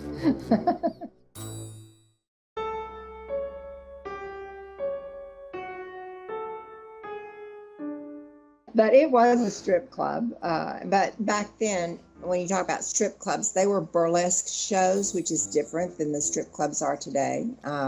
You see more on the beach now than you saw on the stage back in the 60s. And they all had an act, and it was men brought their wives. It was entertainment. Well, I was working at the Colony Club, which was separated only by a parking lot from Jack Ruby's club, the Carousel Club. And I started working down there at a very young age, very underage. And of course, I lied about my age. But anyway, I would catch the bus from Garland, Texas, and ride it in by myself to downtown Dallas, work at the Colony Club, go back home on the 12:30 bus. And one night I was walking down Akron Street, which is no longer a street if you've been to Dallas recently. And the Baker Hotel drugstore opened up onto Akron. And this man stepped out of the door and the doorway and scared the mud out of me. And it was Jack Ruby, and he introduced himself to me. And of course, he could tell that I was too young to be out that time of night by myself. And from that day forward, Jack Ruby walked me to the bus station every Friday and Saturday night. He was a rough guy when it came to men, you know, in handling arguments amongst the customers between men. But I never, ever knew Jack to be disrespectful to a female. Not ever. I mean, he would be foolish. I've heard people say that he beat his women. That would be stupid. They got up at night and took their clothes off. Are you going to pay to see a bruised up, battered up woman on stage? Of course not. He didn't beat his women. A couple of 3 weeks prior to the assassination, I had gone over to the club. All three of the clubs that I mentioned before staggered our shows so that the clientele could make all three clubs. And the Carousel had the last show at night. And I was supposed to go to a club that night that was open late called the Alabama Club to a party with Jada. And I went over, which was the headline dancer for Jack. And I went over to tell her I had a migraine and I wasn't going to go. When I walked in the club, I saw Jada. There was a table at the end of the runway, and I saw Jada sitting at the end of the table. There was a chair, and then Jack Ruby, and then a dark-haired man. And I made my way up to the table, and when I got there, Jack stood up and pulled my chair out like he always did. And just as I was being seated, he very nonchalantly said, "Hey, Bev, this is my friend Lee Oswald. He's with the CIA," pointing to the man on the other side of him. Well, I didn't know, at 17, I didn't know what the CIA was. At 65, I'm still not sure what they are. I looked at this gentleman. He seemed dark. He didn't seem to have a personality. He wasn't dressed very well. He wasn't poorly dressed, but he wasn't dressed in a suit and a tie. He didn't look like he had any money, so I didn't have anything to say to him. I directed my conversation to Jada. And that wasn't the only time I saw him in the club, though. Just a couple of 3 nights after that. And when I say a couple of 3 nights, don't pin me down because I don't remember the exact night. I walked in just in time to hear this same man that I'd been introduced to stand up and call Wally Weston and son communist, but he used a word before that. And Wally said, "Excuse me, what did you say?" He said, "I think you're an effing communist." And Wally just laid the mic down, hopped off the runway, and walked over there and cold-cocked him right in the mouth. And Jack Ruby came and grabbed him by his neck, and he said, "I told you not to come back in this club again," and pushed him out the door. And I did not realize that Wally had ever told anybody about that until I did the Geraldo show many years ago, and he played that segment that when he had interviewed Wally, and Wally told him about hitting Lee Oswald in the mouth. Jack didn't want me to film the assassination at all. The biggest fight we ever got into was the night before, and I went to a party with Jack at the Cabana Hotel. It was, I think, Pepsi Cola. That's right. And we were just there for a little while, and he knew that I was going to Fort Worth that night, not the Cellar Club, but it was another private party that I went to. And he said, "Well, what are you wearing? You're going to see the president tomorrow night." But he didn't call him the president. I said, "Yes, I am." And he said, "What are you wearing?" And I said, "Well, Jack, I'm going to wear what I have on." He said, "You're not wearing that dress I gave you to see that." Son of a And gun. we got, yeah, sort of.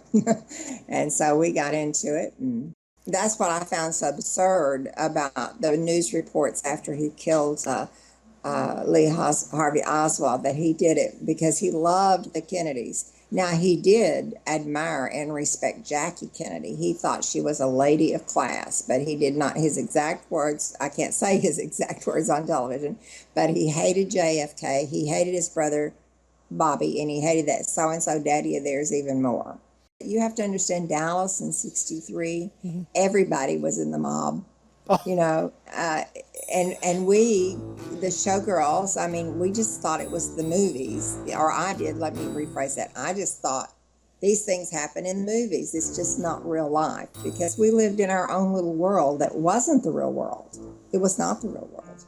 And so I just never gave the mob a second thought. I mean, there was always men coming in both clubs, all three clubs, the Theater Lounge, the Colony Club, and the Carousel Club, with bulges in their, you know, their coats and pockets, and, you know, guns were always being thrown under the table when the vice squad came in.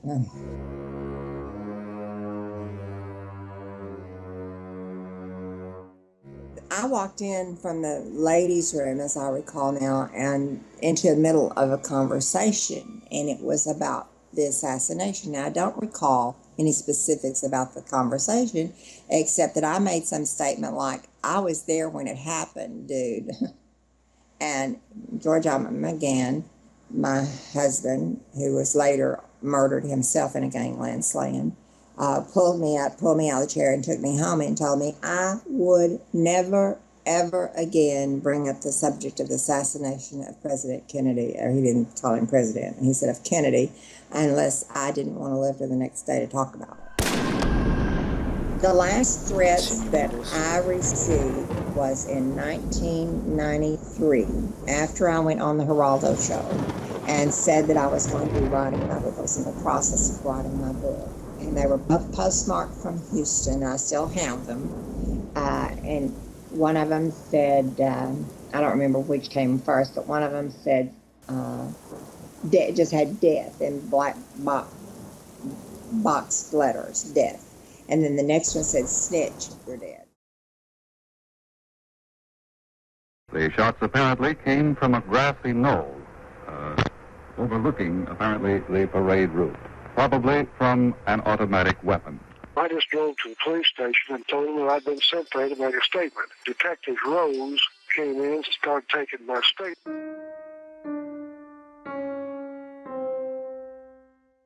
As we're sitting there and about to the end of what I had to say, there was a little commotion at the door of Homicide, and two policemen brought a guy in a little bit disabled. Detective Gus Rose asked the two policemen, says, "Who's this?" He said, "Well, this is the man that killed that policeman in Oak Cliff." From Dallas, that the police have arrested a young man in connection with the shooting. But so far, of course, there is no confirmation or evidence that he is the guilty party in the assassination attempt. Later that evening, and watching TV, I could see it was Lee Harvey Oswald is the one that brought in to the Homicide and put in the office next to me.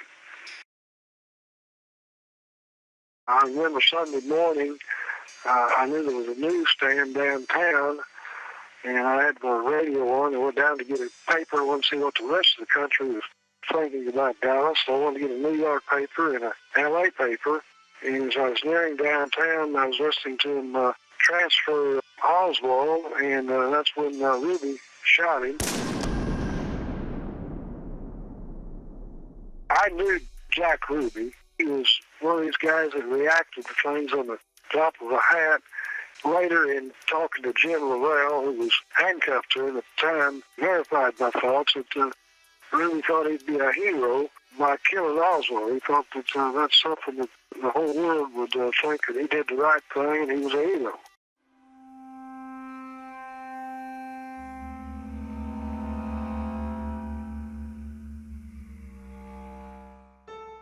On the 15th of December, the FBI had interviewed me. That's of 63.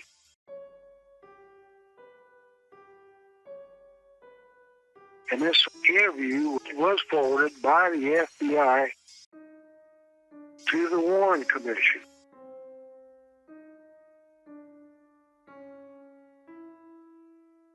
Then on June the 5th of 1964, I read where the Warren Commission was folding the doors and sending people home. Their conclusion was going to be the first shot hit Kennedy, the second one Conway, and the third one Kennedy.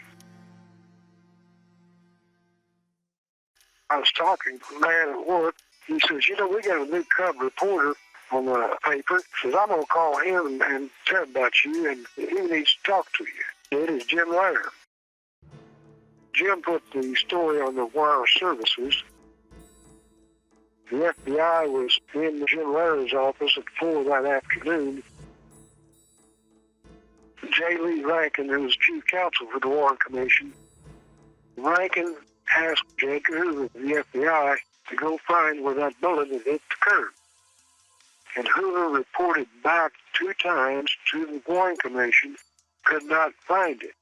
But we have where he had sent a memo to the Dallas office on the 5th, that same day, to go get the pictures that were taken of the curb. So they knew, but he was denying it to the Warren Commission. So I testified on the 23rd. Buddy Walters testified, a couple others, and the pictures were there. Sure enough, it was a missed shot.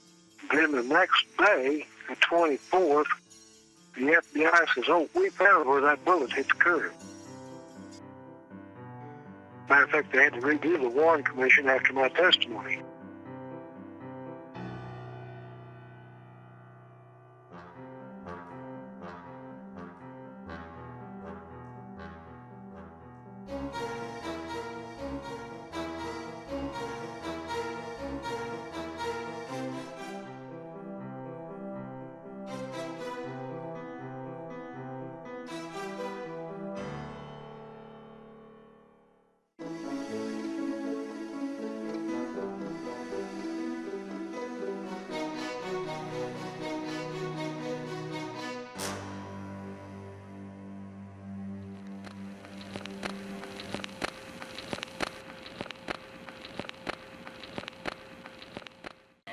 Senator Russell calling in on line 0. Hello? Yes, sir. Well, you always leaving town. You must not like it up here. No, that dang Warren Commission business has whooped me down, so we got through today. Well, I've just worn out fighting over that damn report. Well, they were trying to prove that the same bullet that hit Kennedy first was the one that hit Connolly. Went through him and through his hand, his bone, and into his leg, and of course, if a fellow was accurate enough to hit Kennedy right in the neck on one shot and knock his head off the next one when he was leaning up against his wife's head and not even wound her. With that third shot, according to their theory, he not only missed the whole automobile, but he missed the street. Well, the man's a good enough shot to put 2 bullets right into Kennedy. He didn't miss that whole automobile. But the commission believe that the same bullet that hit Kennedy hit Connolly. Well, I don't believe it. I don't either. The commission believe that the same bullet that hit Kennedy hit Connolly. Well, I don't believe it. I don't either.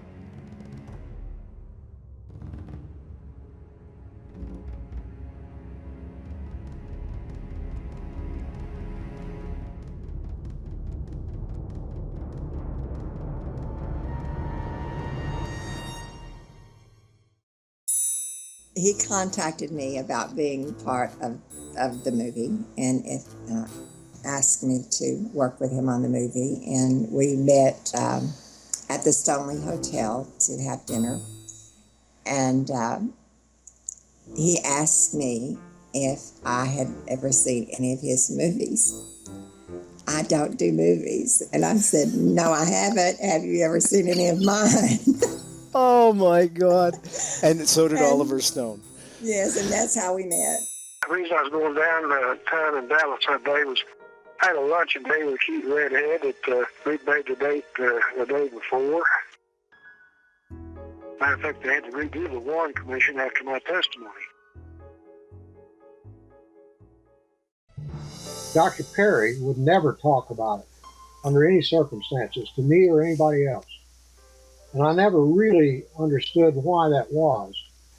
My own thoughts about it are that this is a pertinent point of history that should belong to the public.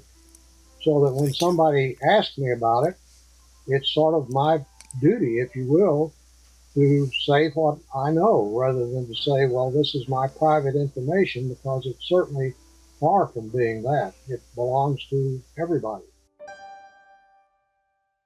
JFK and Bobby had gone after the Mafia. They promised if they were elected, they would continue going after the Mafia, and they did go after them. It's really important for people to understand that there were several locations that shots were being fired from.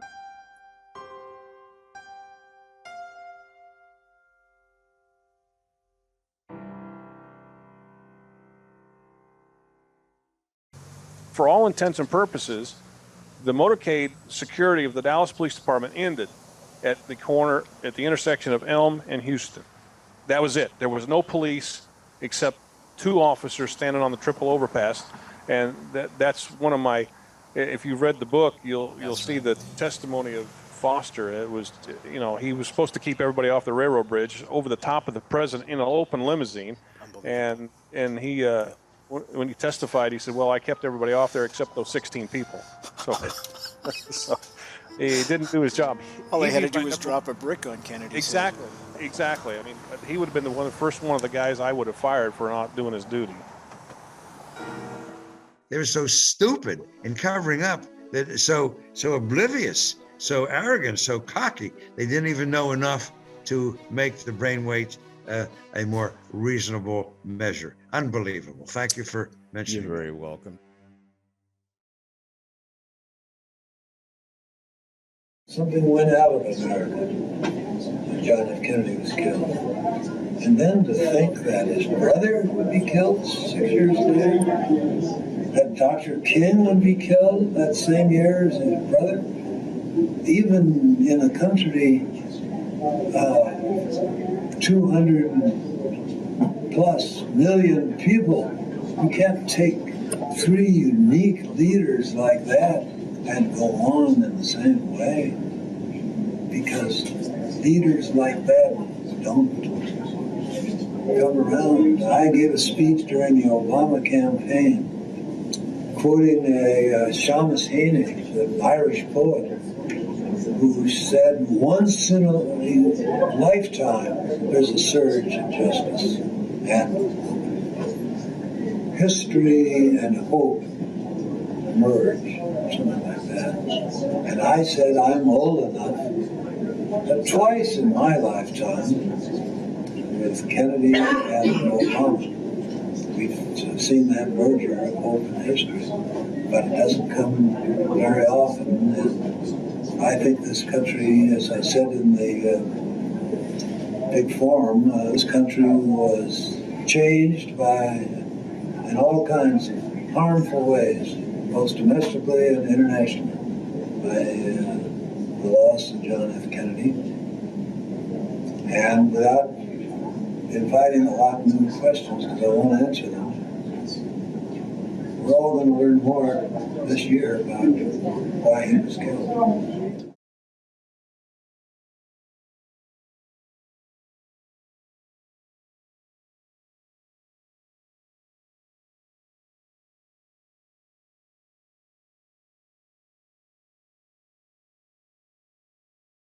Is there any leaders now, do you feel, that bring that to the forefront.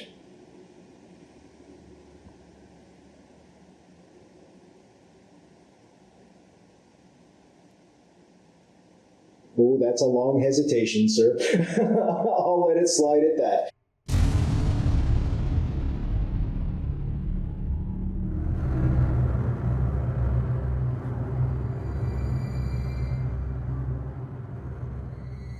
On November 22nd, 1963, President John F. Kennedy was assassinated in Daley Plaza in Dallas, Texas. Some say that America was changed forever. Others remark that the world has never been the same.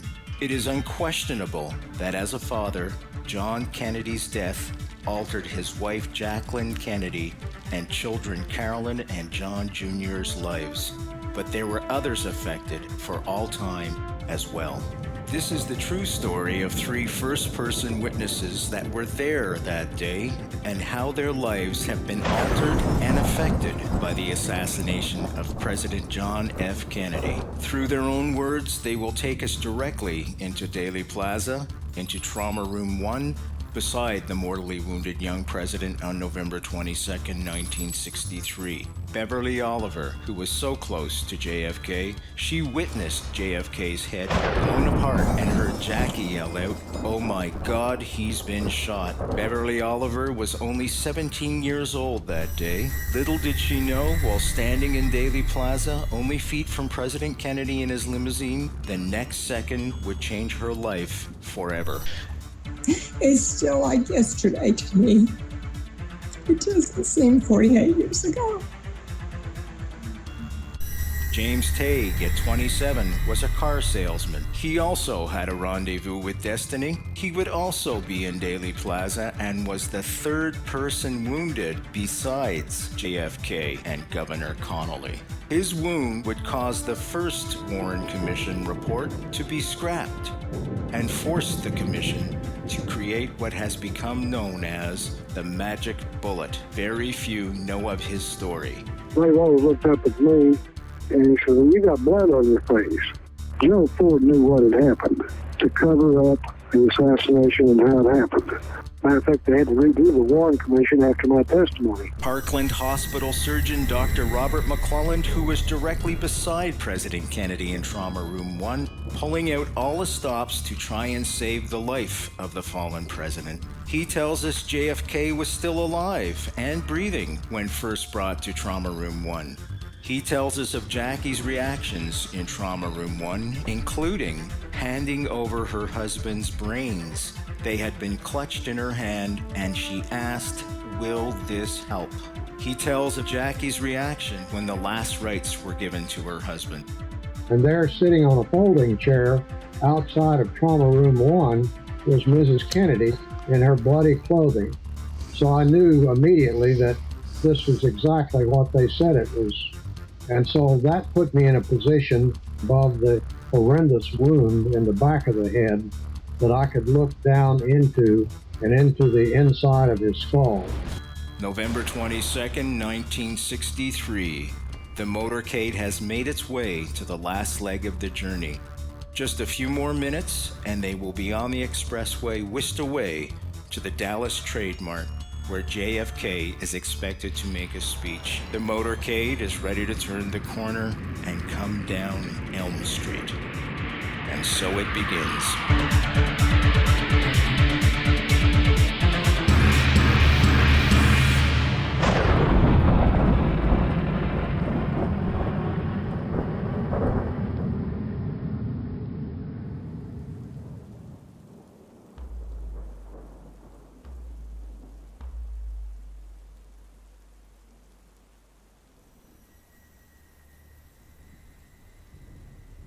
That I recall very vividly. I still have nightmares about it.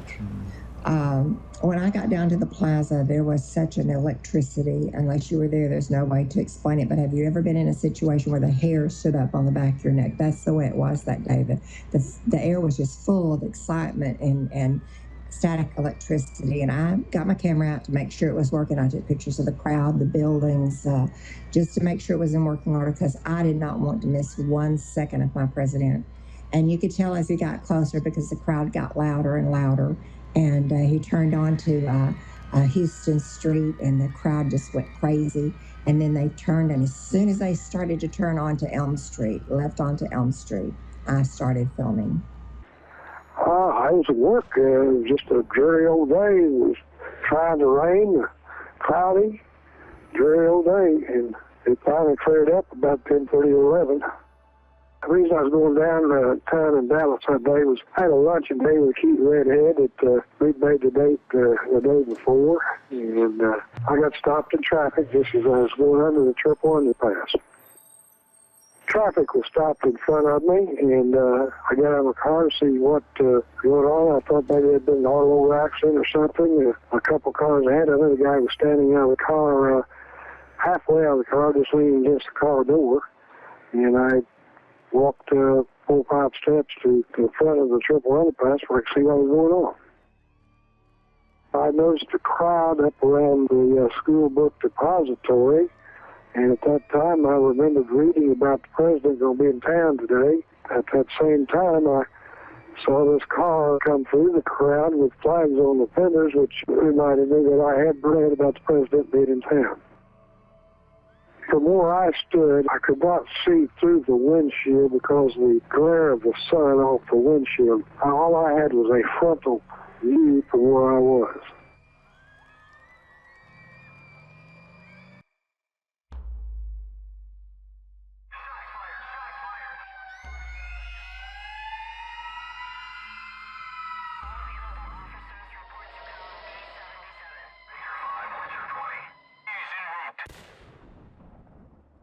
Well, I heard a knock on the door of the conference room where I was showing this training film, and I went to the door and looked out, and standing there was Dr. Charles Crenshaw, who was one of our senior surgery residents, and he said, Dr. Mack, could you step outside here? I'd like to tell you something.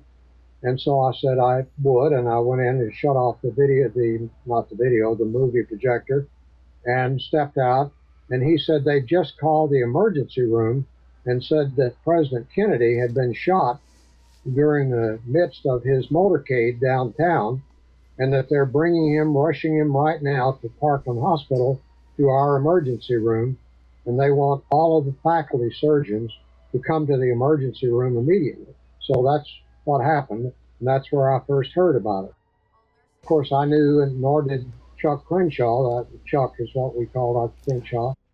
Neither of us knew any of the particulars about it, and so we couldn't speculate about the nature of the wounds. But as we rode down in the elevator, 2 floors down to the emergency room, immediately below the operating room, I said to Chuck, I said, well, you know, we often get these stories called into the emergency room that they're bringing in some horrific accident or problem like that. And it turns out that it's not nearly as bad as it's said to be on the phone. With that, the elevator door came open, and we walked around a little corner in a corridor there, out into the big area that we call the pit, which is the center of the emergency room. And it was filled with people in business suits, all wearing hats. Everybody wore a hat back in those days. But there must have been 50 or 60 men like that in this center of the emergency room, something that I've never seen before. And as I took that in, that crowd spontaneously parted, made a little corridor from where I was about 50 feet down to the areas where trauma room 1, 2, 3, and 4 were off the side of the emergency room.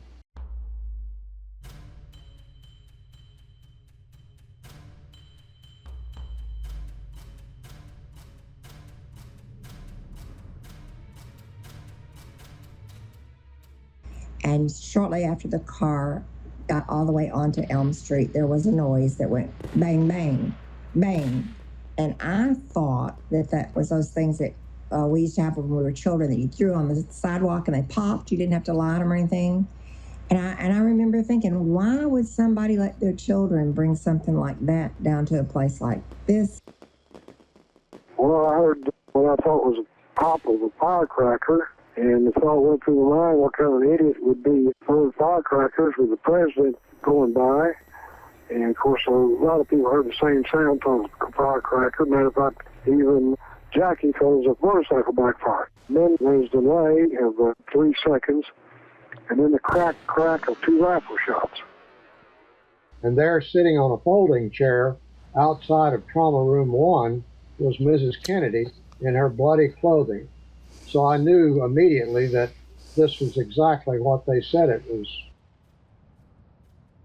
It also occurred to me immediately that, my God, here it is at noon, and I'm the only faculty surgeon in the hospital. There were only 4 faculty surgeons at that time at Southwestern Medical School in Parkland. Now there are more than 50. But at that time there were 4. My chief, Dr. Shires, I knew was in Galveston at a medical meeting. My 2 associates, Dr. Charles Baxter and Dr. Malcolm Perry, I didn't know where they were, but I thought it being noontime, they were probably outside the hospital looking for better food than we had at the hospital. So I thought, I'm by myself. And I'm the senior, quote unquote, I was 34 years old, faculty surgeon. So I literally had to force myself to walk down there toward Trauma Room 1 to where Mrs. Kennedy was sitting.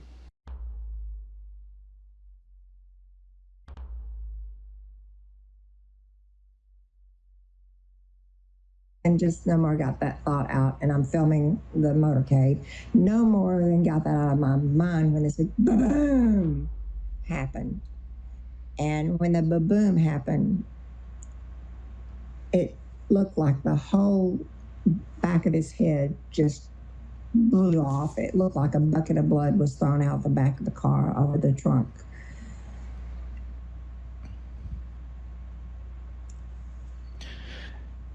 It's still like yesterday to me.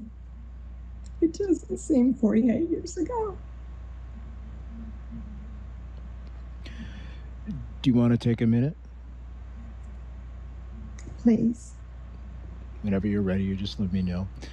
I'll just do this. Folks, we're speaking with a very brave woman tonight. She's recalling a nightmare of all nightmares. The death of President Kennedy, the assassination. She witnessed it. She was right there in Daley Plaza that day, and it haunts her to this day.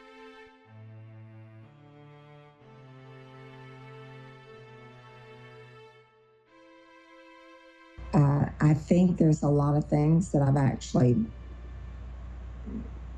blocked out of my memory because they are so hurtful. They are so, like I said, I still have nightmares, and it's 48 years later, I still have nightmares. It was the most horrific thing I have ever seen in my life. There's no amount of movies, there's nothing that could ever portray what really happened down there that day, and the awfulness of it, and and I was absolutely frozen in shock. There's pictures of me, there's some in my book of everybody on the ground around me, but I'm standing there with my camera up to my chest. I couldn't move. I was so shocked. I could not move. Brent, I was close enough to that car when it happened that I heard what she said and told them way back in 69, I said, somebody said that he went violently forward. We won't mention that someone's name. But the only time he went violently forward was after the big boom. She was right in front of his face. And she said before the boom, she said, oh my God, he's been, and I couldn't tell if she said shot or hit. And the reason why I couldn't is because now I've seen this Magruder film, and I know that her face is down like this. She pulled him down, pushed him down, and crawled out over the back to get a piece of skull off the back of the car. It was horrendous. She literally, according to Clint Hill, pieced his head back together on the way to Parkland Hospital and tried to hold his head together. Unbelievable.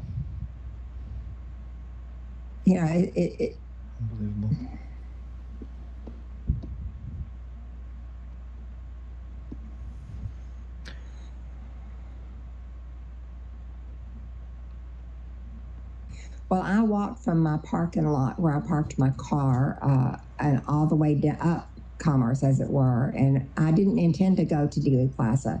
I kept looking up the side streets, looking for a place where I could get close enough to the curb to take a film, and there just wasn't any place. And I kept walking and kept walking and kept walking until it led me down to what I called the grassy place back then.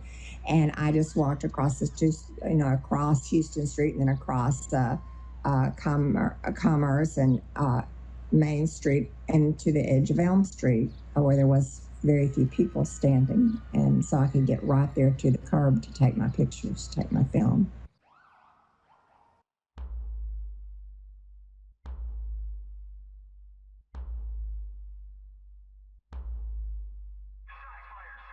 I did not realize they were shooting at the president. Being a very brave person, I ducked behind the protection of the cement there of the triple underpass after the third shot. The pictures that show me emerging from behind that concrete, and I'm standing there wondering what had happened. A man in a suit comes running up to me. I later learned was Deputy Sheriff Buddy Walters, and he asked me, he said, "What happened?" I said, "I do not know." And together we walked across between Main and Commerce. We crossed Main and Elm to where a motorcycle policeman had stopped his motorcycle. And there's a man there sobbing. His head exploded, and the motorcycle policeman asked him who, and he said, "It's the president's." And that was the first that I knew what had happened. There were still people laying on the ground, people still stunned. Nobody knew what had happened, except the people that had been right there beside the car, which this gentleman said his head exploded. I forget his name for the moment, but anyway, those were the only ones that knew what had happened, because the car was gone. There was no evidence left there. Buddy Walters, while we're standing there, after the man had said his head exploded, Buddy Walters looked up at me, and he said, "Well, you got blood on your face." And I reached up, and there was a couple, 3 drops of blood, and I was called something stunned during the crack of 2 rifle shots. During the emotions of that moment, I temporarily forgot that in trying to figure out what it was happening. No, I was sprayed probably by concrete in the right cheek is where I was hit.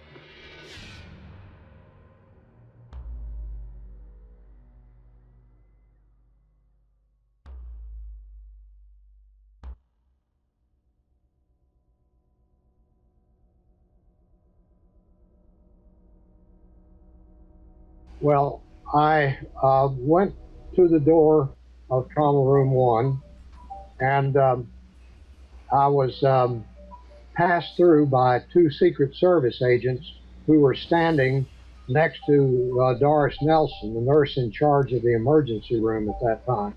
She was telling them who to let go by or not.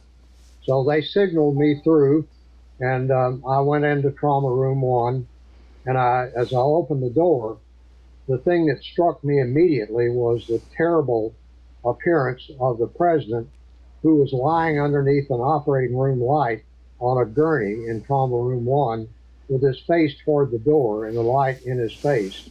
And his head was completely covered in blood. And he was attached to a respirator through an endotracheal tube that had been placed into his trachea immediately as he entered the emergency room. Right. And also to an electrocardiographic monitor. And so that's what I saw immediately. And I was horrified, of course, by that. But I was also simultaneously gratified in that I saw I was not by myself, that Dr. Perry and Dr. Baxter, my 2 associates on the faculty, had arrived in Trauma Room 1 immediately before I did. And they had just placed a sterile surgical drape on the president's neck, where there was a small wound in the lower right-hand portion of his neck. And they had just begun making a transverse, a straight-across incision in his neck as I walked into the door. And as I walked by the gurney, on the left side of the gurney, Dr. Perry, who was starting to make the incision, dropped his scalpel and leaned over and picked up what's called an Army-Navy retractor off the surgical tray and handed it to me as I walked by. And he said, "Bob, would you go and stand at the head of the gurney and lean over the president's head and hold the retractor in this incision we're making so we can see," as he and Dr. Baxter were doing that exploration of that wound. And so that put me in a position immediately above the president's head, about probably 16 to 18 inches above the horrendous wound in the back of the head, that I could look down into and into the inside of his skull from where I stood. So that gave me the best and the worst view of the wound of anybody in Trauma Room 1. And so I stood there while they completed that exploration of the wound that I'd pointed out here in the right side of the neck, took about 12 minutes to complete that.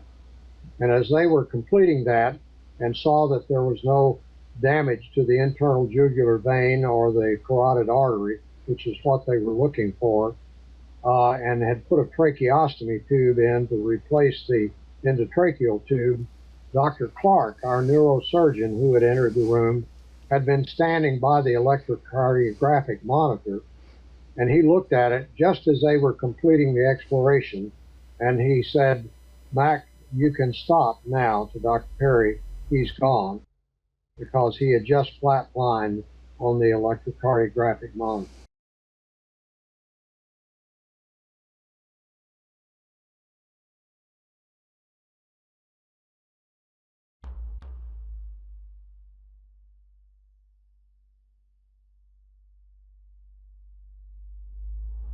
A couple of 3 weeks prior to the assassination, I had gone over to the club.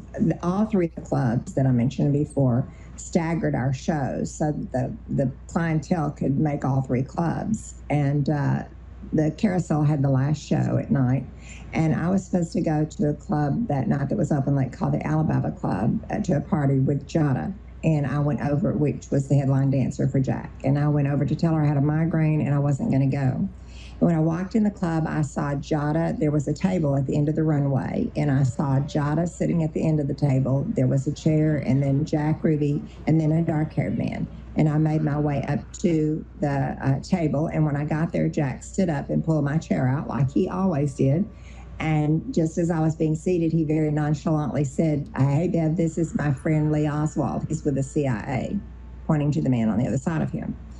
Well, I didn't know, at 17, I didn't know what the CIA was. At 65, I'm still not sure what they are. I will just have to tell you what I felt at the time, okay? Which I'm not that way anymore, okay, Brent? I looked at this gentleman. He seemed dark. He didn't seem to have a personality. He wasn't dressed very well. He wasn't poorly dressed, but he wasn't dressed in a suit and a tie. He didn't look like he had any money, so I didn't have anything to say to him. I directed my conversation to Jada. And that wasn't the only time I saw him in the club, though. Just a couple of 3 nights after that. And when I say a couple of 3 nights, don't pin me down because I don't remember the exact night. I walked in just in time to hear this same man that I'd been introduced to stand up and call Wally Weston and son communist, but he used a word before that. And Wally said, "Excuse me, what did you say?" He said, "I think you're an effing communist." And Wally just laid the mic down, hopped off the runway, and walked over there and cold-cocked him right in the mouth. And Jack Ruby came and grabbed him by his neck, and he said, "I told you not to come back in this club again," and pushed him out the door. And I did not realize that Wally had ever told anybody about that until I did the Geraldo show many years ago, and he played that segment that when he had interviewed Wally, and Wally told him about hitting Lee Oswald in the mouth.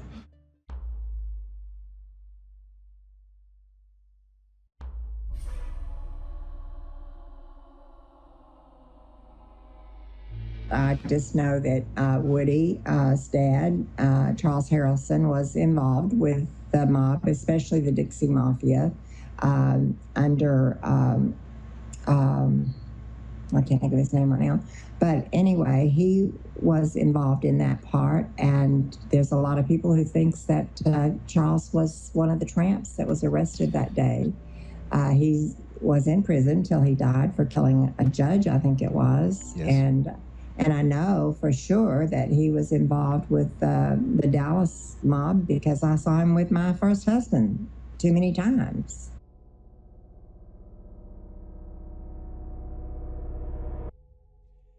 Well, I walked in from the ladies' room, as I recall now, and into the middle of a conversation, and it was about the assassination. Now, I don't recall any specifics about the conversation, except that I made some statement like, I was there when it happened, dude.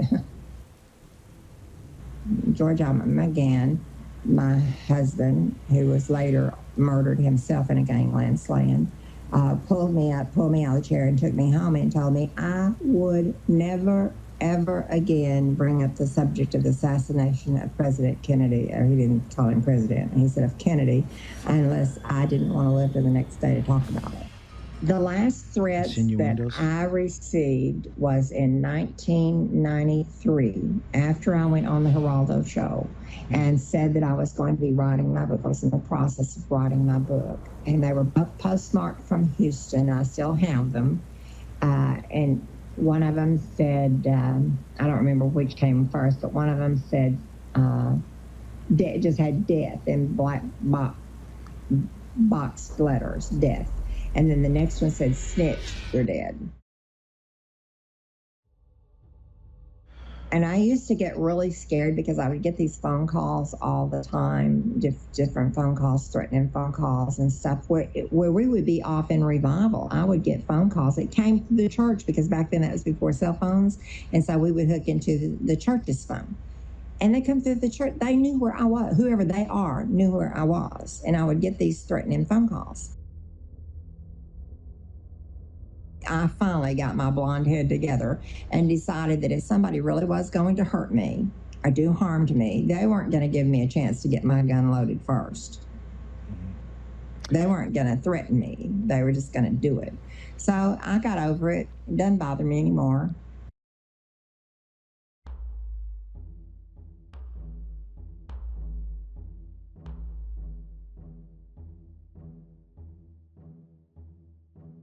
One of the motorcycle policemen, and somebody else get a statement from you, and I stood there and in looking at the timetable and looking back, I was there about at least 15 minutes, and I remembered my car was sitting in the street. And I got in it to move it, and by that time, that was 15 minutes after the shooting, people from all over town was pouring down into Dealey Plaza, and traffic was starting to get to be a mess. So I just drove to the police station and told them that I'd been sent there to make a statement. And I don't know how long, probably stood around 30, 40 minutes. They sent me to Homicide, and I sat there for a few minutes. Finally, Detective Rose came in and started taking my statement. And as we're sitting there, and about to the end of what I had to say, there was a little commotion at the door of Homicide, and two policemen brought a guy in, a little bit disabled. Detective Gus Rose asked for two policemen, says, who's this? He said, well, this is the man that killed that policeman in Oak Cliff. Later that evening on TV, and watching TV, I could see it was Lee Harvey Oswald was the one that brought in to the Homicide and put in the office next to me.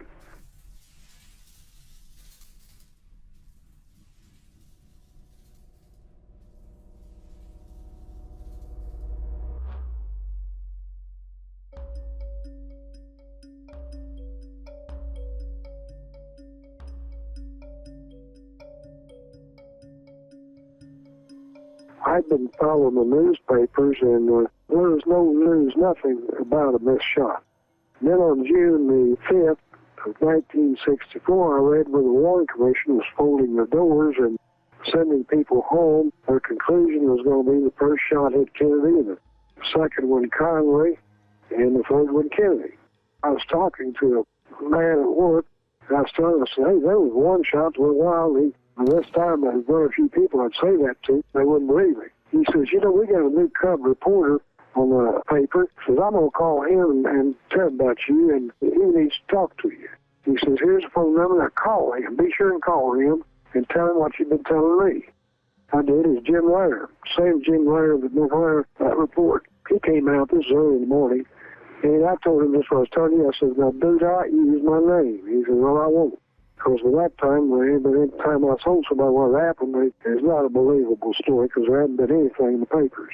Anyway, Jim put the story on the wire services. I had no more than done that, and he called me back, and he said, Jim, he says, they're calling me from Washington and every place else, and they want to know who you are. The FBI was in Jim Lair's office at 4 that afternoon and interviewed him about me, and that was the first where they started to discredit, is the word. J. Lee Rankin, who was chief counsel for the Warren Commission, did pick up on it, and there was 2 assistant U.S. attorneys here in Dallas that had known about the missed shot and wondering themselves why the Warren Commission hadn't gone into it. They got the pictures and sent to Rankin of the Warren Commission where the bullet hit the curb. People had seen debris fly, sparks fly, and there was pictures taken, and all that came out. Now I was called to testify on the 23rd of July.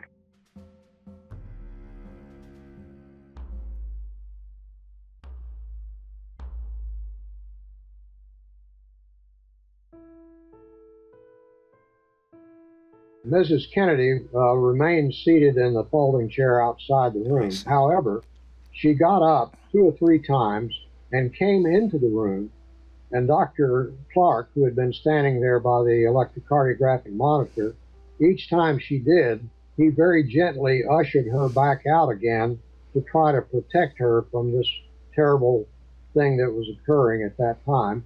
And she didn't resist that and left each time.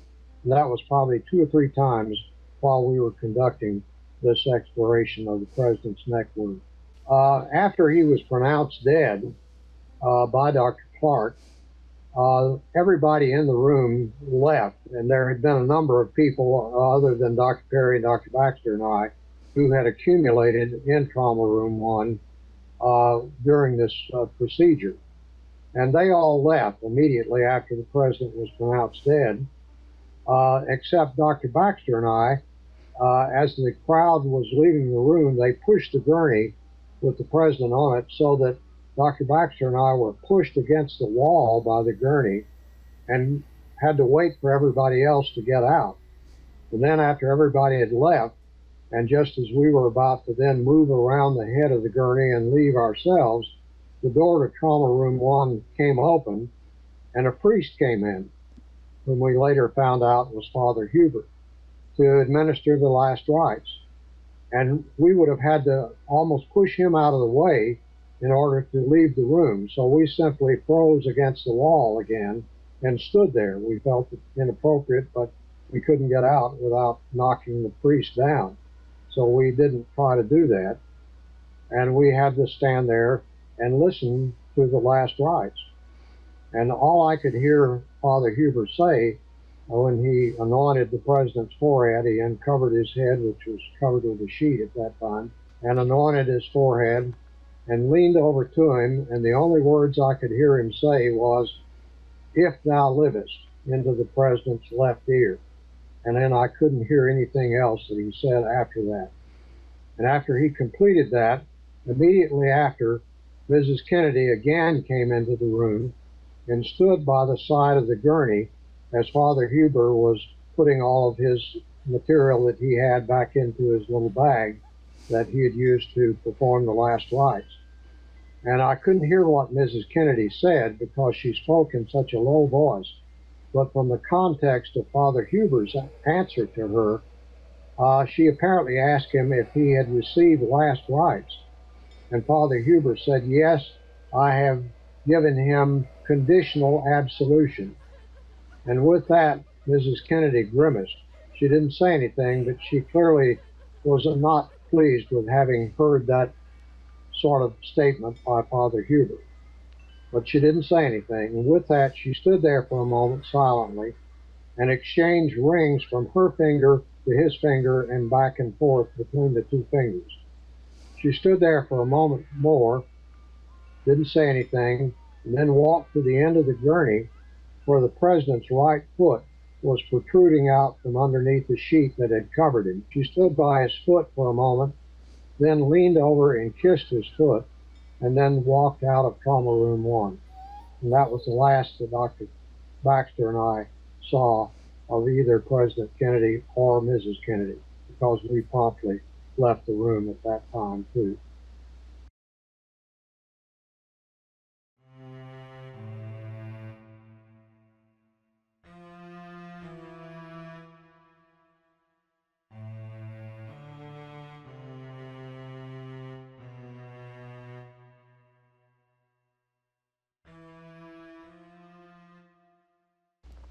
Mrs. Kennedy came in, she said, and Dr. Jenkins told me this right after we had finished what we were doing in Trauma Room 1, and he said she was holding a large portion of the president's brain, and again, it was cerebrum, and handed it to Dr. Jenkins, and just walked out after that, after she had handed that large portion of brain, the president, of the president, to Dr. Jenkins.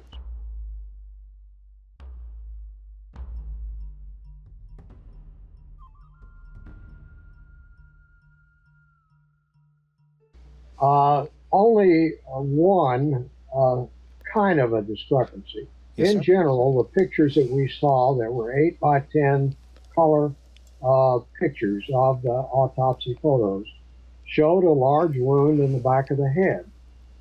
But in one of the photos, they were, what I thought, pulling a flap of scalp up over this wound in order to show a wound in the back of the head, which we had not seen any other wound except this large gaping wound. I was later told by someone that, well, this was not a flap of scalp being pulled up on the back of the head. This was just the way the back of the head looked. And I, said to whoever I was talking to, well, that's not the way it looked, because there was a huge hole where that, what I thought was a flap of scalp being pulled up over that hole. So that was the only sort of inconsistent statement in that regard.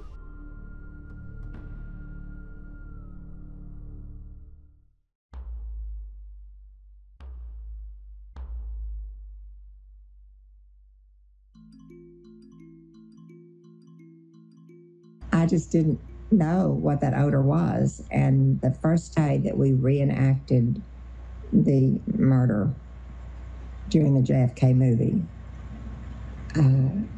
all of a sudden that smell came back. And I realized what it was I had smelled that day. It was gunpowder. And it so upset me, I went to the parking lot and threw up. And from that day forward, Oliver was kind enough to tell me if they were going to do the headshot so I could leave.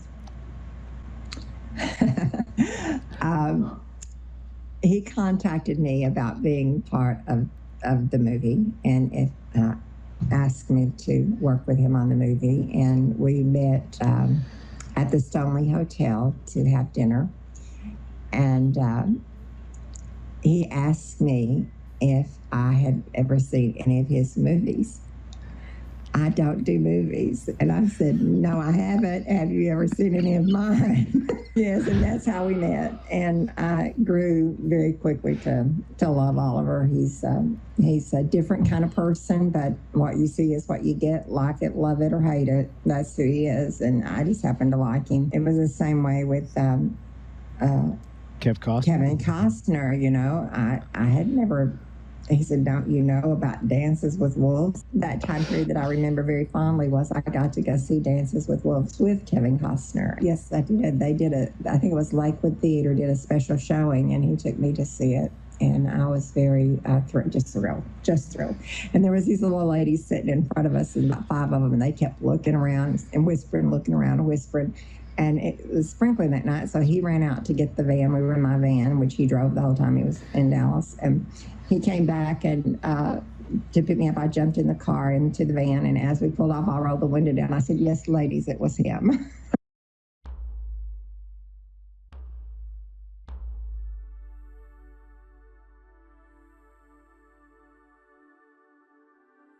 Well, I found the Lord before I met my husband. I was living in Big Spring, Texas. George Albert McGinn was still alive, and I wandered into a church one night as a heroin addict and heard a man telling me about a Jesus, a different one than the one I'd heard about all my life, a God that wasn't sitting out on a throne somewhere in outer space going to whip me and cast my soul into hell every time I sin. But he was telling me about a God that loved me so much that he gave his only begotten son to die for me. And I accepted that Christ as my Savior, and it miraculously changed my life. He healed me of drug addiction. That was in January, and in the last of September, my husband was murdered. And then a year and 7 months later, I was singing at the Southern Baptist Convention in St. Louis, Missouri, where I met my current husband. I have now over 40 years, and we've been in the ministry. He just celebrated his 58th year of ordination, and I just celebrated my 42nd year in the ministry. This is another joy of my life. First, let me tell you very quickly that my baby daughter has had 4 transplants. She's had 3 kidney transplants and a liver and a kidney transplant. She's 30 years old, and she's doing fantastic. But when I was 15 years old, I gave up a little girl for adoption, and I prayed for many years to be reunited with that daughter. And in 2006, I found my daughter in Vancouver, Washington, and our reunion has just been phenomenal. She has now moved back to the Dallas area, and she's a nurse at Baylor Hospital on the bone marrow transplant unit. Yeah, we talked on the phone, for a couple of 3 months before we actually met in person, and it was just awesome. And people are going to find this hard to believe, but whenever the day I signed the papers, I asked to see her again, and I held her real close, and I told her why, and that I would always love her, and there'd always be a void spot in my heart that she fit into. And I held her real close, and I took a deep breath, and I could remember that smell. And when I hugged her that night, Brent, she smelled just like she did 46 years before.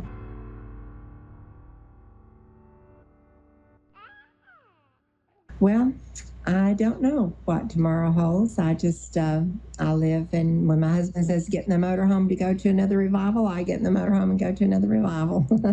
And I love my life. I love my life.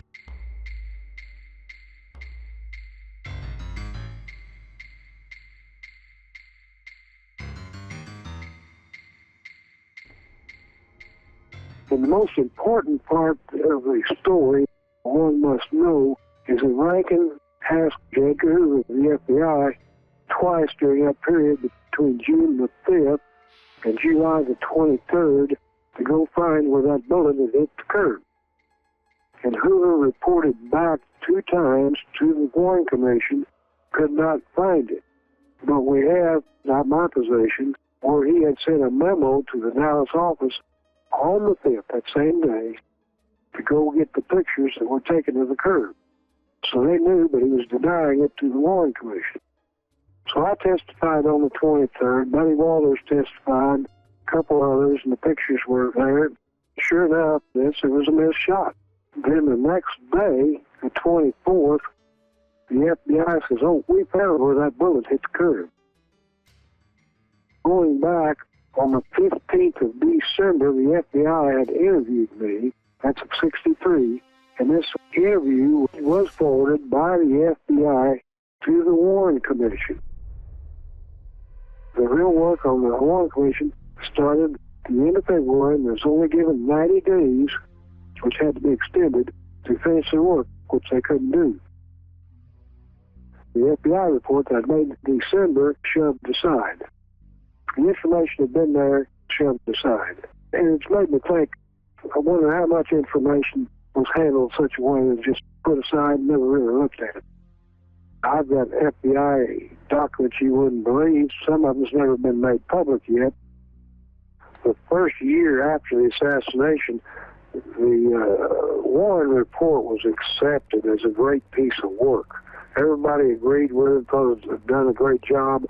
And then people like Weisberg started picking it apart. Joe Ford knew what had happened. And Joe Ford probably And he did some things that were not really legal, not right, to cover up the assassination and how it happened. Matter of fact, they had to redo the Warren Commission after my testimony.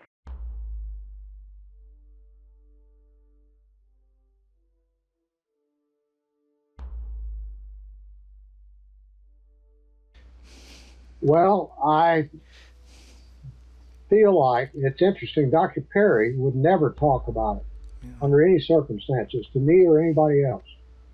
And I never really understood why that was. My own thoughts about it are that this is a pertinent point of history that should belong to the public. So that when somebody asks me about it, it's sort of my duty, if you will, to say what I know, rather than to say, well, this is my private information, because it's certainly far from being that. It belongs to everybody. But why, some say, the moon? Why choose this as our goal? We choose to go to the moon. We choose to go to the moon in this decade and do the other things, not because they are easy, but because they are hard. Because that goal will serve to organize and measure the best of our energies and skills, because that challenge is one that we're willing to accept, one we are unwilling to postpone, and do all this and do it right, and do it first before this decade is out. Then we must be bold. Ed Hoffman is probably the most important eyewitness to the assassination of President John F. Kennedy. He remains the only person who actually saw the shooter behind the picket fence on the grassy knoll, rifle in hand, pointed over the picket fence, and take the shot at President Kennedy. Ed was deaf and mute.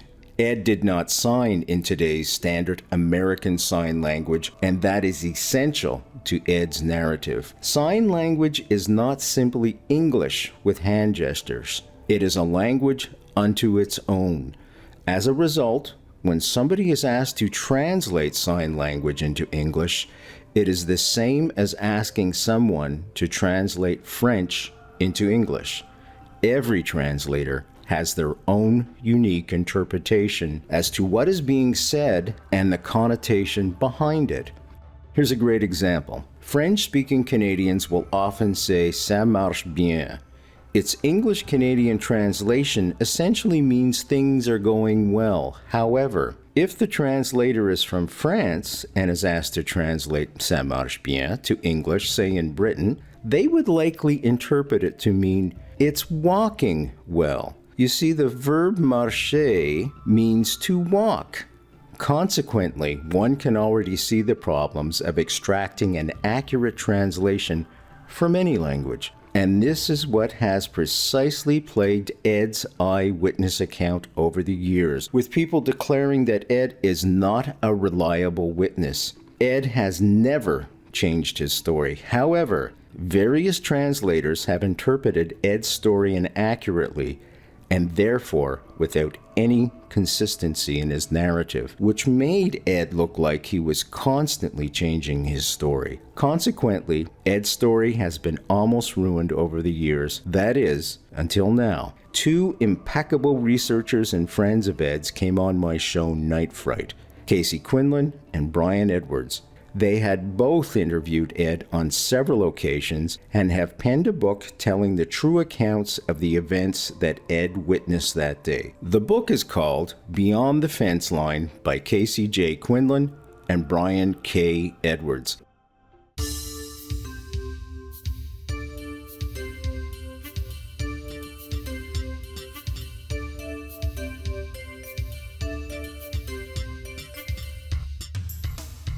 Ed was worked at Texas Instruments, and on his morning break was drinking a Coke and chewing ice as his habit, and he broke a tooth. Just serendipitously, you know, this just from a broken tooth, all this I'm about to describe happened.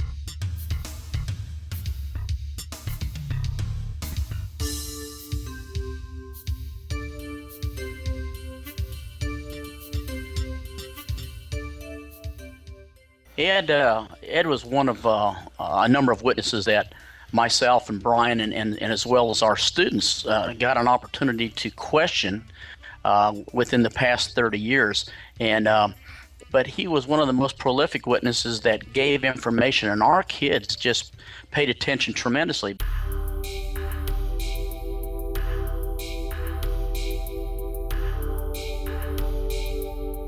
He asked for permission to go to his dentist, which was in Grand Prairie, which was on the other side of downtown Dallas, and he was given permission. And on his way towards his dentist, he noticed that there were some cars parked along Stemmons Freeway, and he's told us that he remembered at that point that President Kennedy was in town and there was going to be a parade. So he pulled off into Dealey Plaza looking for a place to park. And of course, the police had blocked most of the main streets, and there was no place for him to park and get out and watch. So he drove through Dealey Plaza out onto Stemmons Freeway, which was the same route that President Kennedy's motorcade would take within the next hour or so, and parked his car along the shoulder of the road, just underneath or just underneath the railroad trestle that went across Stemmons Freeway. While he was walking back, and you mentioned that he was deaf, he was, he wasn't bothered by traffic zooming by at 70 miles an hour.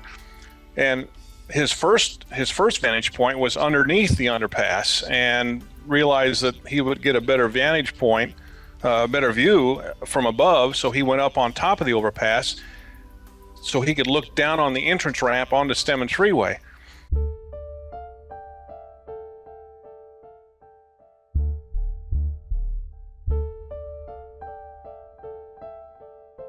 He got there about 12 o'clock, and he said that as he was watching the activity behind the fence, he noticed one man wearing a suit, heavy set, with a hat, like a fedora hat, walking along the fence line. And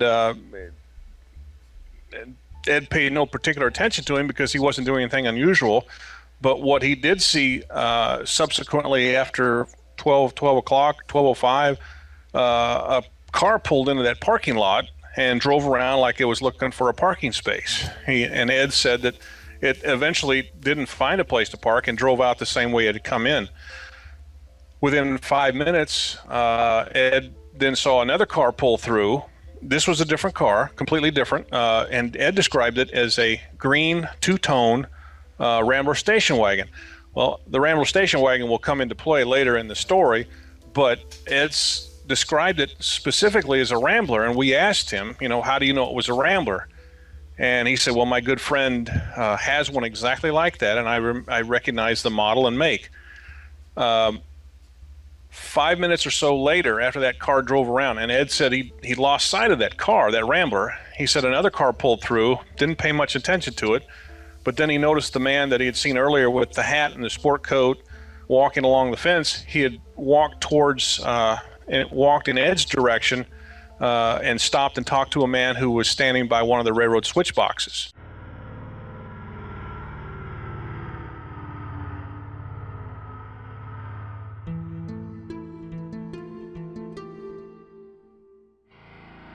Lee Bowers, 1925-1966. Lee Bowers worked in a railway tower behind the picket fence on the grassy knoll. His view from the second floor allotted him a complete overview of the parking lot behind the picket fence and any activity going on there. After testifying for the Warren Commission and Mark Lane's JFK documentary, Rush to Judgment, Lee received threats to remain quiet about what he witnessed. Lee died shortly thereafter in a car crash. Lee Bowers' Warren Commission testimony. There were 3 cars that came in around noon to the time of the shooting, approximately 12:30 Dallas time. The first car was a 1959 Oldsmobile blue and white station wagon with out-of-state license. It circled the area in front of the tower, was searching for a way out, or was checking the area. About 15 minutes after this, there was another car, a 1957 black Ford with one male in it that seemed to have a mic or telephone or something up to his mouth. He did probe a little further into the area than the first one did. Third car, which entered the area 7 minutes before the shooting, I believe was a 1961 or 1962 Chevrolet 4-door Impala white. It was muddy up to the windows, bore a similar out-of-state license to the first car, I observed. He spent a little more time in the area. He circled the area and probed one spot right at the tower. I heard 3 shots, one, then a slight pause, then 2 very close together. The sounds came either from up against the schoolbook depository building or near the mouth of the triple underpass.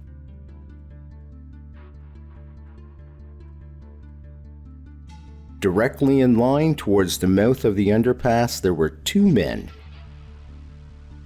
One man, middle-aged or slightly older, fairly heavy-set in white shirt, fairly dark trousers. Another younger man, about mid-20s, in either a plaid shirt or a plaid coat or jacket. At the time of the shooting, there was a flash of light or smoke in the vicinity of where the 2 men were standing.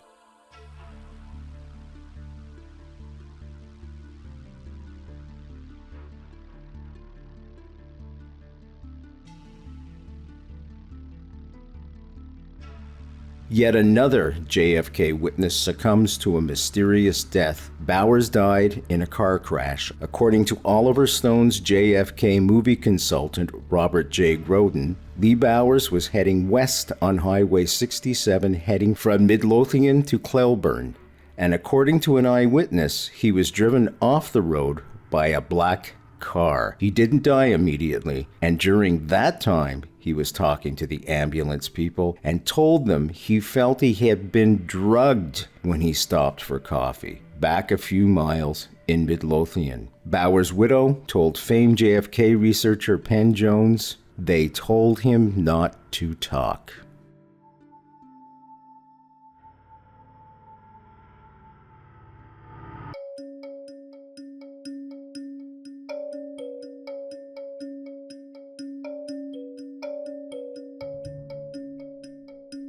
Ed said that it appeared that these 2 men were conversing. Of course, Ed was about 200 yards away. He couldn't tell what they were saying, and even if he could tell, he wouldn't be able to hear it. But he noticed the 2 men appeared to be together. A few minutes later, the 2 men separated, and the man went back by the fence. And before it was right at 12:30, Ed said he noticed the man stand up and had a rifle. He saw this man with the hat point this rifle over the fence. Of course, Ed wouldn't be able to hear the shot, but he said he saw smoke, and Ed's immediate reaction was that maybe this guy was smoking a cigar or a cigarette, but he said that was too much smoke from a cigarette or a cigar. And he says as soon as this man turned in Ed's direction, he was holding the rifle up across his chest. He could tell now that it was a rifle. And of course, by now, President Kennedy was coming underneath the underpass, and he could see the president lying in the back seat of the limousine. Jackie Kennedy was over the top of him, shaking him. And Ed said that the back of the president's head had a hole the size of your fist between the ear, the right ear, and the right in the middle line of the skull. Well, the irony of that is that Ed was the first civilian to see the president's wound. And then when Ed turned his attention back away from the motorcade, he noticed that this man that had held the rifle up again, that had fired it over the fence, was was running towards this man who was standing by the railroad overpass.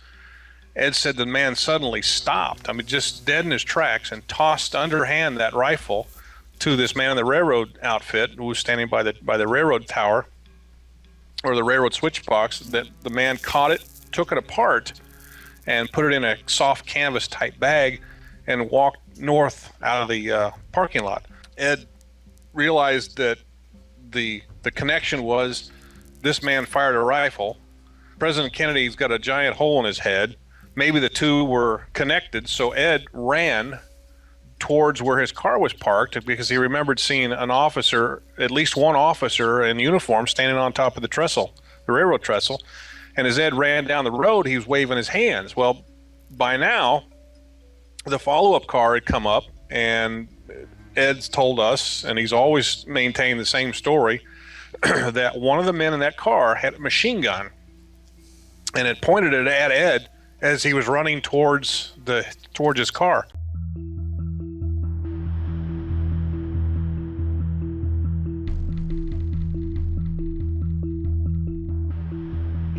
I can remember this. We would always calm down a little bit once we decided to go out to eat. And I think people are a little bit more relaxed when they're sitting around having a soft drink and eating, and then you can converse a little bit. And then all of a sudden, questions come up that didn't come up before. We had just finished eating a meal, and I asked Ed a question, and he says, well, you know, the president came right by me. And I said, yes, you've told us about that. And this was probably about 15 years ago. And Ed said, well, you know, the car stopped. And I said, what do you mean the car stopped? He says, the car, well, it was still rolling, but he says it slowed down enough that I was probably about 10 to 15 feet just above them, and I could see right into the back seat of the car. And I said, what do you mean? And he says, well, I could see the back of the president's head. I could see where Mrs. Kennedy was in the car. I could see the Secret Service man, which is Clint Hill, laying on the back and halfway in the car. And then he says, I could see the two other Secret Service agents in the front. And he says, one of them was on a phone trying to call somebody. That was his appearance. And the car had slowed down completely. And I just said, you are kidding me. I said, that this is the first time that I've ever heard anything like this. And I was writing furiously, getting notes down. And for probably about a 2-hour period, Ed had started relating stuff that we had never heard before. So that was a phenomenal experience. And we put that together with other material from the Warren Commission documents that the Secret Service had no idea where Parkland Hospital was. They were on the wrong ramp to the closest hospital, which wasn't Parkland, but was Methodist Hospital. And it's just amazing. And then Ed also saw the back of the president's head. And we believe that he was probably the first civilian to actually see the back of the president's head as he described it. So, and Mrs. Kennedy was kneeling down in the footwell of where President Kennedy once had sat, and then he fell over into her lap, and then she tried to crawl out the back of the trunk and then came back in, and she was on her knees shaking the president, and his head was face down.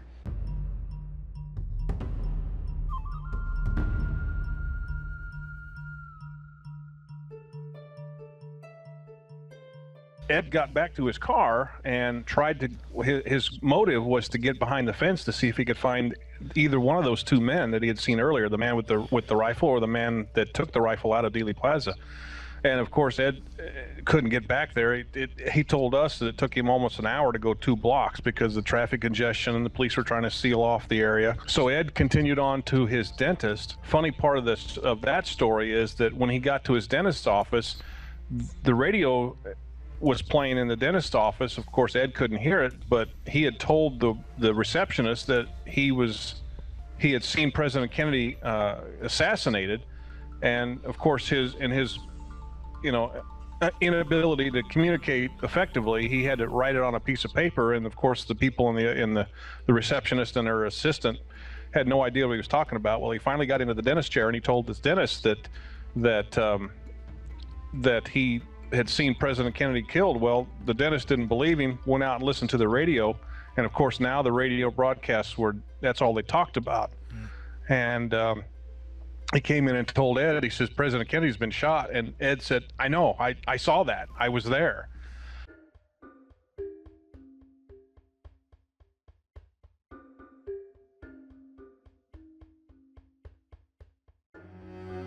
So Ed got his tooth fixed, went back to his father and mother's floral shop in Grand Prairie, and tried to tell his father and mother what he had seen. And of course, it's not that they didn't believe him, but Ed's father's first reaction was, well, don't let the police do their job and don't bother him.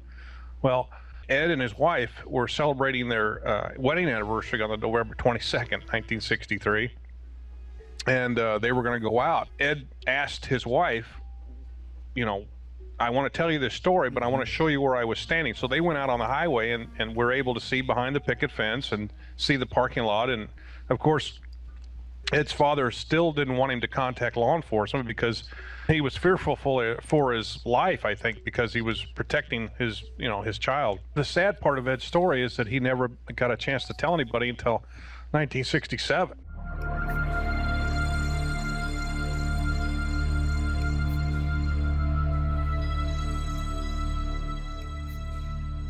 I myself don't do any signing, and neither does Brian, but we picked up little by little. Both of my daughters sign, and I would bring my daughters with me to help interpret, but they grew up with the American Sign Language, where, as you know, Brian said that Ed didn't. So what we would do is, the way we could communicate, I would write things down. I'd always have a pad and a pencil, and so would Brian, and then we'd write something down and give it to Ed. But what we didn't realize, after Ed would turn the book back to us, I looked at it and it was broken English, and it wasn't in order, and I did not quite understand how and why that was until I started to understand about deaf people. And it was a phenomenal experience, not only for Ed, but a phenomenal experience for us, because we had to learn about the deaf, and it was just a fantastic experience.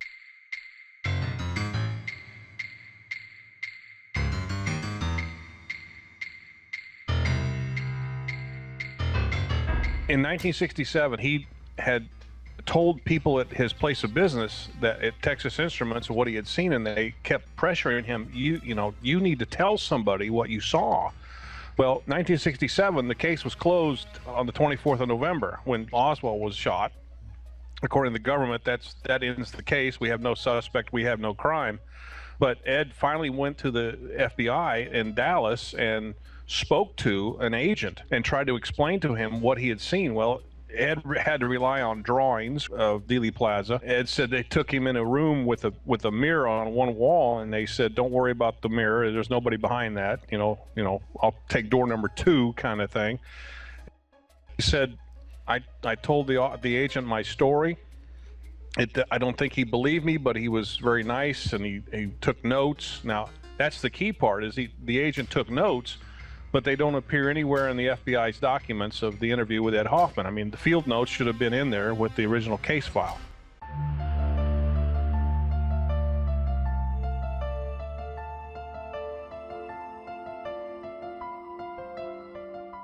Ed went home, and the agent had called Ed's father's place of business, and Ed's father just went ballistic and said, "I told you not to talk to anybody. Now I can't protect you if something happens to you." So Ed never contacted anybody else until 1976, when he told the same story. Nobody believed him. Nobody wanted to hear his story. And both times, the FBI knew in advance that they were going to be interviewing somebody who was unable to talk, but they didn't have an interpreter back then. And so Ed's story got lost in the shuffle, basically.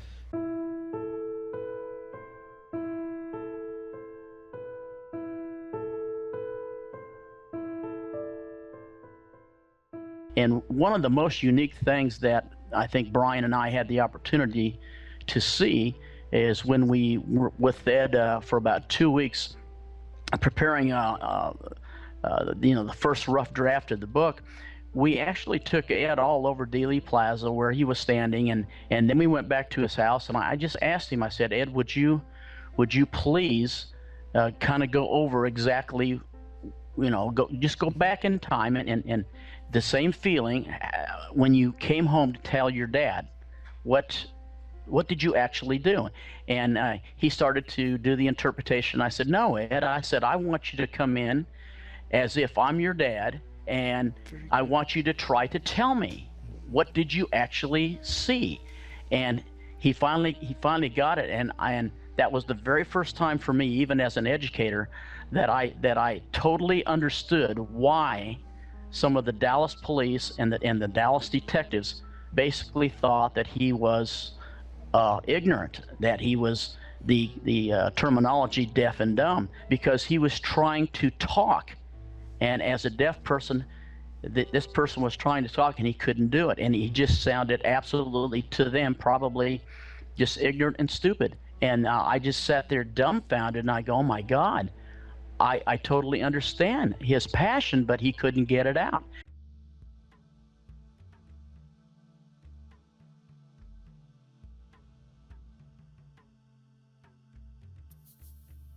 Ed never learned American Sign Language. He learned the old style of actually spelling every word. Even his daughter had trouble sometimes because she learned to speak, through American Sign Language, and the two of them, the two forms, the two styles never cohesed together. So even communicating to his daughter was difficult. But the basic story of Ed is that he saw what he saw. I mean, he saw things, Brent, he only saw things that were verified by other witnesses who didn't know each other, Warren Commission testimony, which Ed never read, or the actual eyewitnesses who were there. Now, 4 of those things I described in this story, that subcompact version, is that there's only one way that he would have known those things, is if he was there. I mean, he couldn't have known about the back of the head being gone. He couldn't have known about the Rambler station wagon, which was seen by 6 other witnesses.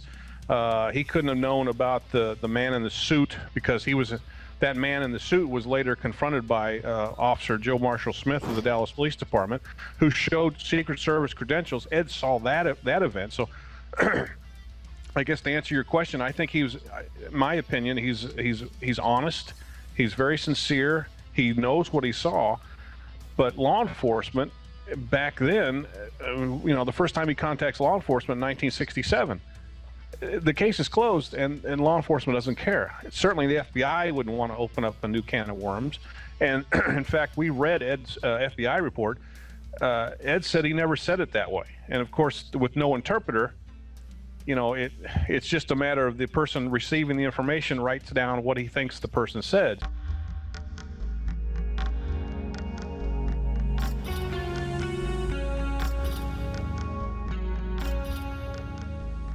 Ed was frustrated. Ed was he was frustrated that his information never got out, and he wanted some sort of a forum to get that out. And part of it was our young students coming down and questioning him. But he was very passionate about what he saw. Ed was one of the most phenomenal eyewitnesses that our students got to question.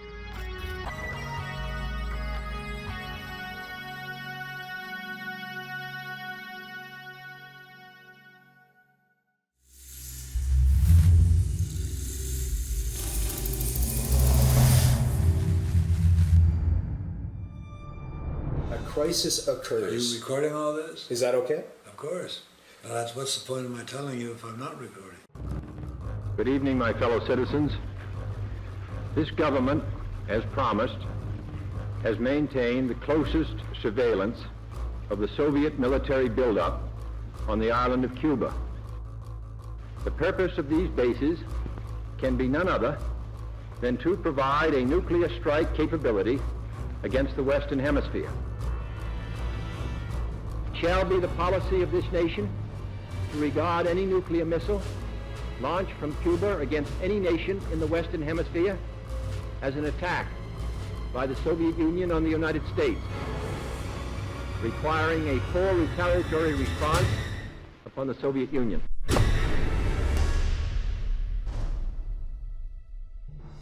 Tumultuous times you've gone through, your whole life has been one of bringing peace to the world. That's the only, I can't describe it any other way. The idealism that I guess brought you and Mr. Kennedy together.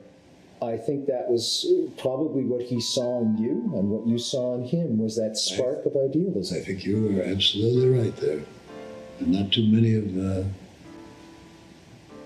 discerned that, but I think that's exactly right. June 10, 1963. It's what we call the peace speech, and I think it was JFK's best speech, better than his inaugural or any others, because he was talking about we had to resolve differences, including Western differences with the Soviet Union, and just resolving differences worldwide without resorting to war and violence. To minimize differences, he said that in the final analysis, we all inhabit the same planet. We all breathe the same air. We all cherish our children's future, and we are all mortal. For in the final analysis, our most basic common link is that we all inhabit this small planet. We all breathe the same air. We all cherish our children's futures, and we are all mortal. I had a hand in almost all his major speeches for 10 or 11 years that I worked with him.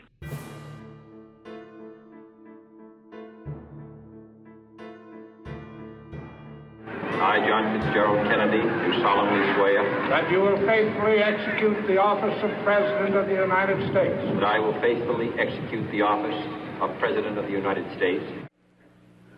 All this will not be finished in the first 100 days, nor will it be finished in the first 1,000 days, nor in the life of this administration, nor even perhaps in our lifetime on this planet.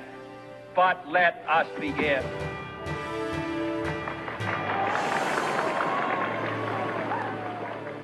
How did you come to meet Senator Kennedy as he was in those days? Just luck.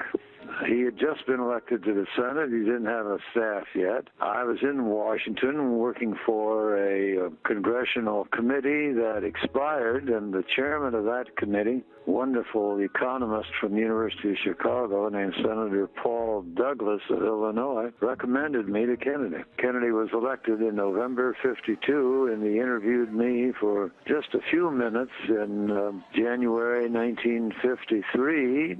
And at the same time, I had an offer from another Democratic senator, and I had a hard time deciding which one to pick. After those first offers came in, I had a couple of senior mentors in Washington. They both said I should go with the other senator, Henry Scoop Jackson from the state of Washington, that he was more progressive, he had a better future. Kennedy was likely to be too close to his conservative father. But because in that first 5-minute meeting I had gained an impression of Kennedy that I liked, he was not showing off his millionaire background or his war hero status, or even the fact that he had a Harvard education compared to my University of Nebraska. I thought he was a good guy, an ordinary guy, and so I went back to see Kennedy, and he told me he needed somebody to help him prepare legislation that would revive the New England economy, which was pretty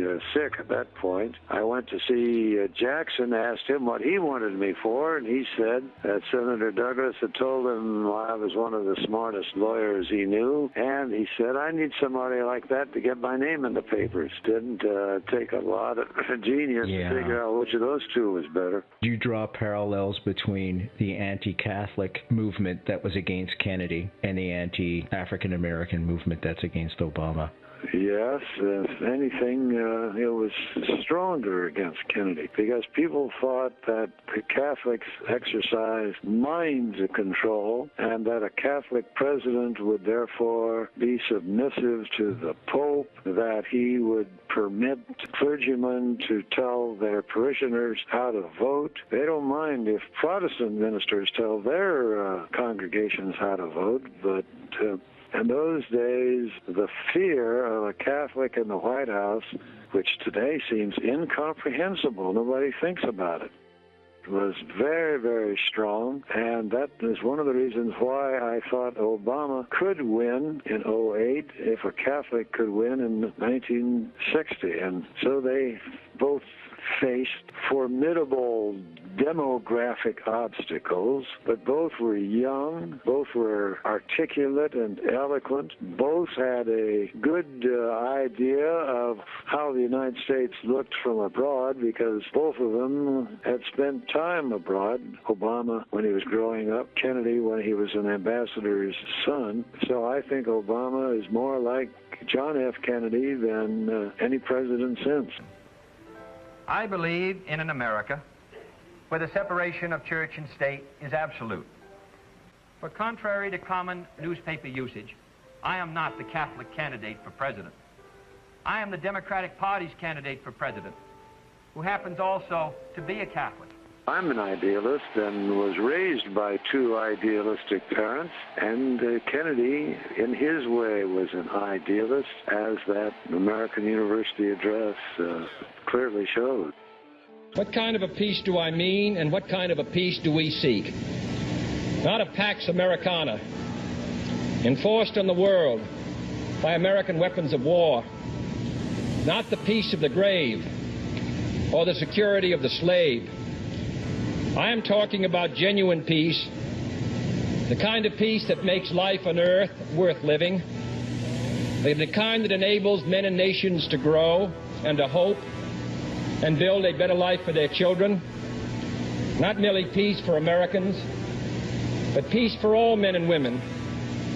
Not merely peace in our time, but peace in all time.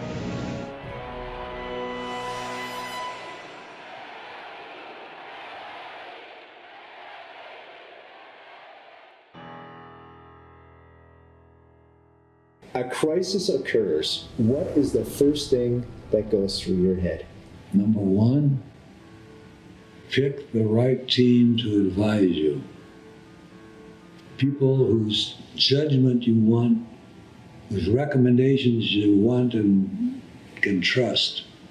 Not necessarily because of their title or their rank, and certainly not because of their charm. No, it's people who have judgment. Judgment is the absolute key ingredient in the White House. Second, what allies do I have? Do I tell my allies? Do I bring them in? The Bush team would say, no, we don't want allies. They're backseat drivers. It's a big, complicated world. I want allies. I want whatever advice and experience they can draw upon. Number three, crisis usually means an adversary. Do I talk with my adversary or do I hit him? Do I communicate with him or do I ignore him? I'm in favor of, if you can find the path, communicate, negotiate, find an answer. Almost everybody has some ground that he would like as a compromise. Mm-hmm. Well, those are the first things that come to my mind. And I'm sure there is. Timing is also important. Once you get the team together, when you act, and don't act too soon, but don't act too late.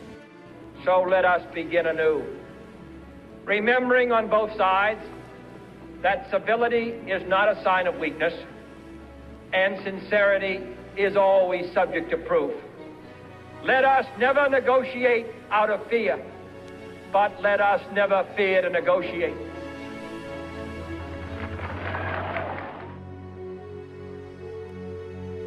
Pretty sad story. When Kennedy took office, January 20, 1961, he learned that the CIA and military chiefs that he had inherited from his predecessor, a pretty good fellow, General Eisenhower, had been president before, he had inherited a plan to throw out Castro as the head of Cuba by sending into Cuba an invasion of Cuban exiles, men who had had been recruited, trained, armed by the CIA, and then transported to Cuba to a landing site called the Bay of Pigs. Well, Kennedy kicked himself afterwards for believing all he had been told, that it would be a success, that the people of Cuba, as soon as they heard about the landing, would rise up and throw Castro out, forgetting or ignoring the fact that most of the anti-Castro people by that time were either in Miami or in jail. Word of this plot was widely leaked by the anti-Castro community in Florida, and Castro was ready for the invasion. He had his army many, many times larger than this band of exiles waiting for them at the Bay of Pigs, and it was a one-sided fiasco, and everything the CIA had told Kennedy, that victory was sure, that no one would know that the United States was involved, all that turned out to be completely false. First, examine our attitude towards peace itself. Too many of us think it is impossible. Too many think it is unreal. But that is a dangerous, defeatist belief. It leads to the conclusion that war is inevitable, that mankind is doomed, that we are gripped by forces we cannot control. We need not accept that view. Everybody says Kennedy didn't supply the air support and therefore the invasion was doomed because of that. What made him step back and say, whoa, wait a second Number now. one, he realized once it was underway, and he found out that everything, every single premise on which that plan had been sold to him was false, and he thought air support is just getting the U.S. in deeper, and the exiles had already been vanquished at the Bay of Pigs, and there was no way to reverse that through air support, but it was a sure way of inducing the Soviet Union to come in with its nuclear weapons. He wasn't going to dig a hole deeper once he found himself in that hole. Our problems are man-made, therefore they can be solved by man, and man can be as big as he wants. No problem of human destiny is beyond human beings. Man's reason and spirit have often solved the seemingly unsolvable, and we believe they can do it again.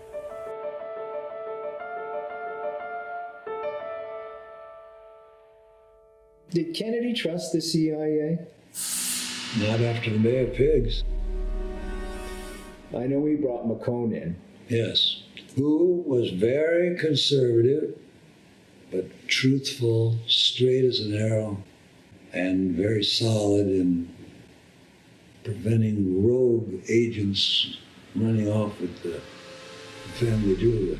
There was something very alarming in your book as well, sir, as I read it. The CIA, just prior to the launch of the Bay of Pigs, had done its own study of whether the plan would succeed or not, and they came to the conclusion that it wouldn't succeed, but they never told JFK that. That's right. That was only long, long afterwards that we heard about that study. What do you think they were trying to do? Were they trying to manipulate him somehow? Who knows? The CIA was testing the new president, I suppose, wanted to prove to him how tough they were. Cuba was not a threat to the United States, but it was an irritant, and I suppose they wanted to show Kennedy they had an answer to this irritant. They weren't going to send American troops. They were just going to let Cuban exiles who wanted to reinvade and reconquer their own country, let them go ahead.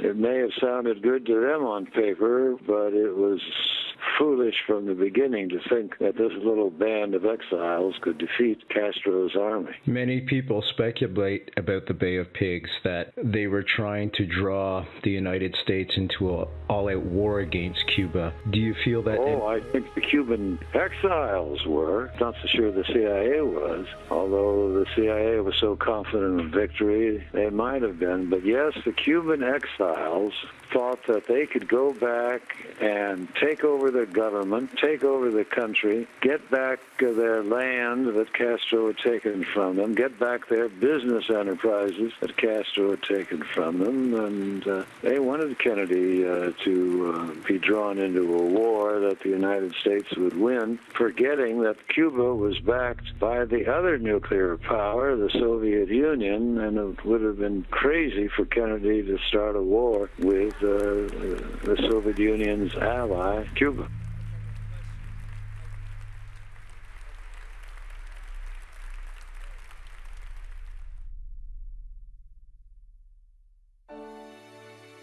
Kennedy was anti-war because of his experiences. That's right. In the American University address, when he says, the world knows America will never start a war. Of course, they don't know that now. But then his next sentence was, this generation of Americans has seen enough of war. He meant himself. He'd seen enough of it. The United States, as the world knows, will never start a war. We do not want a war. We do not now expect a war. This generation of Americans has already had enough, more than enough, of war and hate and oppression. We must labor on, not towards a strategy of annihilation, but towards a strategy of peace.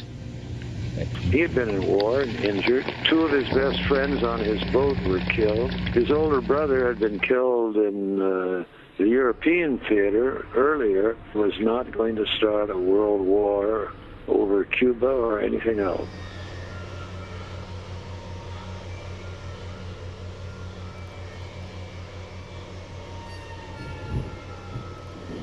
Tuesday, October 16th, 1962. Can you take us through that momentous beginning of that crisis?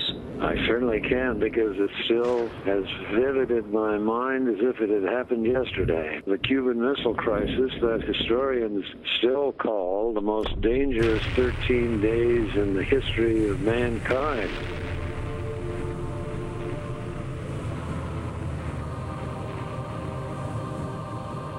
The President called me in that morning, Tuesday, October 16.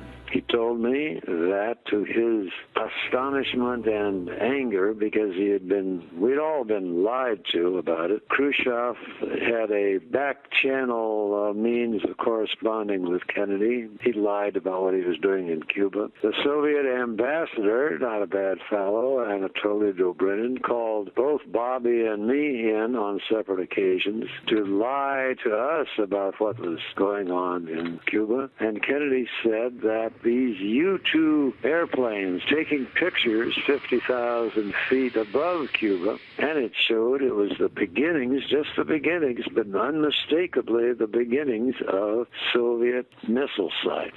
Missiles that carried nuclear payloads and had a range capable of devastating almost any part of the United States and most parts of the Western Hemisphere, which includes Canada. And he said he was calling a meeting for later that morning. He wasn't calling a meeting of the National Security Council because that particular body is fixed by statute. A lot of people, because of their job, are invited to National Security Council meetings, and Kennedy didn't want all those people. Some of them he didn't think had the kind of judgment and brains that he wanted to give him a recommendation, and some of them he thought couldn't keep a secret all that well, especially if they all brought their deputies with them, which sometimes people do to show how important they are in Washington. And you get a room full of people, and it's almost impossible, A, to get the kind of crisp,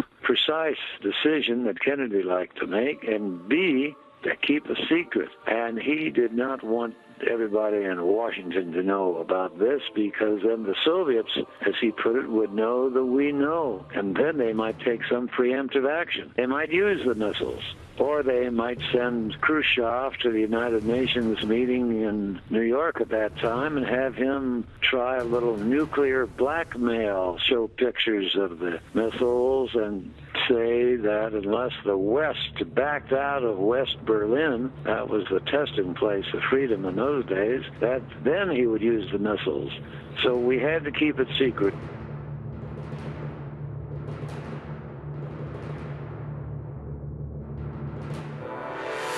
Good evening, my fellow citizens. This government, as promised, has maintained the closest surveillance of the Soviet military buildup on the island of Cuba. Within the past week, unmistakable evidence has established the fact that a series of offensive missile sites is now in preparation on that imprisoned island. The purpose of these bases can be none other than to provide a nuclear strike capability against the Western Hemisphere. It shall be the policy of this nation to regard any nuclear missile launched from Cuba against any nation in the Western Hemisphere as an attack by the Soviet Union on the United States, requiring a full retaliatory response upon the Soviet Union.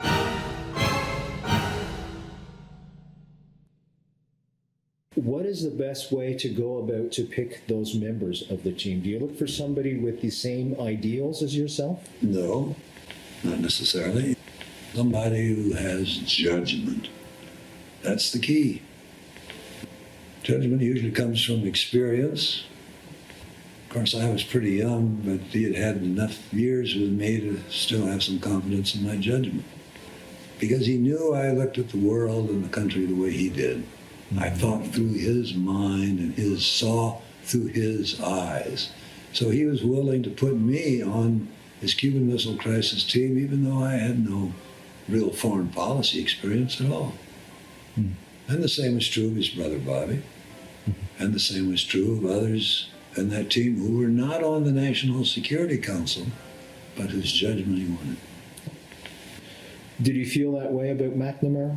Yes, very much so.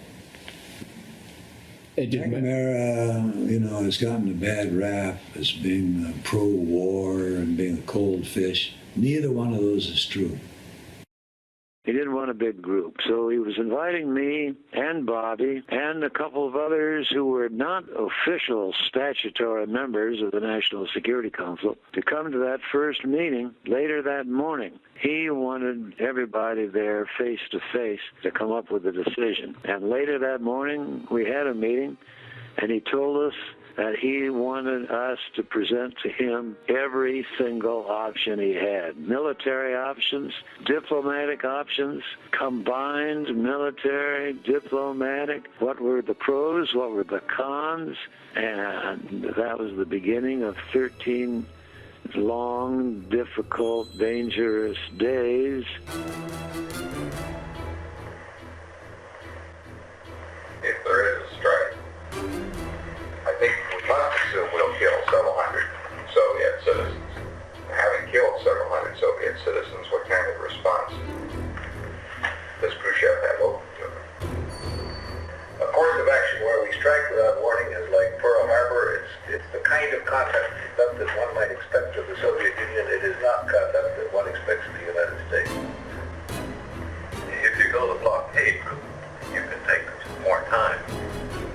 The question really is as to what action we take, which lessens the chances of a nuclear exchange.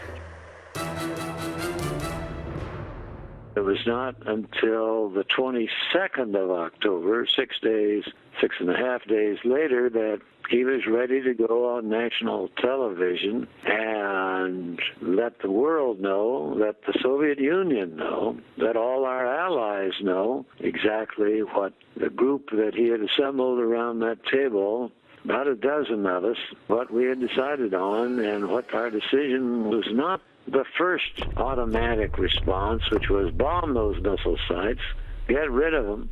No, that would have started a war.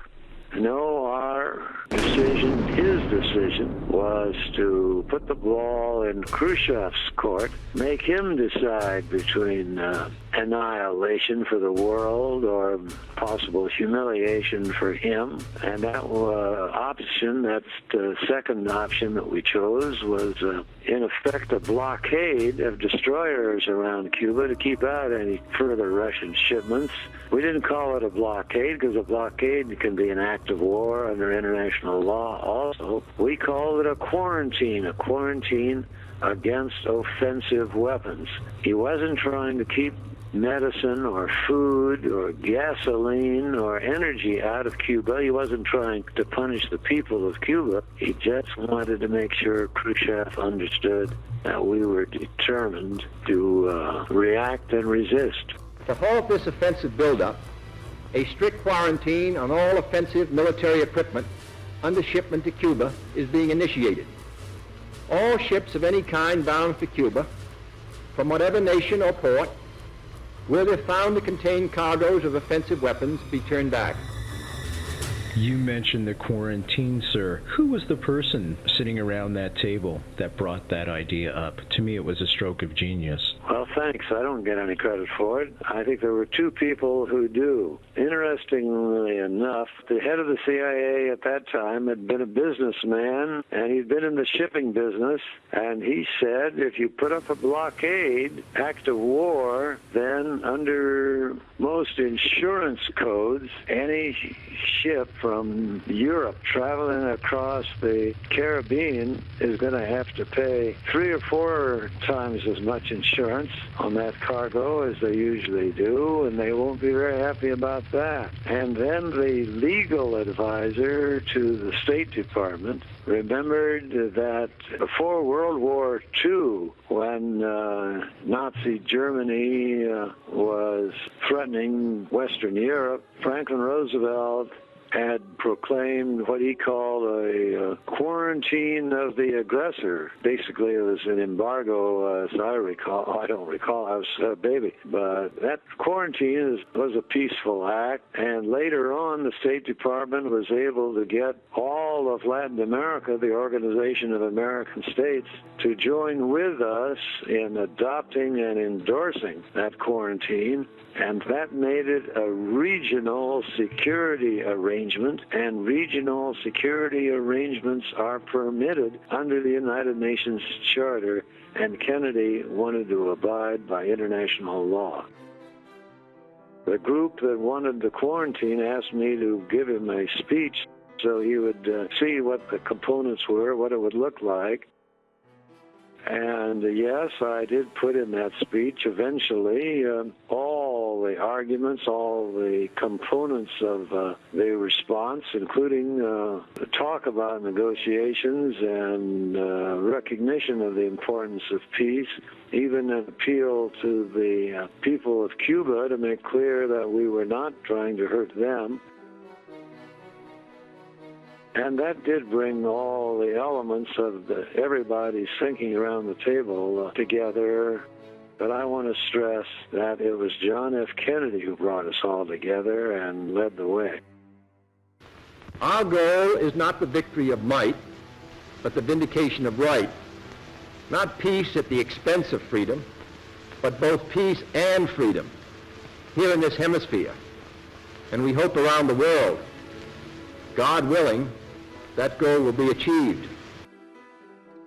How did you come to write that speech? Well, that was my job in those days. I was much more involved with Kennedy in terms of formulating his program, policy, messages, speeches than I was involved in foreign policy until he invited me to participate in the XCOM. So when the group favoring, as I did, the quarantine approach over the bombing approach, when they asked me to put a speech together, I went to my office, which wasn't that far away from the cabinet room, and I sat there staring at the blank paper and thinking to myself, well, what can I say? How's the quarantine going to get some of these are the same questions the Hawks were asking. Mm-hmm. How is the quarantine going to get rid of the missiles? How is the quarantine going to diminish the danger? And so on. And finally I went back to the Dove group, and I told them I had these questions, and we sat around the table and answered those questions. I went back to my office. By this time, it was late in the evening. I had to cancel a dinner date, and one of the grand dames of Washington, at whose home I was expected for dinner, when I told her, because nobody knew there was a crisis, I told her I couldn't explain what I was doing, but I just couldn't come for dinner that night. She was nice enough later to send her housekeeper over with a covered plate with a delicious dinner that fortified me through the night, and thank goodness, because I worked through the night on that speech. I took a look at Woodrow Wilson's declaration of war in World War I. Could I just interrupt you for a second? Because sometimes I'm faced with decisions like that, not of that magnitude, but I want to know what you ate that night to give you that insight. I have no recollection, but I remember that it was hot and very tasty. And very tasty. 5, 4, 3, 2, 1.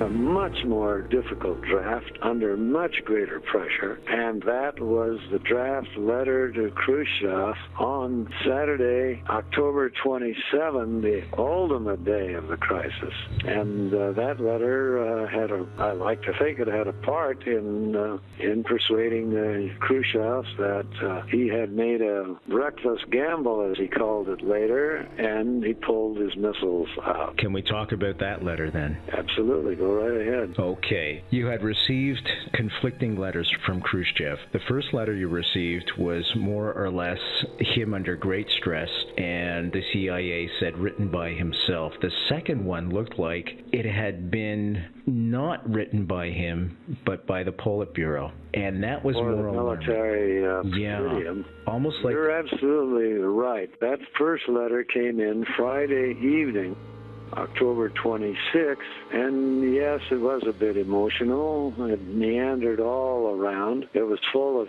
threats saying if the U.S. does anything, the Soviet Union will give us all that and more. In addition to threats, it was full of denials. We don't have any nuclear missiles. At Cuba, he said, we have some specialists, yes, but they're not offensive weapons, because we put them there for defensive reasons, and if we put them there for defensive reasons, that makes them defensive weapons. But mixed in among the threats and denials were some indications that he wanted to end this dangerous crisis. Also, some hints of a quid pro quo that might enable that to take place. That letter came in Friday night, and we were sitting around the cabinet table Saturday discussing how to answer it. We had at least two competing drafts in front of us, one from the State Department, one from our U.S. mission at the United Nations, and then a second letter, as you point out, came in. This one much different in tone,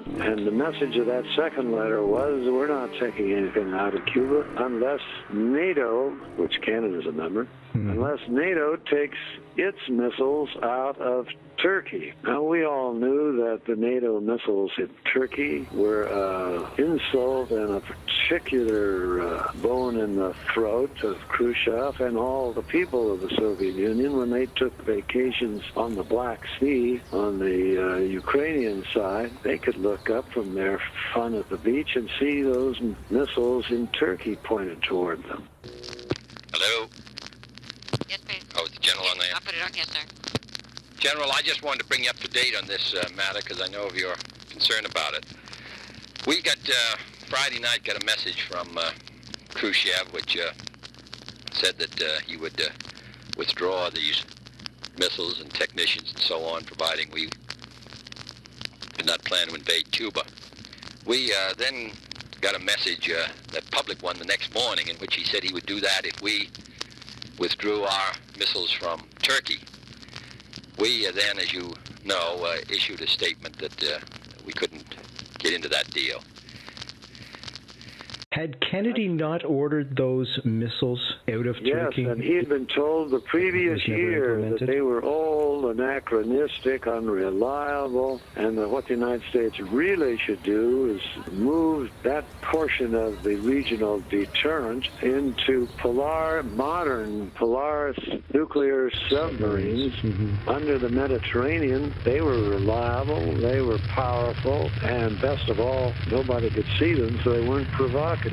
But as things go in government bureaucracies, that order by Kennedy to remove them had never been fulfilled. So then we were faced with those two letters, how to answer them, what to do about the fact that the second letter was much tougher than the first. Ted, was there a fear that perhaps a coup had taken place in Moscow? There was concern that the military presidium had, in effect, overruled Khrushchev and put in this second letter with much tougher demands rather than anything in the first that hinted at a peaceful withdrawal. Finally, the wisest man around the table, other than the president, Ambassador Llewellyn Thompson, who had been our ambassador in Moscow previously, who knew Khrushchev, understood him, he said, let's ignore the second letter and answer the first letter. And Bobby Kennedy supported that, and I also did. In fact, I said there are some elements in that first letter that we can respond positively to, and the president said to me and Bobby, all right, you guys go draft it. And we went down to my office, which, as I say, was just a few steps down the hall, and sat there, and that was the most difficult letter I've ever had to write in my life. I knew if I wrote the wrong letter, if I antagonized Khrushchev, if he was upset with my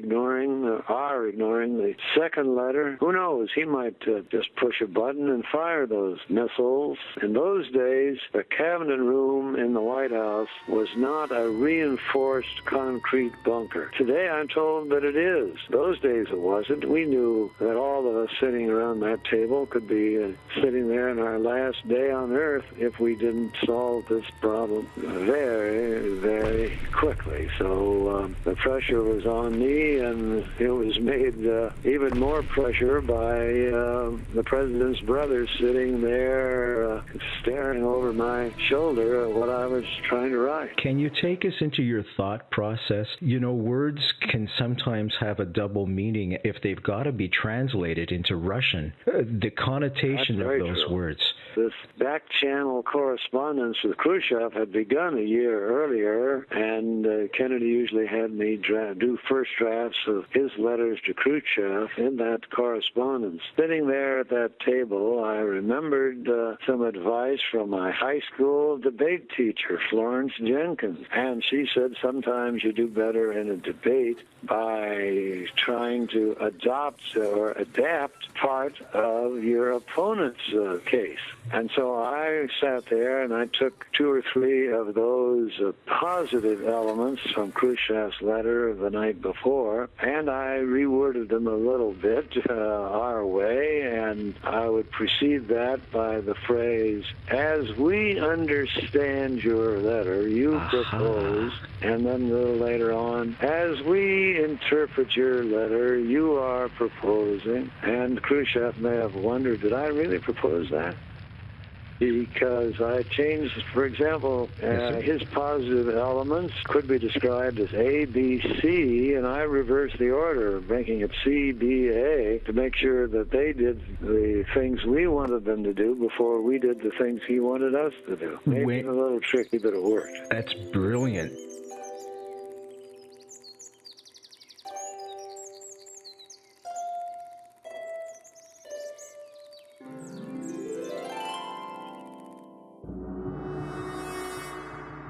Sir, when you submitted the letter, did you have any second thoughts and say, well, maybe I should have worded it this way, that way? What was that tension like, that apprehension, waiting for the response? Well, first of all, I gave it to JFK, who approved it. He had me read it over the telephone to our UN ambassador, Adlai Stevenson. He approved it. It was circulated around the cabinet table to the other members of ExCom. They approved it. And then Bobby was sent off to present the letter to Soviet Ambassador Dobrynin to convey to his masters in the Kremlin. But before Bobby left, the president called a few of us, mostly it was the Dove group, into his office for a private meeting and left the others sitting out there or getting themselves some food or whatever. And he and Secretary of State gave Bobby instructions to accompany delivery of the letter with 2 oral messages. Number 1, time is short. We're making this letter in a positive way, agreeing more or less with Khrushchev's letter, so this should end it, and we better end it fast because you never know when the hawks will rise. President's in charge of government, but we don't want the hawks to take over and start bombing and invading by Tuesday. This is Saturday. The other message was we can't, in a matter of a few days, persuade NATO to, which acts by unanimous consent. We can't get that by Tuesday to pull out the missiles in Turkey. But because the President of the United States had previously decided to take those missiles out of Turkey, we're not going to do it at the point of a gun, or nobody will have any confidence in us after that. But Mr. Khrushchev, if it makes him feel better, can be assured that it will be done in a matter of months if we can just get this crisis finished. So Bobby went to Dobrynin with the letter and with those 2 messages, and I woke up the next morning and turned on my radio, and Khrushchev was taking the missiles out.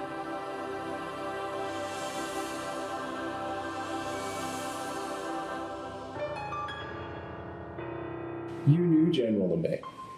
I met him. You met him. He sat around the table and I was present, at least on one occasion. But contrary to the movie, 13 Days, yes, sir, the Joint Chiefs did not attend our daily ExCom meetings. Only the chairman of the Joint Chiefs did, Maxwell Taylor, and he was a scholar. He was a reasonable man. He was not as hard-headed or hawkish or eager to go to war as LeMay and some of the others on the Joint Chiefs. In the movie 13 Days, General LeMay is kind of portrayed as an excessive hawk, to put it mildly. Do you think that's pretty good characterization? Yes, I do. General LeMay thought we could win a nuclear war. He thought, well, if we have a nuclear war, we'll probably kill 300 million Russians, and they'll only kill 100 million Americans, so we win. The other Joint Chiefs, remember, was the Chief of Naval Operations, who wanted to take Kennedy's restrained, passive blockade and have those destroyers, which are in the ring around Cuba, go out and look for Russian ships and shoot them and board them. And when McNamara said that's not the way to do it, Admiral Anderson is his name, complained and went to the White House and made his case to Kennedy that that's what should be done. And that's how ambassadors to Portugal are made. Was there a real thread of that fear running through the administration that perhaps a coup could take place in the United States? There had been at that same time period a very good movie which was total fiction about U.S. Army takeover of the White House, based on a good book. It was a good movie, and we used to joke about the movie, whether it could happen here.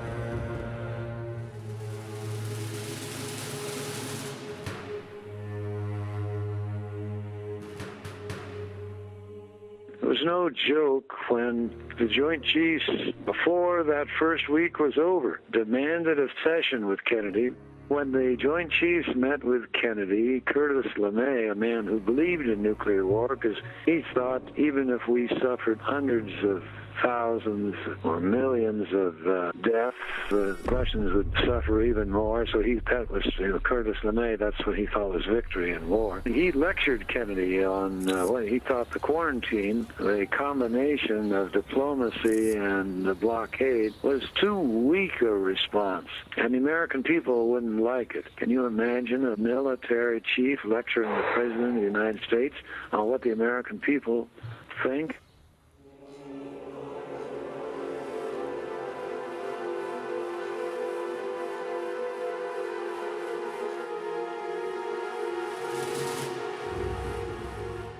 I think that a blockade and political talk would be considered by a lot of our friends and neutrals as being a pretty weak response to this, and I'm sure a lot of our own citizens would feel that way too. In other words, you're in a pretty bad fix, President. You're in a pretty bad fix.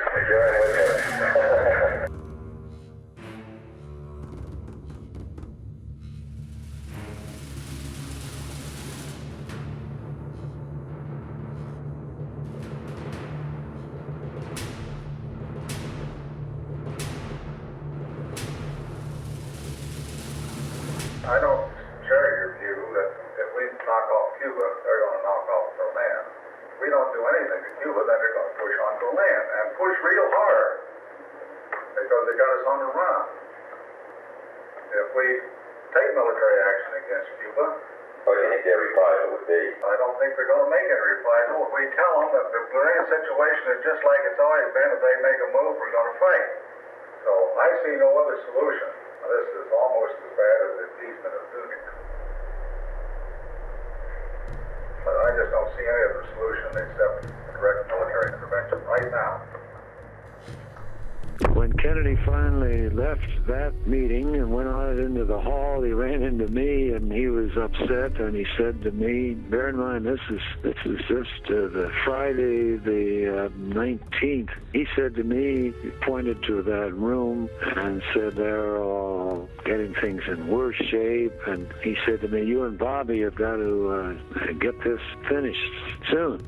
But turned out that he left his tape recorder going when he left the room, and we have recorded for history, and what LeMay and the Marine Commandant, David Shoup, and some others had to say with Kennedy out of the room was pretty close to treasonous and blasting him, and I'm told that when Khrushchev finally pulled the missiles out of Cuba without the United States firing a shot, not only was Castro upset that he hadn't been consulted, but the Joint Chiefs were upset that they didn't have their chance for a war. You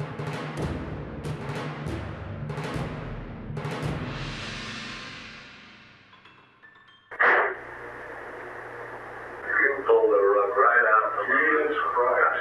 What the hell do you mean? He finally got around to the word escalation. If somebody can keep him from doing the goddamn thing piecemeal, that's our problem. You go in and frig around with a missile, you're screwed. You go in and frig around with a little else, you're screwed. That's right. You're screwed. Some goddamn thing, some way, you can say either do the son of a bitch and do it right, and quit frigging around. Were there those opposed to the quarantine, those that were adamant in going into Cuba? Yes, during that first week of debate and discussion around the cabinet table, there were those who said the quarantine won't accomplish anything. How about that get rid of the missiles? Those missiles are pointed at us. It's a threat. Got to get rid of them. And I still remember the sentence of one of those hawks, as they were later called.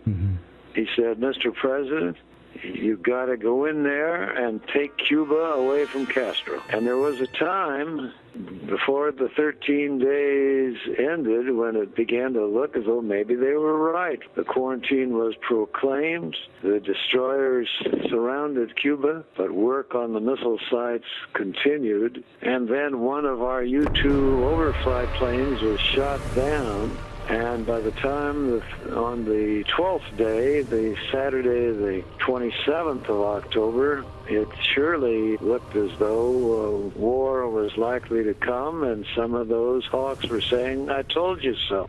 As evidence of this rapid offensive buildup was already in my hand, Soviet Foreign Minister Gromyko told me in my office, and I quote him, training by Soviet specialists of Cuban nationals in handling defensive armaments was by no means offensive.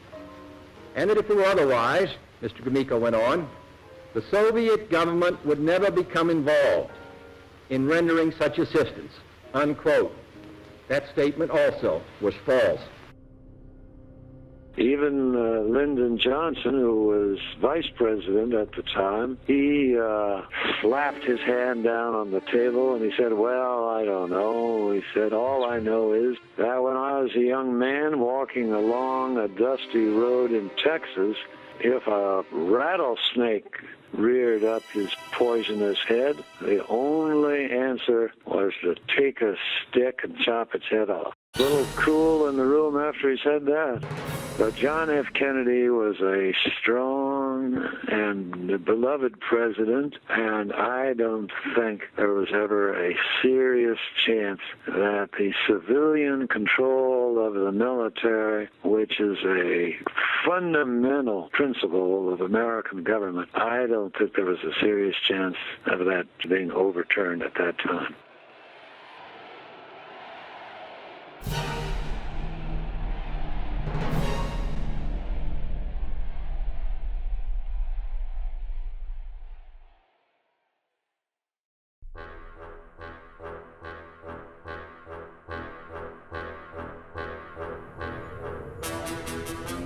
Castro was pressing Khrushchev for a preemptive strike against the United States. This is a two-part answer if you've got time. Sure, sir. First is that, believe it or not, participants in the Cuban Missile Crisis from the United States, Russia, Cuba, had reunions to meet and talk about the lessons of such a crisis and how to prevent it from ever coming close again. We had one of those in this country. We had at least one in Moscow. We had at least one in Cuba. And then we had another one in Cuba on the 40th anniversary of the crisis in 2002, and I attended, and Castro was there, as active as ever, not quite as healthy as the first time I met him, which was 1977.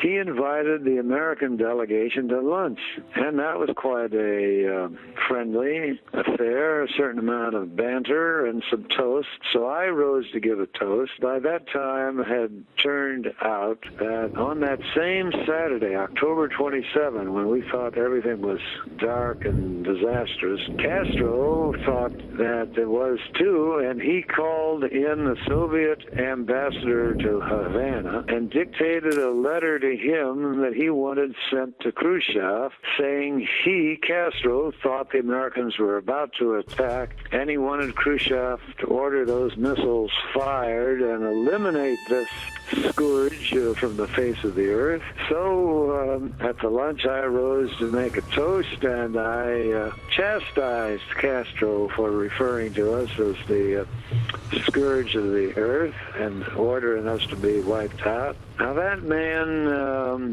needed an interpreter to speak to us, but he understood English. He heard what I was saying, and halfway through he interrupted me and said, "That's because I thought you were about to attack." I resumed my toast to say that, yes, I understood his motivation for sending that letter calling us such names, but in fact I was glad he had sent that letter, because that letter, even more important than the letter I had drafted, helped convince Khrushchev that he had made a mistake, that things were getting dangerously out of hand, because that very morning, early October 27th, 1962, his troops had shot down the American U-2 plane and pilot flying over Cuba. He had not authorized that, and the combination made him feel that everything was getting out of control. And so I said to Castro at that luncheon in 2002,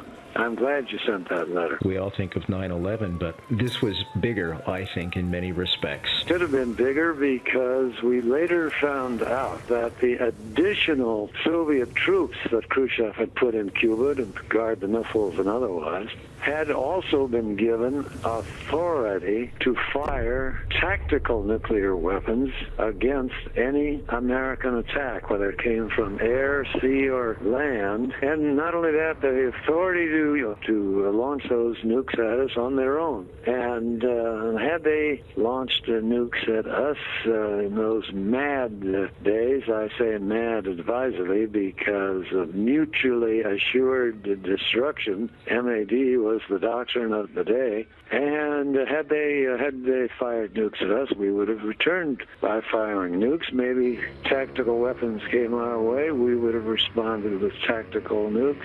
But once both countries are on that nuclear ladder of escalation, they keep going up the ladder, and they would have responded with strategic weapons. We would have responded to that with strategic weapons, and so on up the ladder until both sides have emptied their arsenals and devastated every inch of the other country. And all those nuclear explosions in the atmosphere would have produced radioactive poisons that would have circled the planet by wind, by air, by water, by soil, until, scientists tell us, the whole planet was uninhabitable for plant life, animal life, or human life.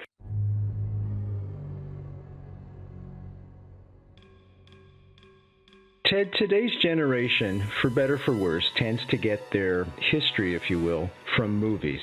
I think of the movie JFK. I think of the movie 13 Days. I want to talk about the movie 13 Days. Do you feel that's an... First of all, the movie JFK was total fiction, and I'm amazed how many young people today think it's history. On the other hand, the movie 13 Days, it had a few imaginative changes from history, which we can talk about. But essentially, it was accurate. It was based on the documents. It was based on a couple of long conversations that the producers and writers had with me. They conveyed pretty well the danger we were in and the very cool objective leadership provided by John F. Kennedy that steered our little group called the XCOM through those 13 days to a peaceful solution.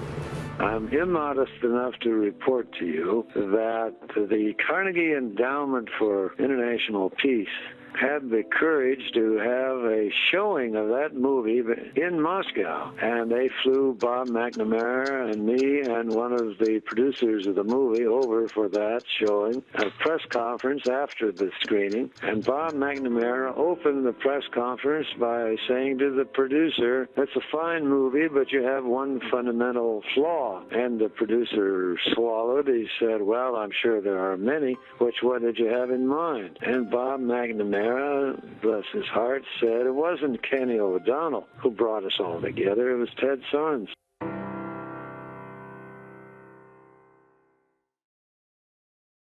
Bear in mind that in the fall of 1960, Nixon came this close to being President of the United States.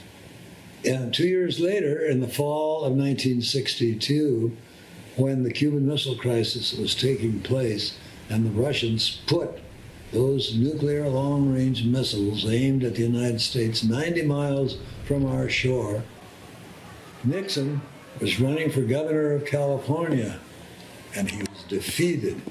And you may recall, when he was defeated, he imploded at a press conference and said, "You're not going to have Nixon to kick around anymore." That's right. Imagine that kind of mentality in the White House when we were under that kind of pressure with those Joint Chiefs urging him to bomb.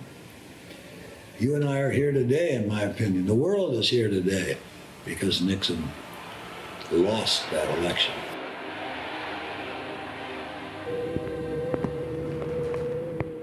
I'll just tell you, the smartest man I've met in this White House is Sorensen. Told me tonight he just thought I was a big, fat, cigar-puffing, pot-bellied numbskull by following the advice to get out here in front of the press.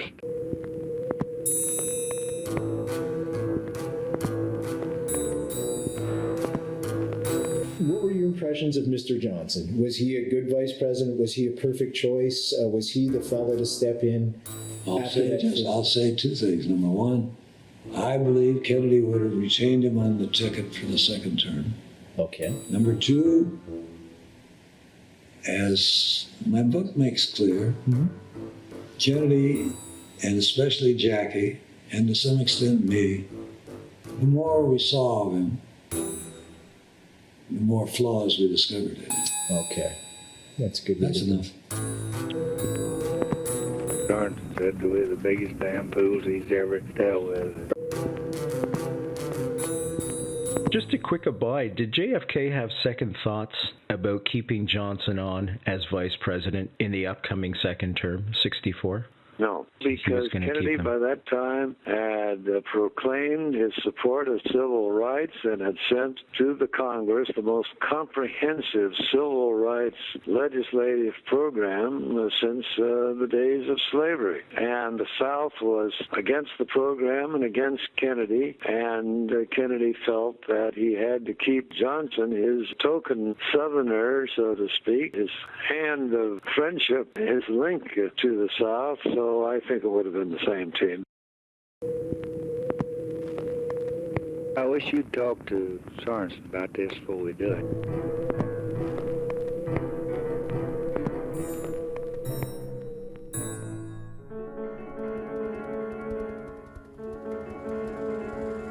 What if you have a terrorist adversary? All right, good example. Yes, sir.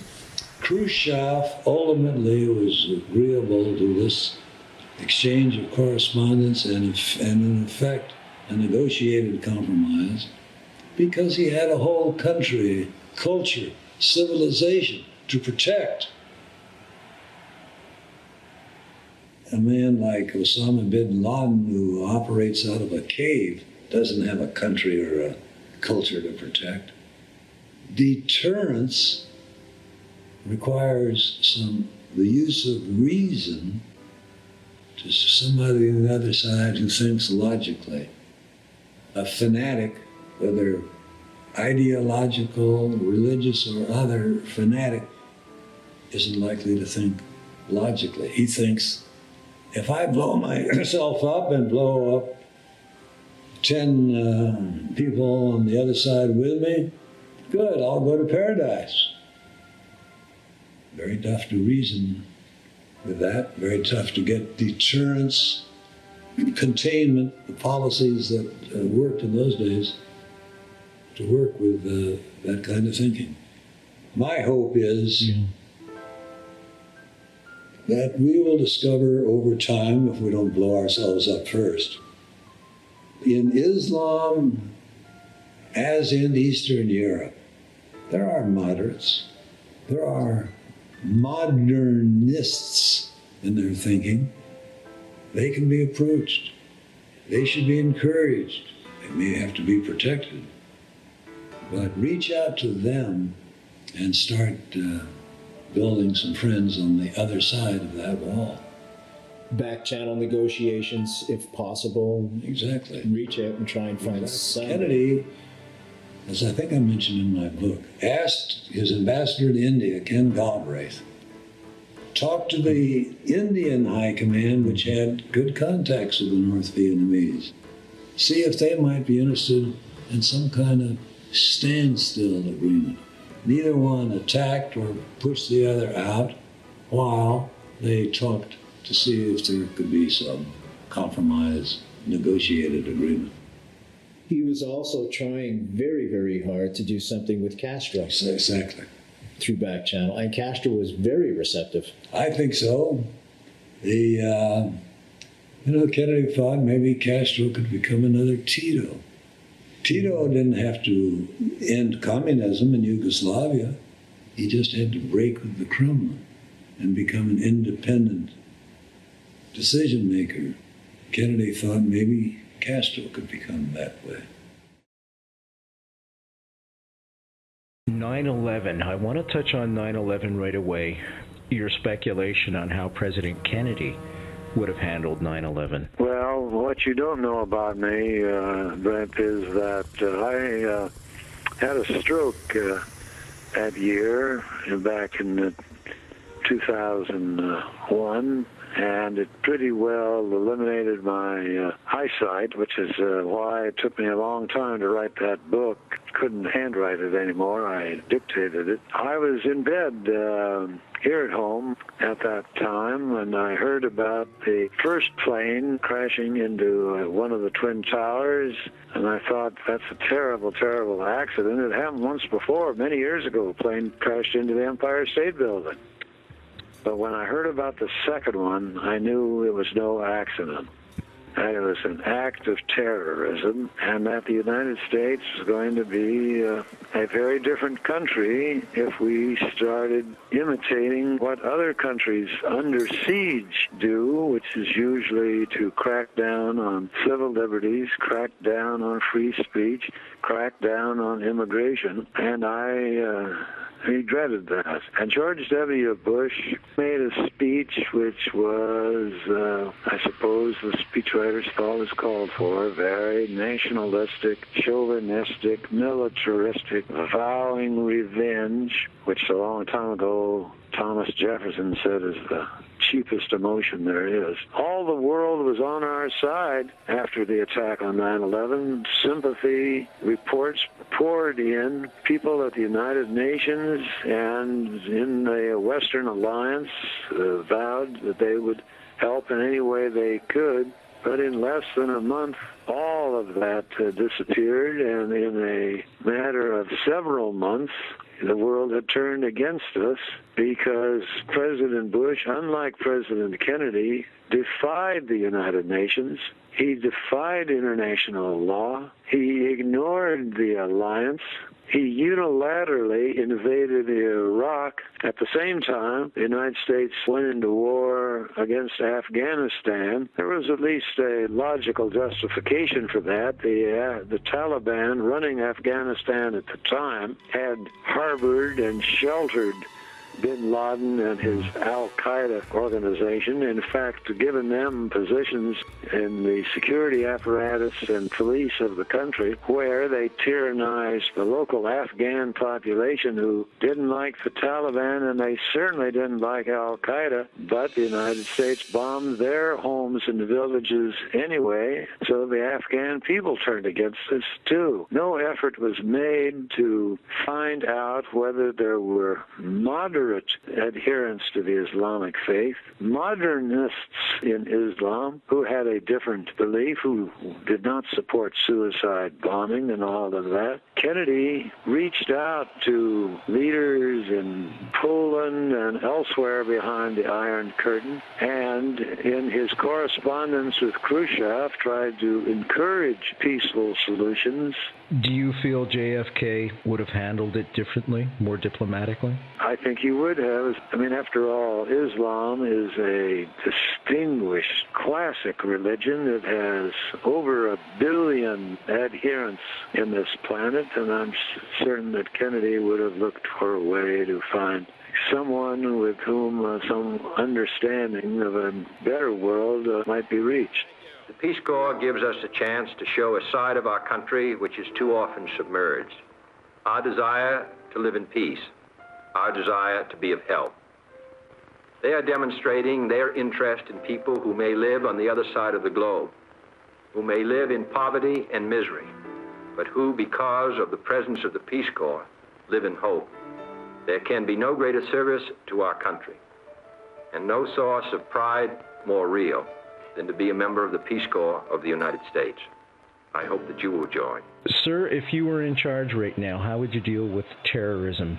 I would try to do all possible to regain the respect that the world had for the United States at the time John F. Kennedy was president. Nobody was threatening or attacking us then. People loved the president then. They loved this country and its values. I think in Afghanistan we will achieve a solution there, not by increasing the number of combat troops we have in the country, but by increasing the number of schools and medical clinics and libraries they have in the country so they can see the United States as it truly is. To those new states whom we welcome to the ranks of the free, we pledge our word that one form of colonial control shall not have passed away merely to be replaced by a far more iron tyranny. To those people in the huts and villages of half the globe struggling to break the bonds of mass misery, we pledge our best efforts to help them help themselves. For whatever period is required, not because the communists may be doing it, not because we seek their votes, but because it is right. If a free society cannot help the many who are poor, it cannot save the few who are rich.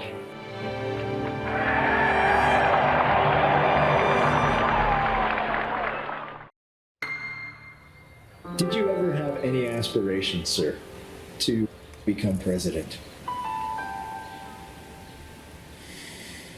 Not realistic ones, and I'm a realist. Tell me the unrealistic ones.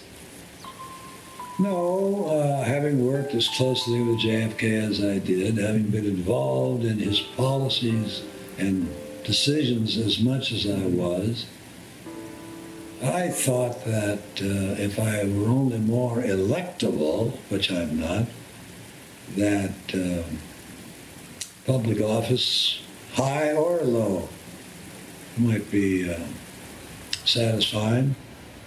But I knew that that was not realistic. Nobody was going to give money or mount a major campaign among the cynical and conservative establishment types who run this country.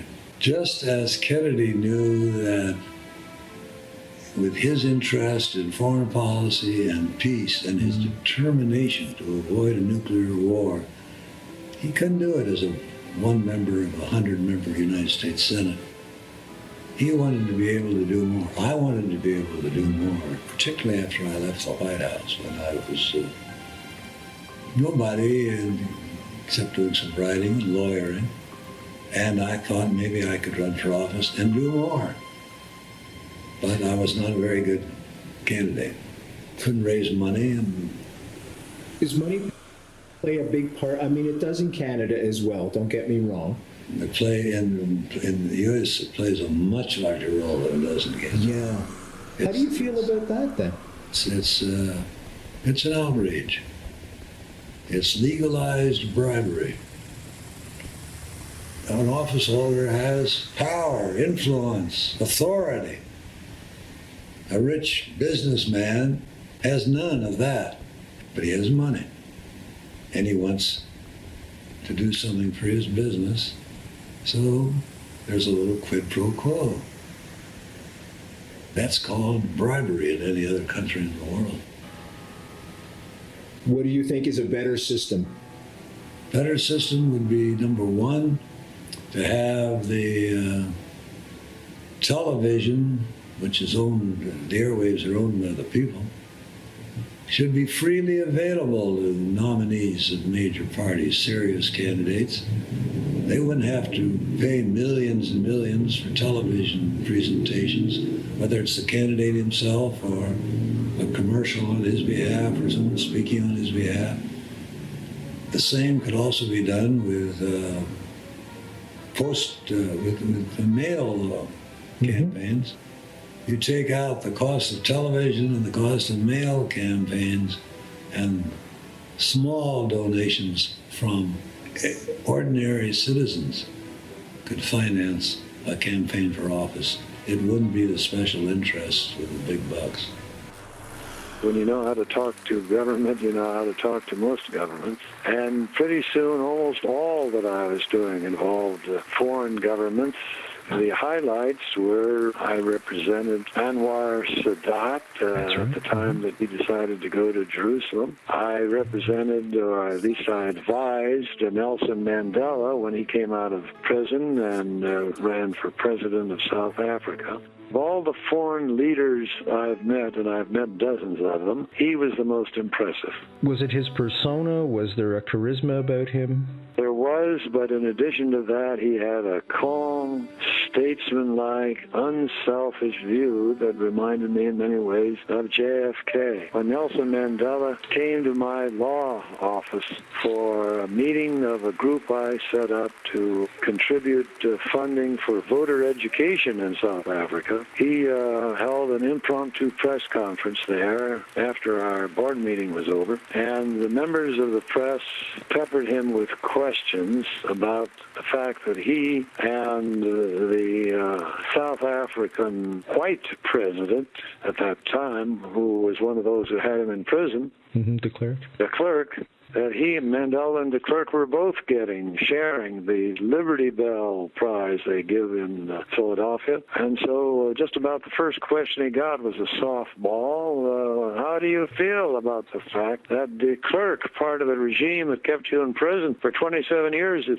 sharing in your prize? And I thought that was Mandela's opportunity to really blast de Klerk.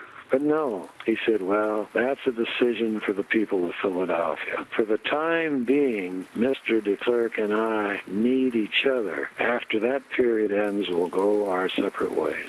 That was a brilliant answer. And I had some involvements with a number of other countries, including helping draft a constitution for Tajikistan, one of the Central Asian republics that emerged when the Soviet Union collapsed. And, well, I could go on and on. I've had a lot of interesting assignments. Do you feel at this juncture of your life that you could just be free to say whatever you want and damn the consequences? Or have you always felt that way? No, not always. I didn't feel that way when I was in the White House. I was not speaking in public for the most part, and I certainly was not voicing any policy other than the president's. But since then, I've spoken out, and I still speak out quite freely. I just want to mention the Kennedy team. He had put a dream team, to coin a popular phrase, together.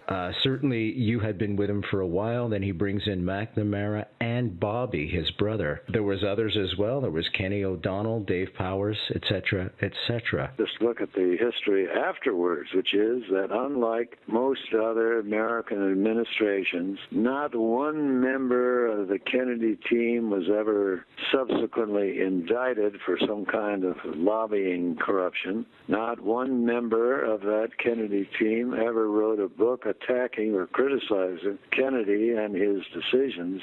So it was a team of people who were dedicated to the best interests of a better country and a better world.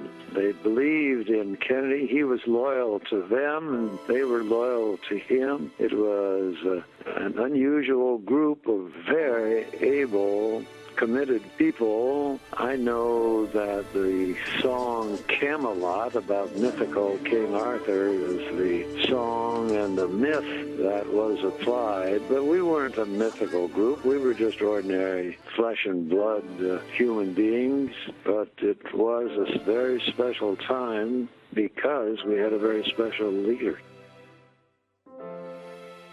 When you're writing at night, sir, what are your motivations? What are your ideas that you want to get across? Number one, I want to keep the Kennedy legacy alive, what he stood for: social justice at home, peace around the world, decision-making that is solely in the interest of the nation and a better world.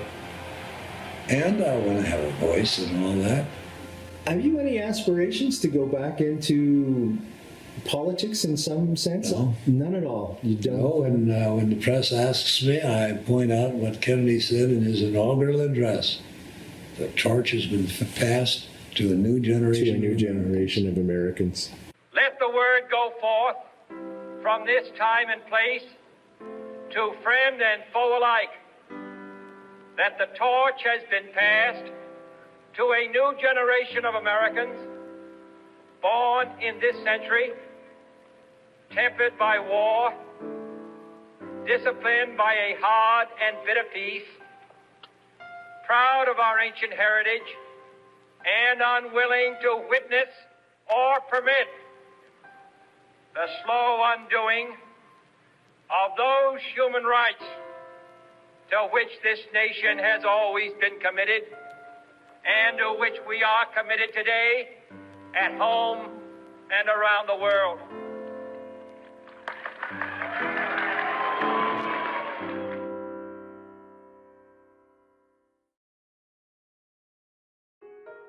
You always downplay your role in the Kennedy administration. Yes. I think that's the way it should be for assistants. Nobody elected me to office. Nobody asked me to lead the country nobody voted for my ideals and ideas and proposals and so on. So why should I try to minimize Kennedy's role by maximizing mine? That doesn't do me any good. Kennedy made possible everything that I've done and become. So I'm grateful and indebted to him for the rest of my life. I'm not going to diminish him and his importance. I'm going to ask you a question now, just off the top of my head. Did JFK ever piss you off, sir? Did you ever disagree with him? Never. No. He was a lot slower to lead on civil rights, which had been a subject very important to me when I was even younger. I was going to say when I was young, but I was pretty young when I was in the White House. Yeah, you sure But were. even 30s. younger, I had started out talking about and rooting for civil rights, and he came from a totally different background and was a little slower. But my affection and admiration for him were such that I respected him, always admired him, and can never say that whatever minor disagreements we might have had on other subjects from time to time, that anything ever became a major block between us. In fact, just to take time for one other story, there was almost a lawsuit over the claim that I had been the author of his book, Profiles in Courage. He was very upset and angry about that. And when the lawyers for the other side, when he and his father were threatening the lawsuit, said, well, maybe Sorensen himself talked about writing Profiles in Courage. JFK said, no, he never would have said that. And the authors said, maybe he said it when he was drunk. No, he doesn't drink. Maybe he said it when he was angry at you. And JFK said, he's never been angry at me. And that was the truth.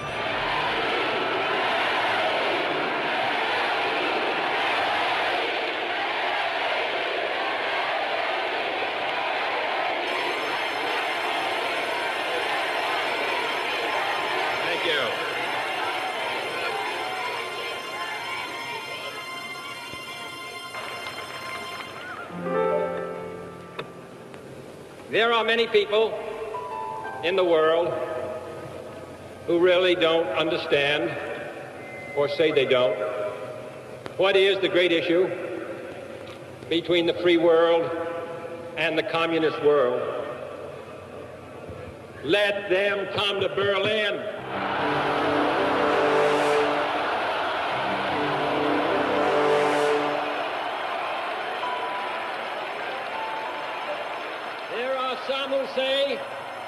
There are some who say that communism is the wave of the future.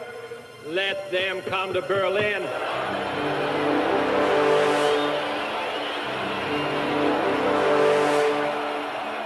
Freedom has many difficulties, and democracy is not perfect. But we have never had to put a wall up to keep our people in, to prevent them from leaving us.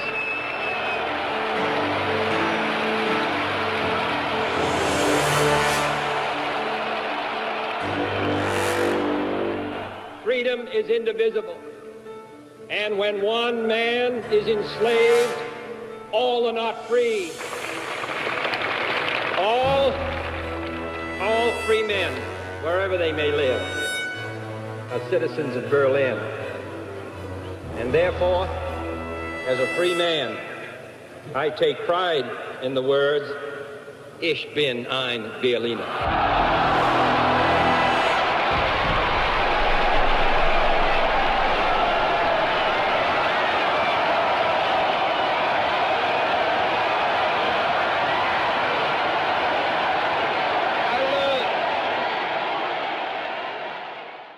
In my book, I point out the fact that after World War II ended, when it was time for draft registration, I registered as a conscientious objector. Mm-hmm. That was not a popular thing to do. No, I understand. Even today, I think probably people would wrinkle up their noses and frown at that and make cast aspersions on my patriotism or whatever. But that's the way I felt. Why would they do that to you, sir? Why would they do that? Why would they challenge your patriotism? You're virtually the fellow that saved the world with that letter to Khrushchev. Oh, well, thank you. Thank you. I hope some people realize that. No, they think everybody is supposed to serve and risk his life for his country. I was willing to risk my life. I was willing to serve in the ambulance corps or whatever. I just didn't want to kill people. I didn't think it was necessary to kill people to save my country. And Mr. Kennedy I'm sure he knew about that. And he respected that. After all, he had to have an FBI check on me. And I'm sure they found that in my record. But obviously it did not make any difference to him, except when he had a meeting with the Joint Chiefs, he didn't take me into the meeting because he thought that might annoy them. Is that right? He didn't say that. Yeah. All I know is he didn't take me into those meetings. And so, my fellow Americans, ask not what your country can do for you. Ask what you can do for your country.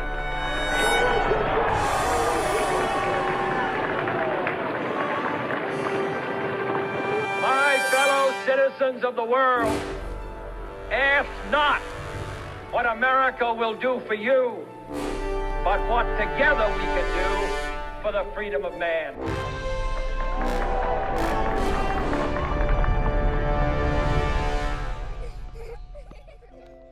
How was Mr. Kennedy as a father? He had two little ones running around. He loved those two little ones running around the White House. Loved them, loved to watch them. Unfortunately, with his bad back, it was painful to pick them up, hold them up in the air, things like that. But he joshed with them and teased them. And anyway, he loved his men. He did. I give the credit more to Jackie than to him because they were still very little when he was gone.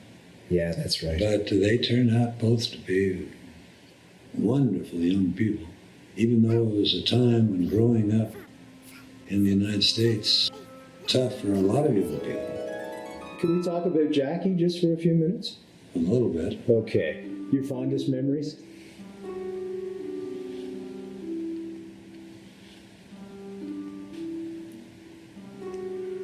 I was writing my first book, Kennedy, on Cape, in a home I'd rented on Cape Cod.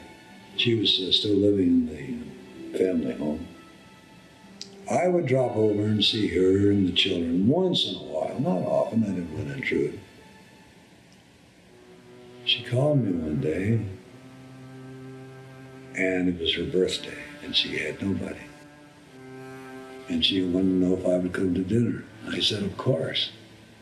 I had no opportunity to go shopping for an appropriate present. So one of my most precious papers among the papers I was reviewing for my book were JFK, the president, was a great, what's the word, doodler? Yes. And he doodled during the ex-con deliberations one day. And, it's historic, dangerous. IL-28, that's the bomb. Danger, and a lot of scribbling and so on. So I picked that up and in an envelope. I gave that to her because I thought it'd be worth something. And she loved that. And a few years later, she had it framed and gave it to me as a present with beautiful words about my having given it to her, and she wanted me to have it for all I had done for her husband. And as you know in the book, there's some very nice letters from Jackie, which I quote. I loved getting those letters. And I should tell you that I do mention in the book that one day she called me up and asked if her daughter Caroline, little girl who was supposed to write a paper about the Kennedy foreign policy. This is a great story. Yes, and he wanted to know if she could send Caroline over to see me in my office, and I said, of course. And I gave Caroline a summary of JFK's foreign policy and his greatness and so on. And not so long ago, Caroline wanted her son to come talk to me about the same subject. His name is Jack. Not John. His name is Jack. And this summer he was an intern in the White House and divided the White House and in Senator John Kerry's office.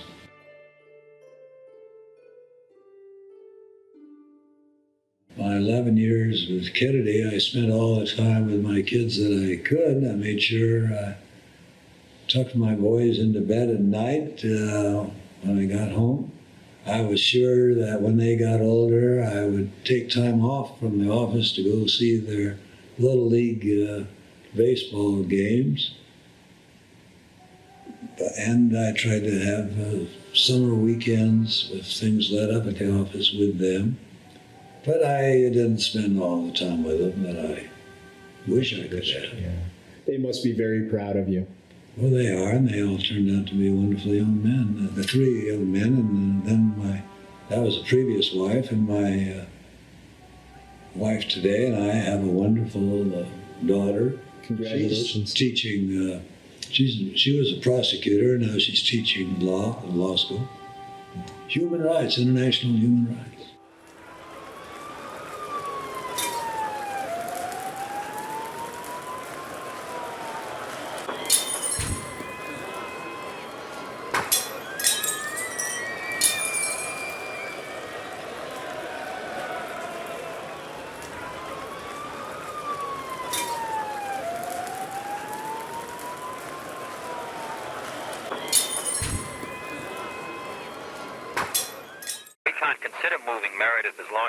There's a riot outside because he wouldn't be safe. We couldn't consider moving Meredith. We haven't been able to restore order outside. That's the problem, Governor. Well, I'll tell you what I'll do, Mr. President. I'll go up there myself. Well, now, how long will it take you to get there? And I'll get a microphone and tell them that you have agreed to be removed. No, wait a minute. Wait a minute, Governor. Now, how long is it going to take you to get up there? About an hour. If you want to go up there, then you call me from up there, and then we'll decide what we're going to do. We got an hour to go, and we may not have an hour, but it won't take you an hour to get up there. Why don't you give an order up there to remove me? How can I remove him, Governor, when there's a riot in the street, and he may step out of that building and something happen to him? I can't remove him under those conditions. We've got to get somebody up there now to get order and stop the firing and the shooting. Then you and I will talk on the phone about Meredith.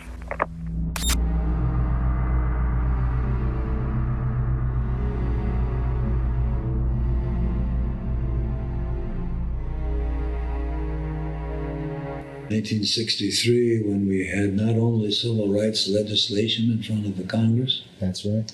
But we knew that coming soon would be civil rights confrontations at Southern universities. The President's TV address to the nation after desegregation of the University of Alabama. From the President's office in the White House, June 11, 1963. This nation was founded by men of many nations and backgrounds. It was founded on the principle that all men are created equal, and that the rights of every man are diminished when the rights of one man are threatened. We are confronted primarily with a moral issue. It is as old as the Scriptures and is as clear as the American Constitution. The heart of the question is whether all Americans are to be afforded equal rights and equal opportunities, whether we are going to treat our fellow Americans as we want to be treated. If an American, because his skin is dark, cannot eat lunch in a restaurant open to the public, if he cannot send his children to the best public school available, if he cannot vote for the public officials who represent him, if, in short, he cannot enjoy the full and free life which all of us want, then who among us would be content to have the color of his skin changed and stand in his place? Who among us would then be content with the counsels of patience and delay? A great change is at hand, and our task, our obligation, is to make that revolution, that change, peaceful and constructive for all. Those who do nothing are inviting shame as well as violence. Those who act boldly are recognizing right. Thank you very much. When Kennedy and Johnson put through a comprehensive civil rights program, they both agreed that that was the end of the Democratic Party in the South and maybe the end of the Democratic Party winning presidential elections. Since then, the only two Democrats who have won presidential elections up to before Obama were two Southern governors, Carter and Clinton, and every other presidential election was won by the Republicans with strong support from the southern and border states, and that anti-democratic party attitude continues to a considerable extent today, despite the miracle, and it was a miracle, of Obama's victory. August 28th, 1963. Yes, I remember very well. Were you in the Oval Office that day, sir? I was, yes. We were all working hard that day because that happens to be an extremely busy time of year in the White House. What was your reaction to Mr. King's speech? Oh, I happen to be an admirer of eloquence, and I thought it was one of the most eloquent speeches ever given.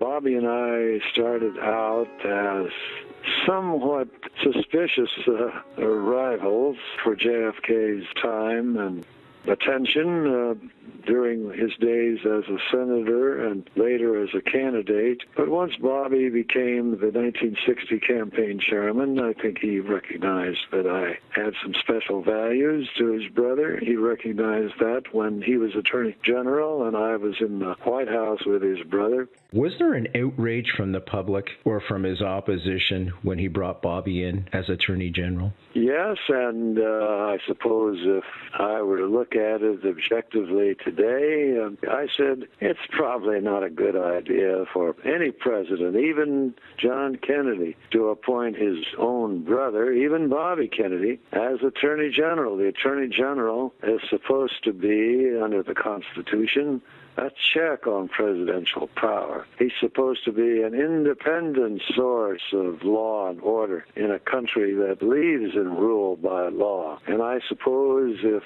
any other president appointed his brother as Attorney General, there would be an outcry, and I'd probably be leading the outcry. We were lucky that Bobby Kennedy turned out to be as good an Attorney General as he was, and to play as strong a role as he did in bringing about and supporting the revolution in civil rights that JFK finally led after he'd been in office a couple of years.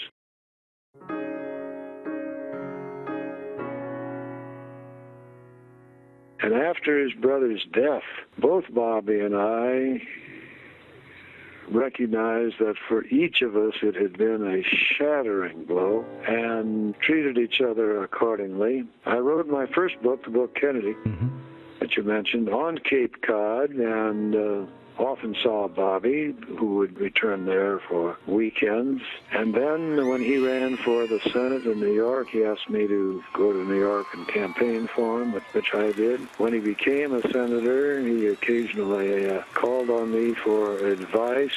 I acted as lawyer for one of his books. And then when he ran for president, although I had advised against it, saying that 4 years later would be a much better time for him, he asked me to join his brother Ted and his brother-in-law Steve Smith in a triumvirate that pretty much was in charge of his presidential campaign. As far as his brother Ted goes, well, naturally, I've known him since my earliest days with John F. Kennedy, going back to 1953. That means I knew him for 56 years until the day he died. And during those 56 years, I was occasionally an advisor and always a friend.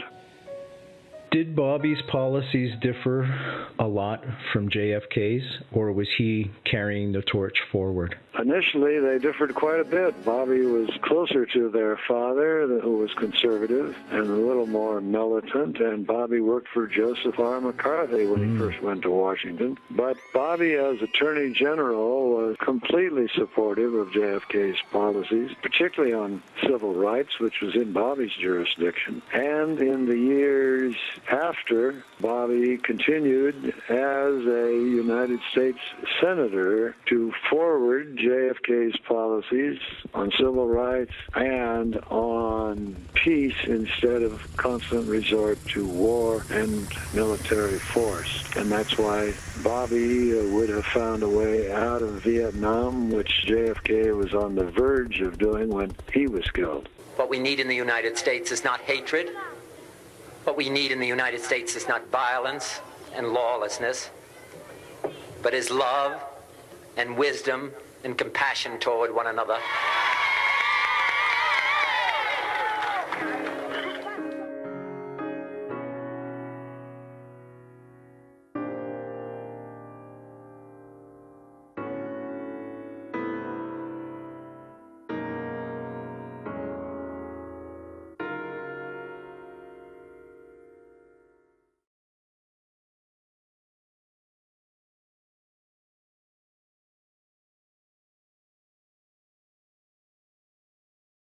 Can I touch on his death, sir? Briefly, but it's the worst day of my life, so I don't like to talk about it too much. Understood, sir. You wrote something quite ominous.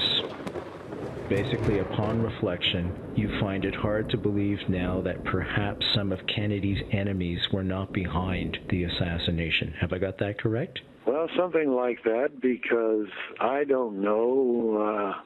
Nobody really knows, and I try to avoid reading most of these so-called conspiracy books. The fact is that Kennedy had enemies in the right wing, particularly because of civil rights and because his American University speech indicated that he was taking a more accommodating position toward the Soviet Union. He also had enemies among organized crime, as did his brother Bobby. He also supposedly had enemies among communists in both the Soviet Union and Cuba, though I don't think either one of them would have thought that they would gain by Kennedy's removal. All I meant to say in the book was, considering the number of enemies that he had in the military and intelligence circles in the United States, Lord knows they had reasons to get rid of him. They had opportunities to have access to arms, to reach out to the kinds of weird and confused individuals who can be recruited for that kind of work. I don't make any accusations because I don't believe in making accusations without proof.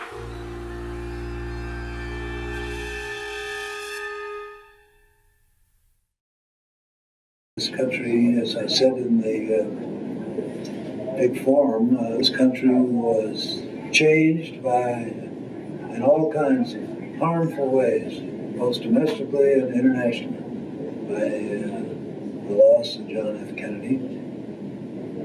And without inviting a lot new questions because I won't answer them. We're all going to learn more this year about why he was killed.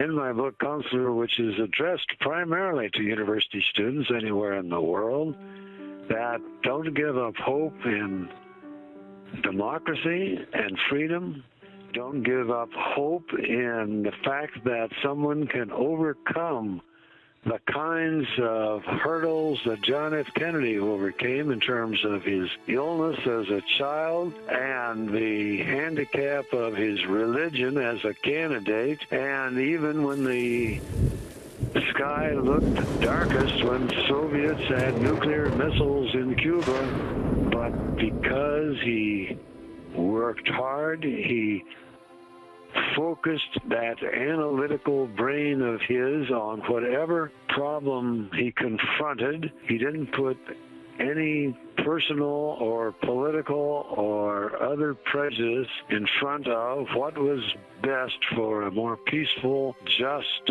world, and he prevailed, and so can any listener prevail if they will put their mind to it. That's perfect. I want to thank you so much for joining us. I enjoyed it. Is there any leaders now, do you feel, that bring that to the forefront?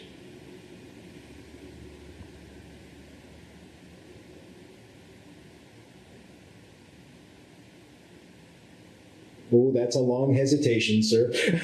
I'll let it slide at that.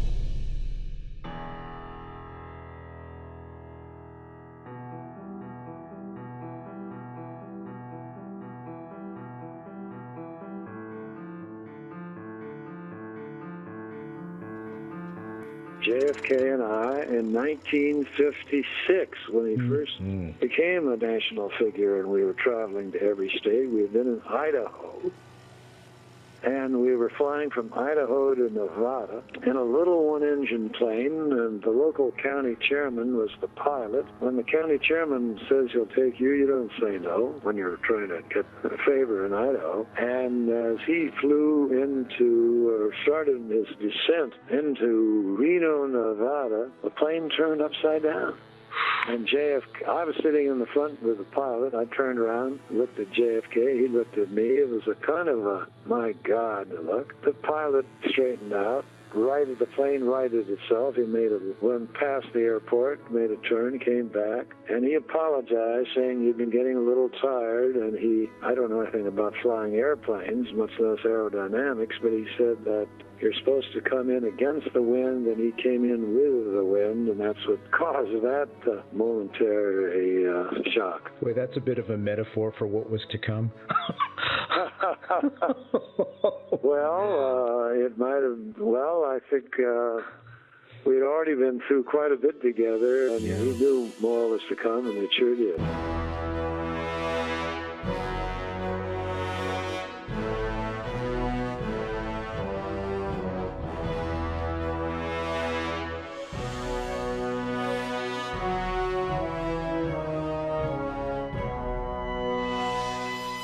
Would you just tell that so I have it on camera? Yes, actually, he had accepted the invitation to be the Democratic Party speaker for the Gridiron, the annual Washington journalists dinner where they poke fun at politics and politicians with an audience of big shot publishers, editors, and business. And for weeks afterwards, he worried about, why did I accept that? You have to be funny. If you succeed, so what? Nobody cares if you're funny. They won't elect you president because you're funny. But if you fall on your face, if you fail, it's all over town that it's a disaster. So we worked hard. I tried to pull together all kinds of potential applicable humor. We even had a meeting with a couple of gridiron types to review some of the material. One of them tipped us off that the journalist's skit on the Democratic Party just before the speaker was a tune. The tune was "My Heart Belongs to Daddy," and because there had been so much nasty speculation that Kennedy's father was trying to buy him the presidency, the skit had John F. Kennedy singing to that tune, "Just send the bill to Daddy." Skit ends. John F. Kennedy walks to the microphone. Gentlemen, there were no ladies. Gentlemen of the gridiron, I've just received a telegram from my generous daddy. Dear Jack, don't buy one vote more than is necessary. I'm damned if I'm going to pay for a landslide.